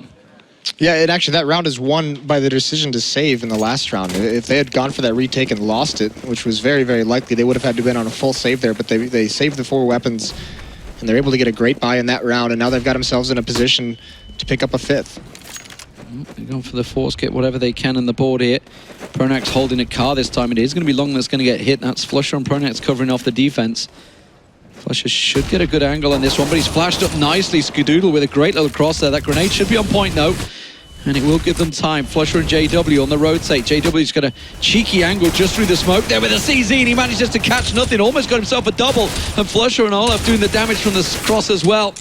And well, this is just Freakazoid, the one man remaining. That shot from JW looked like it was on point. Doesn't get the second chance, but he is all alone. He should get taken down, and he will. And it is a 10-5 half in the end. Nonetheless, very good half for Cloud9, but could have been so much better. Yeah, well, I mean, Fnatic, that last round there, you see just one kill. Skadoodle gets that opening with the AK-47. One kill from JW just changes everything. Everyone starts peeking. He gets a cheeky one pushing through the smoke around the edge with that CZ, and then everything around that just collapses. Smart play, just that one player in A just falls back towards that quad box and plays it patiently. I think 5 rounds is not good enough for Fnatic, honestly, playing the CT side of this map. But if they win the pistol round, I still think they can be competitive. Yeah, good point from the admin. Just reminding the teams that they have actually both used their paws as well. Obviously, in that first few rounds, I think it was 9-3, wasn't it, when they went for it? So look at this. Fnatic are going to go. Well, they look like they were going to really quick B. They had a guy spotting as well, but they do slow down. Shroud and Freakazoid are pushed out a cat. They've already got information. They know mid control is completely clear, so they know it's either B or Long. They're going to be in a good position to rotate. Sean gets himself a double. Nothing as well. They get cut down in tunnels. Sean with a little cheap peek up and down. Shroud comes through. Like you say, that was a slaughter, and that is really what Cloud9 to get their teeth into this one. Dust2 was their choice. I'm a bit disappointed, actually. I've seen some great pistol rounds toward the B-bomb site for Fnatic, where they set up behind that smoke that goes up with flashbangs. They pop the flashbangs through, and then they run in. This seems like a lot more of a coin toss, essentially. Yeah, if you're not going to have the smoke, actually look at this mid push. Cloud9, they do not want Fnatic to have anything, so it's going to be on a huge flank here. Nothing right up behind them. What a grenade. Pronax has sensed it. Pronax has sensed it. He's going to come around, but it doesn't matter. He's going to get the damage done. Gets himself 1-2. Can he get a 4th? Not going to work out for him. Olaf should come around the back of him. He's backing in towards him. So Olaf, no, he won't. Nothing turns around, has the support. That is exactly the aggression that Cloud9 kind of need, and it paid off. Nothing going big. That was an insane grenade being thrown there. By Shroud from the A-bomb site right in the corner. That was beautiful, especially with that flank coming in just at the right time. He's able to mow him down pretty easily. And a force buy for Fnatic. This is huge. This is whether it's going to be a comeback or not. Olaf comes out, does manage to get nothing down. Freakazoid just around the corner. He's been struggling a little in this game. Only got 5 kills, considering Cloud9 are 12-5 up. And that is pretty low. Shroud, yeah, Shroud with the P90 could mow them down. Surely, nothing just did this. They can't fall for it again. Well, or they're going to think no one is that crazy, but Shroud is, and takes down Crims, who had the bomb. They can pick it up again, but still, this is going to make them spend a lot of time, because if there's someone that far up on the map, then wherever they go, they have to check every single corner and be real careful. So, also because they only have 2 smokes left, it puts a limit on how much Fnatic can actually execute in this round. Yeah, and Shroud wisely falls back, stays alive, keeps the man advantage, doesn't give it back up by trying to go for another kill. The question is Cloud9 going to be able to find information? They have no one actually peeking for information, so they're just they have Shroud at the quad box, they have Sean at Catwalk, so they have 2 men over at A, which looks like that's where Fnatic's heading, but they're not going to know about this until they hear the smoke plume for the cross. And Shroud's going to just stay hidden as well. I don't think he's going to show himself until at least that bomb plant's going in. Sean Gez is going to be with Mami. Yeah, look at Shroud just staying hidden behind that box, not giving up the information. He's going to pop flash himself out any second. Now he knows for it. Doesn't manage to get it in time though. Second flash comes in. The rest of his team are going to join him, but they're a little late on this one. Skadoodle finally there with the scout. They've managed to keep Pronax pinned on site, but the spray down from Shroud is not on point. And Fnatic will hold off. Just Skadoodle standing, and he'll get taken out. It was a plan setup from Cloud9, but well, Fnatic just didn't fall for that. They read that situation well. Yeah, I would have liked to have seen Cloud9 have someone be a little bit more aggressive with the man up. You have the manpower to do it. Try and find the intel of where they're going so you can put yourself and your teammates in a better position to defend against that. Instead, it's a free plant for Fnatic, essentially, and trying to retake with SMGs and P90s, you know, at angles where it's only headshot angles. Yeah, so even if you get a headshot, you're not going to kill anyone with it, most likely. Yeah. Then you got to get a second one, and it's just a hard angle to land that. Maybe a bit questionable. Cloud9 actually do buy up in this round, which means, for one thing, SHROOOOOD won't have the EWP. They only have a couple of grenades, which means any kind of retake is going to be very nearly impossible. They kind of got to shut down Fnatic here before it even gets that far. Shroud defending deep as well with Freakazoid, so they've stacked out on long. That's left SHROOOOOD pretty much all alone on A site until they can go and cover off the angles. They did get 3 members at Cat, and they had a little peek towards his mid, but Cat play maybe where it goes. Flusher's just going to be the man that distracts around the side. Olafmeister's going to join them on Catwalk, so it's going to be a 4-man, possibly a 5-man if Flusher joins them, all bursting out in Cat, and there's absolutely nobody there from Cloud9.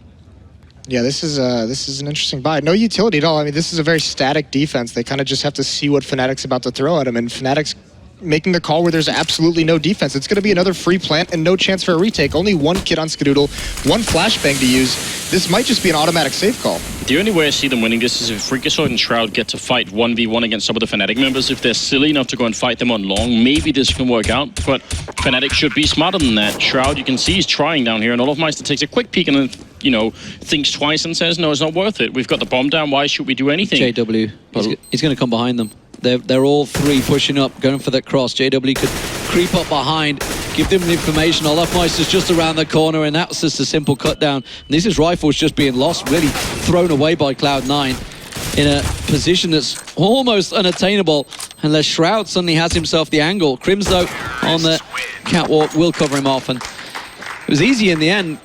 Cloud9, like you said, you were questioning whether it should have been a save, and well, obviously in the benefit of hindsight, it absolutely should have been. I didn't like the call for a buy when you have that kind of a lead and you have that weak of a buy with no real utility and only 1 kit. You might as well just save fully, get SHROOOOOOD the op, get everyone their nades, and then after that, once the bomb site gets taken and you're in those situations, if you save again and you get the money for the next round, then you can buy full nades behind an already full buy. Yeah, it's also given the map, isn't it? I mean, if we were on Inferno and they buy a bunch of FAMASas and smokes, maybe we could be okay with it. But they've got SHROOOOOOD, yeah, and he should have an AWP. Great double kill, though, taking down JW and Crims. That's going to give them 2 rifles to work with as well. Oh, no. Fnatic, they're trying to make this comeback work, but it's proving a little bit difficult. Flusher, though, going to have a very good angle to take down nothing. So at least they managed to stabilize a little bit. Well, that molly's going to cut him off from the bomb for a short while, but Olaf's completely behind him. Freakazoid should get caught off guard. That'll be an easy spray down in the end. What started off as a cheeky little play from SHROOOOOOD catching around there. Shroud's still holding the angle, but yeah, he's going to get smoked off. Olaf's just going to wait for that spray, expect the reload. Ooh, got the tank through the smoke, but not able to close it out. But it's a 2-on-1 from what was a full eco for Cloud9. That's still a very good situation for them. Yeah, I like that play on the flank from long. Once the call came in that Cloud9 and pushed into lower B, he has that intel and he takes the aggressive stance to flank all the way long through CT spawn. He really bails him out of a tough spot. He makes a play away from the aggression of his opponents and finds an opening. Either way, I mean, there was nowhere for Cloud9 to fall back once they're in that lower B. I mean, they're under too much pressure. They don't have the cover to fall away. They had to at least get aggressive in some other route to make their own avenue of escape. Shroud, if you can get another kill here on Pronax, actually be pretty big. Just make sure that Fnatic's comeback is going to be that much more difficult. But it's not going to happen, and we will be looking at a 12-8 scoreline. So I was looking at around 4 of them with pistol. Well, they sent 1 to B, but 4 of them were just stood at mid doors. Obviously, there's no timeout, so I'm pretty sure they must have been using that as a good time to have a chat, have a little look, see if we can get anything lucky. Obviously worked out a lot better than they could. They've gone for a second save.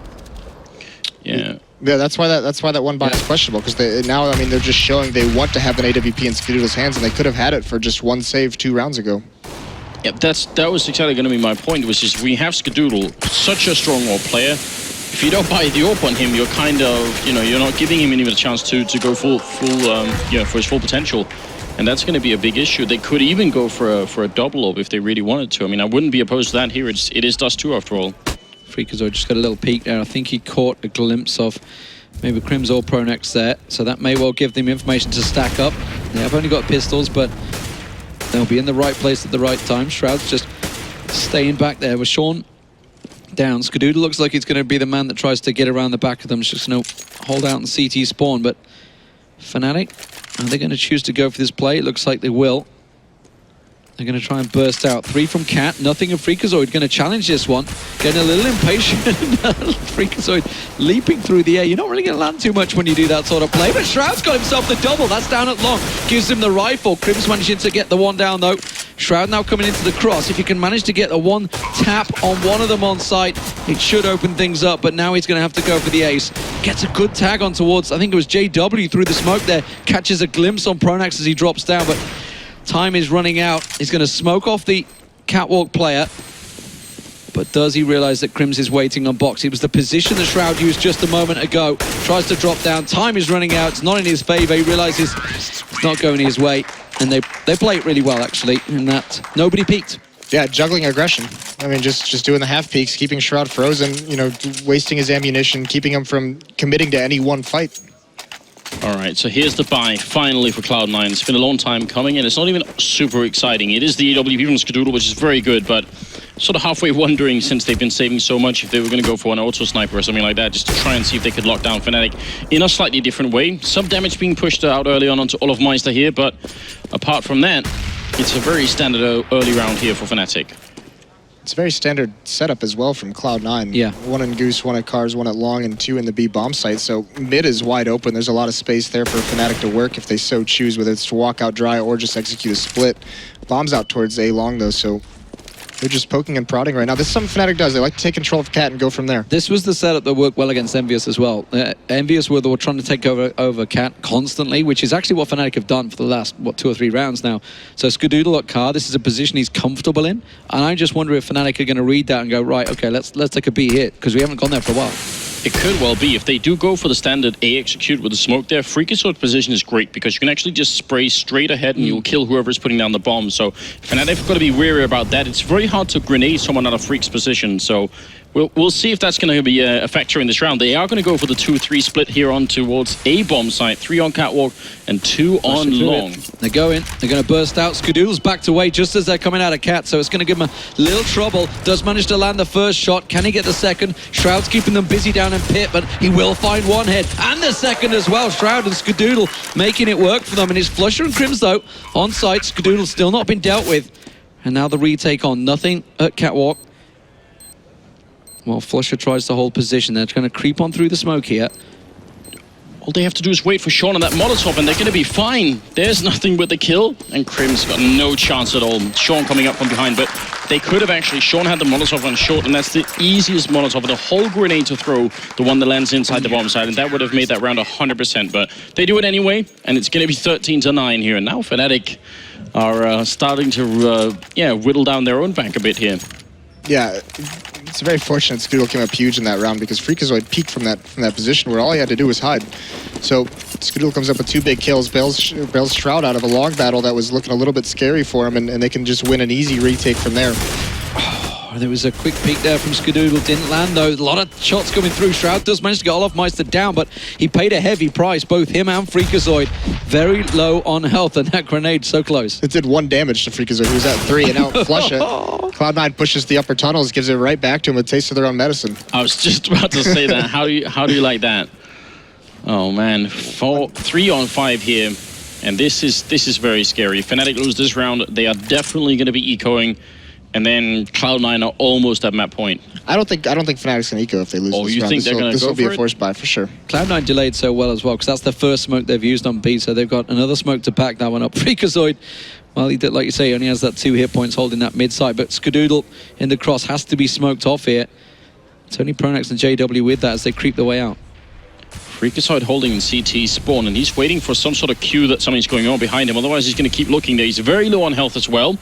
And now JW scoped up, looking for some kind of opening. But look at the clock here. 30 seconds left. Skadoodle's going to spot them, and he wants to go for the peak. Freak is going to go down, but he did pick up Pronax beforehand. So it's still a 2-on-4 right now. And as Sean gets the kill, that pretty much seals the round here. JW trying to do his best, but he can't win this round any longer. It's a 1v3. The bomb is dropped, and he's got 15 seconds left. And if he loses this AWP, they are not going to have it for the next round. There's Shroud with the kill. No bomb plan. Let's see if they're going to go for the force up here, if they're going to go for overtime. They've got nothing. They've really got nothing. I fully expect like a Tech9 train at a Fnatic right now. I'd be very surprised if they did it. I feel like this, even for Fnatic, is a stretch. All right, I'll give you that one, Anders. Okay.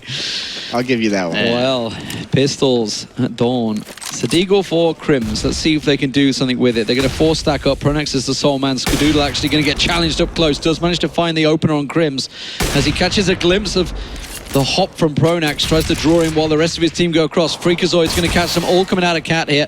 That grenade should do a lot of damage. It will catch them on the back. Olofmeister almost taking it square on the chin while Shroud comes around to back him up. And they have this covered off. Tried to drop down. They tried to challenge Skadoodle, who very nearly jumped into the crosshairs of Shroud there. But this is it. This is map point to take it all square at 2 apiece. Going into Inferno. You want to know what might have won Cloud9 this match, or is putting them in a great position to do it, is that run they went on after winning second round in the first half. They go on that run and they're up 8-1 or 9-1, and Fnatic has to call their pause then. That pressure that Cloud9 put on them so early on in this match, because you talk about it, every pause Fnatic has, it seems they win the next round, and they're not able to make an adjustment with the timeout here in the second half. And we talked about hero plays from Shroud. He was the man that started things off with that 4K. He's at 29 again. This just like he was in Cobblestone when they won their first map. Shroud went huge, went missing on cash, completely disappeared, and they got absolutely destroyed. But it's going to be a fast play from Fnatic. They managed to take down nothing in window on B. That's left Shonges all alone around there. He tries to challenge onto Flusher. This is not over yet, ladies and gentlemen, as Skadoodle finds one. Doesn't manage to land the second onto Flusher. Does it the second time of asking. Bomb still not planted. Flusher, Olofmeister's going to make his move for that. Pronax is making himself awkward though. He's going to drop down into CT spawn and get around the backside of them. Oh.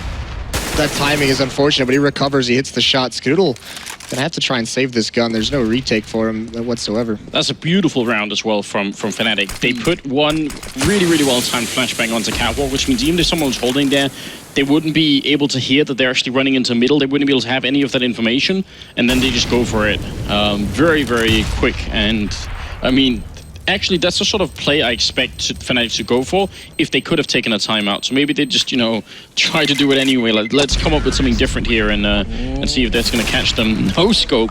And AWP is going to be saved going into the 26th round. That's crucial. He has so much money now. $10,000, I believe, was on Skadoodle before this round began. He can drop so many guns in the upcoming rounds, and it might be necessary if his team, next round or even the round after that. Well, nothing in Sean do manage to get across without being tagged up or anything. JW was peeking it, but didn't manage to find anything. Olaf with a quick peek early on there. Sean Gares does manage to get the smoke down. They went once again for that long peek, but nobody this time around from Fnatic was challenging. Skadoodle and Freakazoid. Freakazoid's trying to get back into Goose as Fnatic make the way for Cat. This is going to be a 5-man Cat push coming out of Fnatic. Surely someone's going to be waiting behind here. Olofmeister is by the door, so I'm really happy to see that. Don't want everybody on Catwalk. That's maybe a bit too much. Let's see if Skadoodle can do it one more time. He's flashed, and Pronax with a beautiful opening headshot to take him down. Freak playing this position, but they are going to triple check this one. They line up. He gets what is going on? Flusher finally drops him. A big mistake for Fnatic. There's no reason they had to do that. And now Olof and Flusher are going to be left here. Oh, welcome, ladies and gentlemen, to the Cloud9 apocalypse. It's going to be just the 2 Fnatic members left to try and stop Dust2 from slipping out of their hands here. Flusher holding up 15 health. Flashbang in. He's going to get the first kill. Keep spraying, but now Olaf is very low on health, and they have got no more grenades. There's no kit, though, on Cloud9. They've got almost no time. If they die now, he jumps and gets the shot, and that's probably going to be the round. Shroud can't do a thing here. Flusher picks up a quad kill in return. What an incredible round. Wow. That is so devastating. First of all, Freak, that's a mistake that Fnatic rarely makes. They don't even look that way. They didn't look that way whatsoever. They line up, he gets amazing kills, puts Cloud9 in a great spot. They even have the space to run up the ramp but just not trading out Flusha quick enough at that single box. I think it was Pronex went to look that way, and I think 2 team members came across looking the opposite way, looking down long, and they just completely blocked his fire. And he's just like, I'm either gonna have to shoot through you, or we will die. And well, they died. But nonetheless, 15-11. This could go 15-12 easily. And can Cloud9 make sure they don't choke like they did before over on Overpass? I thought what was going to happen up with Goose there was just the first guy, if he just jumps, it doesn't even matter if he gets killed. The other 2 people will go in and kill him, and then you win the round. So all you have to do is have the first guy jumping, and unless Freakazoid can somehow hit an instant headshot and transfer the spray onto the next, like the amount of skill you have to do is get multiple kills if the first guy's jumping. It's almost unreal. Or I mean, even Fnatic sometimes, at times, they'll send one person out just to see, like if just one person goes, it was the fact that they lined up. You can send one person, doesn't matter if he checks it or not, because he'll die, and then you have players left for the trade. Well, that was that looked like it was going to be the round that closed the map for Cloud9. I was actually quite sure there was almost no way that was going to work out, but the lack of a kit, I think, also meant that Cloud9 were going to be maybe a little bit anxious. That's a good point, because I don't think SHROOOOOD didn't drop a gun for anyone. So, I mean, if he drops a gun for someone, they're able to buy a kit. Yeah. Yeah, I mean... Still sitting on 8.6k as well. Obviously coming into this one, they chose to save that nade. Finally finishing off Shroud, who was causing himself being a bit of a nuisance down in CT spawn, but they are just going to use this round to discuss exactly what to do. They've pretty much all been sat in B site with pistols. You know, they're in a full save with these pistols, but obviously using it around to discuss the problems. They both used their pause in the first half. So this will be 15-12 for Fnatic. Keeping hold of just about everything. That's going to give them the full utility going into the next round. And Cloud9, it's going to be a very tense rifle round for them coming up. The good news is SHROOOOOD's going to have an AWP. That's the big thing.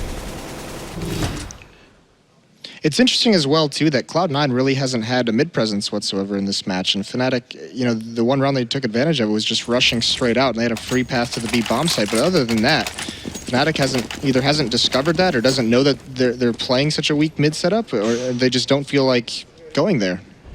Yeah, you're not quite sure at this point, really. You got to admire Fnatic for sticking in this. You know, they're really not letting go of this map easily.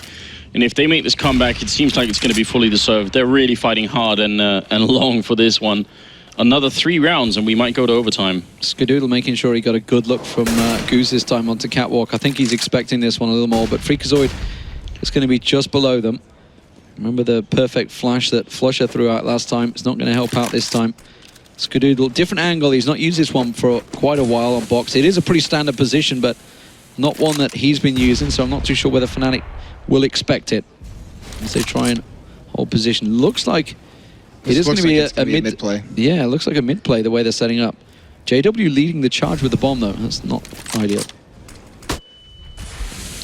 The problem is that the 2 people holding B have almost no grenades. They don't have Molotovs to hold in window or door or anything, so if Fnatic just make their way into middle, Cloud9 are going to have to do this with just raw aim, otherwise it's not going to work out. The only thing here is the clock. It's a bit of a problem. If the bomb drops in middle, then there's only 30 seconds left by Holophmeister with a powerful opening, and Sean last man standing. Fnatic, they're looking for that overtime, and right now they're not far off. Great headshot there from Pronex to take down Sean Gears. What a team. Yeah, instant save call as well for the remaining 3 Cloud9 members, so you're going to have to see an adjustment out of them on this defense next. They cannot keep giving Fnatic complete mid-control for nothing. I mean, especially now that they just realized Fnatic did that slow. You can get away with it because they did that last time so fast that it was basically just a gamble. But this time when they do it slow, they discover that Cloud9's not putting anyone there, not even in CT spawn, to spam through the smoke. Well, SHROOOOOD's about to get challenged down in pit here. It's JW that's creeping his way across, and look, it's going to be Holophmeister to be the distractor. They know exactly where he is, and that is critical because SHROOOOOD will not have the orb. If they can recover it, Freakazoid has to try and get in pit, but he's going to get caught up as well, and that is a serious problem now because Cloud9, well, they don't really have enough to buy up. SHROOOOOD can go for it, but they're going to have to save. They're going to have to save. They're going to have to play for tie game or lose. Wow, I can't believe it. This is getting very scary at the moment for Cloud9. Again, a team like Fnatic, if it gets to overtime after such a long battle here, I think they'll have the mental advantage. They will sort of be able to reset and maybe even celebrate a little bit as they make it to 15-15. And Cloud9 are going to be hating themselves. Yeah, you know what's going through Cloud9? Oh, look at this. This is just Overpass all over again. JW is going to get caught out from the side here. Skadoodle manages to find him, and that's going to be a weapon picked up. They're going to try and challenge them, but, well, Pronax and Crims are now coming out. Should be able to catch them out unless Freakazoid manages to land any of those shots. Sean Garrett is going to try and pin them in, but without the weapons, without the rifles, they're just losing out in the duels. Should be easy. Freakazoid does manage to land the shot actually in that trade, but they only managed to get 2 out of it. Now they can get weapons. Now this is it. This is the game. It's either a tie, overtime, which we haven't had so far, or Cloud9 can drag it into a 5th map. Oh, the auto sniper dream Double is never going to come true. Double up for Fnatic. Flusher and JW, they're going to... It's JW that's going to peek. It doesn't manage to land a leg, but Freakazoid sticks in mid this time. That's definitely an adjustment. They haven't smoked out over at B site either, which JW is scoping at the moment. I'm actually disappointed Fnatic didn't go for a bunch of auto snipers trying to shoot down middle. They had the money for it anyway. Might just try and spam those doors and see if you can get a lucky shot in on someone. Because the 30th round, not like they're going to be using the money in overtime, so... Yeah, could have been fun eventually. Oh, that grenade is right on. They've gone for the turret. This turret stack, is it going to work out? No, instead they're just going to get mowed down. And nothing, and Freakazoid completely pinned out. This could be overtime. It should be overtime. Sean Gez has tried to push out of B. He's going to tunnels. He's going to find Pronax coming around this corner in a minute. If he can catch him by surprise, but instead it's Sean that's in now a really awkward situation. They flash him around the corner. They know that he's there, and they're just going to take him down easily. This has gone horrifically wrong for Cloud9. They had this game in the bag at 15-11. All they needed to do was close it out, and once again, they have struggled to finish off the map. And now, well, the nade is going to take down Crims, but I think it's just simply a matter of pride now for Cloud9 to try and get something from this one. A 2-man take on B-side's 9 impossible. They're going to try anyway, rushing in there, trying to use the opposite shotgun, not going to work out. What a comeback from Fnatic. Honestly, the mental strength it takes to keep in a game like this is not easy at all, but they did it very well indeed, so I'm super impressed by them. That is... Yeah, that doesn't happen too often. Another collapse. Cloud9 at 15 to what, yep, 9, 15-10, and just can't get anything from there. And that last round, to lose it when you're trying to do a stack in mid to peek up catwalk like that, and 2 members just get sprayed on instantly.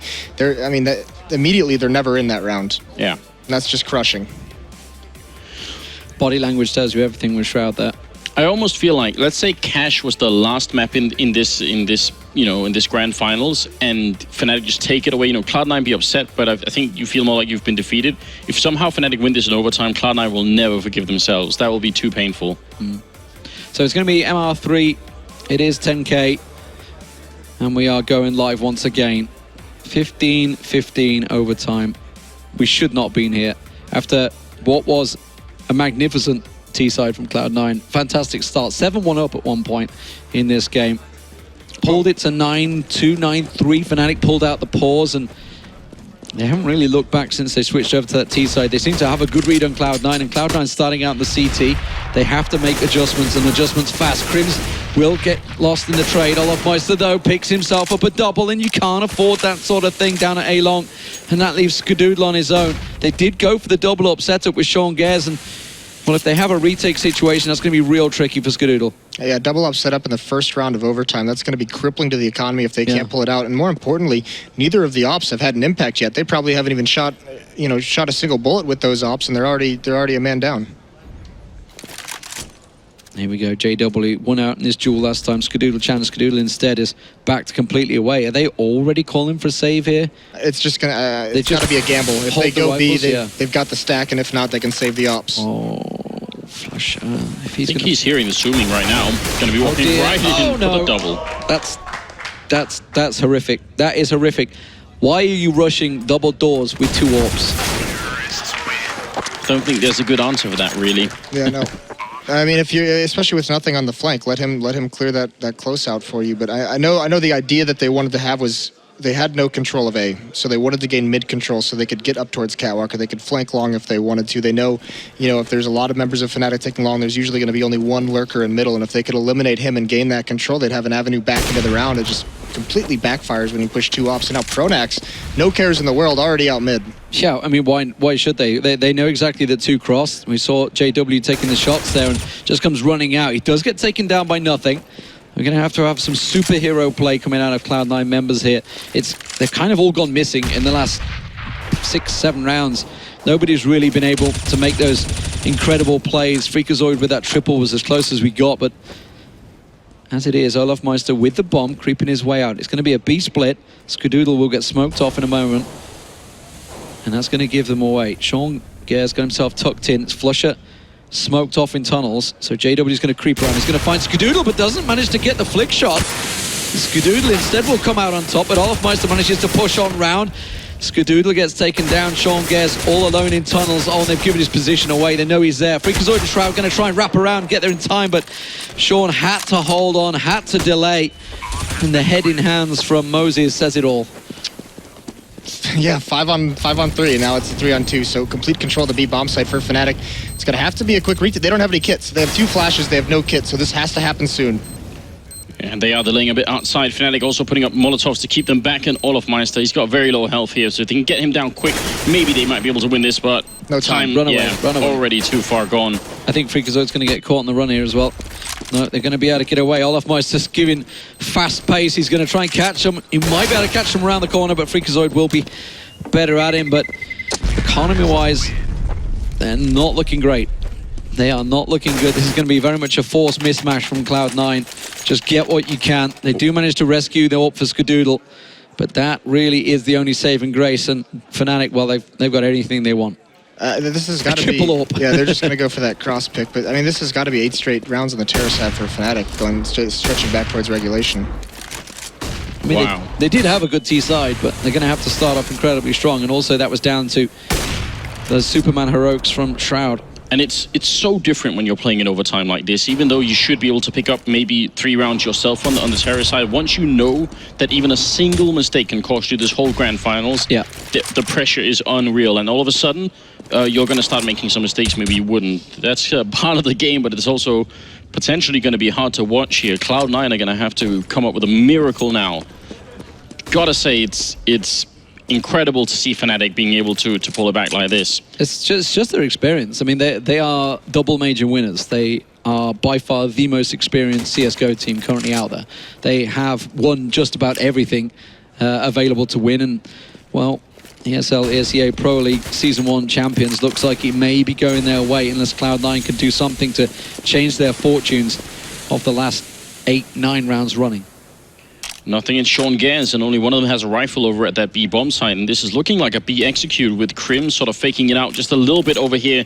And again, no one holding middle at all for Cloud9. There's no control, not even any information to tell that this is going to happen. So they're only going to know by the time they're getting shot at in that B bomb site. Nothing, holding close here with the M4, and they're coming through the window any second. He's going to go down, and there it is. 3 rounds in a row here in overtime for Fnatic. There is nothing they can do to retake this. Yeah, I mean, you know, Fnatic has a good read on the defense when they do a mid-B split, and they don't even smoke off CT spawn. They actually just smoke out the ramp. Crims is going to drop down, grab 1 more, but a 3-on-1 Shroud. He has a kit, but this is just an insane situation that you have to pull, especially eating a grenade like that. Spammed through the door, smokes everywhere. Time is ticking. And even a molly, just for good measure. Well, I mean, that's what you get when you win all 3 rounds on the T side. You got the utility for days. They didn't need to waste anything going into that B side. It was a simple B split that they did all 3 rounds. Very easy for Fnatic in those few T sides. And that's also sometimes the problem, especially when Cloud9, you go to this overtime situation. The fact that they lost the last 6 rounds on CT, they were already on tilt. They were already having problems. And then to go into overtime and lose another 3 rounds, it's not looking good for Cloud9 right now. Yeah, the biggest horror about that is that they lost him very much the same way. They lost him because they had no presence in mid whatsoever, and they never changed that.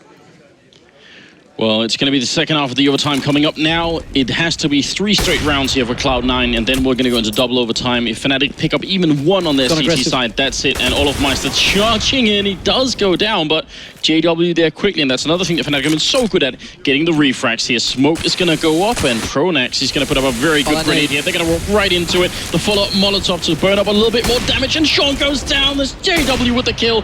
It's looking great for Fnatic. They've done it time and again. 2 major championships, and here it is. They are your victors here at ESL ESCA Pro League Season 1. All too easy at the end there for Fnatic. They will take the ESL ESCA Pro League, like you say, and it's just really... Cloud9 are going to look back at the Overpass game and this Dust 2 game and think, you know what?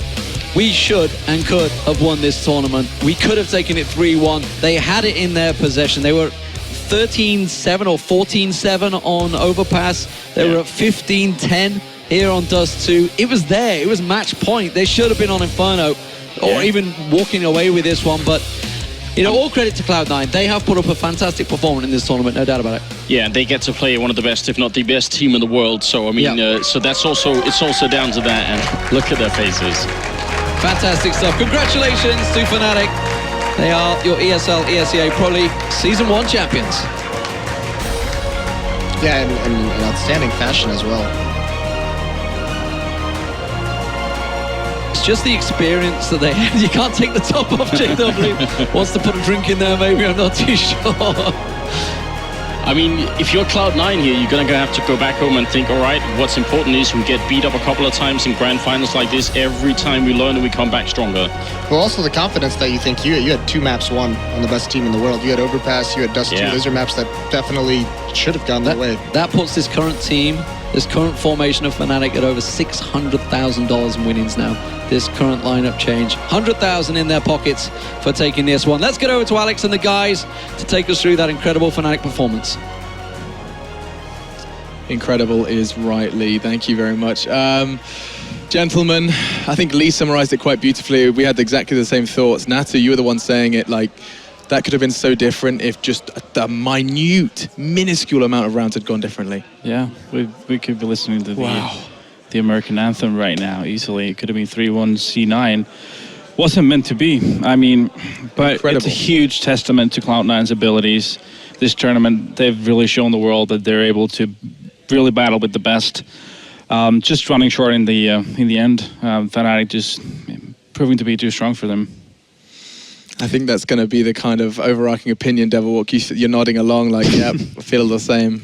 Yeah, but yeah, I'm happy Fnatic actually pulled through and worked through very unbiased, very unbiased opinion. Right, okay. No, but I'm happy for the guys. They've struggled a lot this tournament, so I'm happy they're back on track. Their comms today were excellent, even though the games like.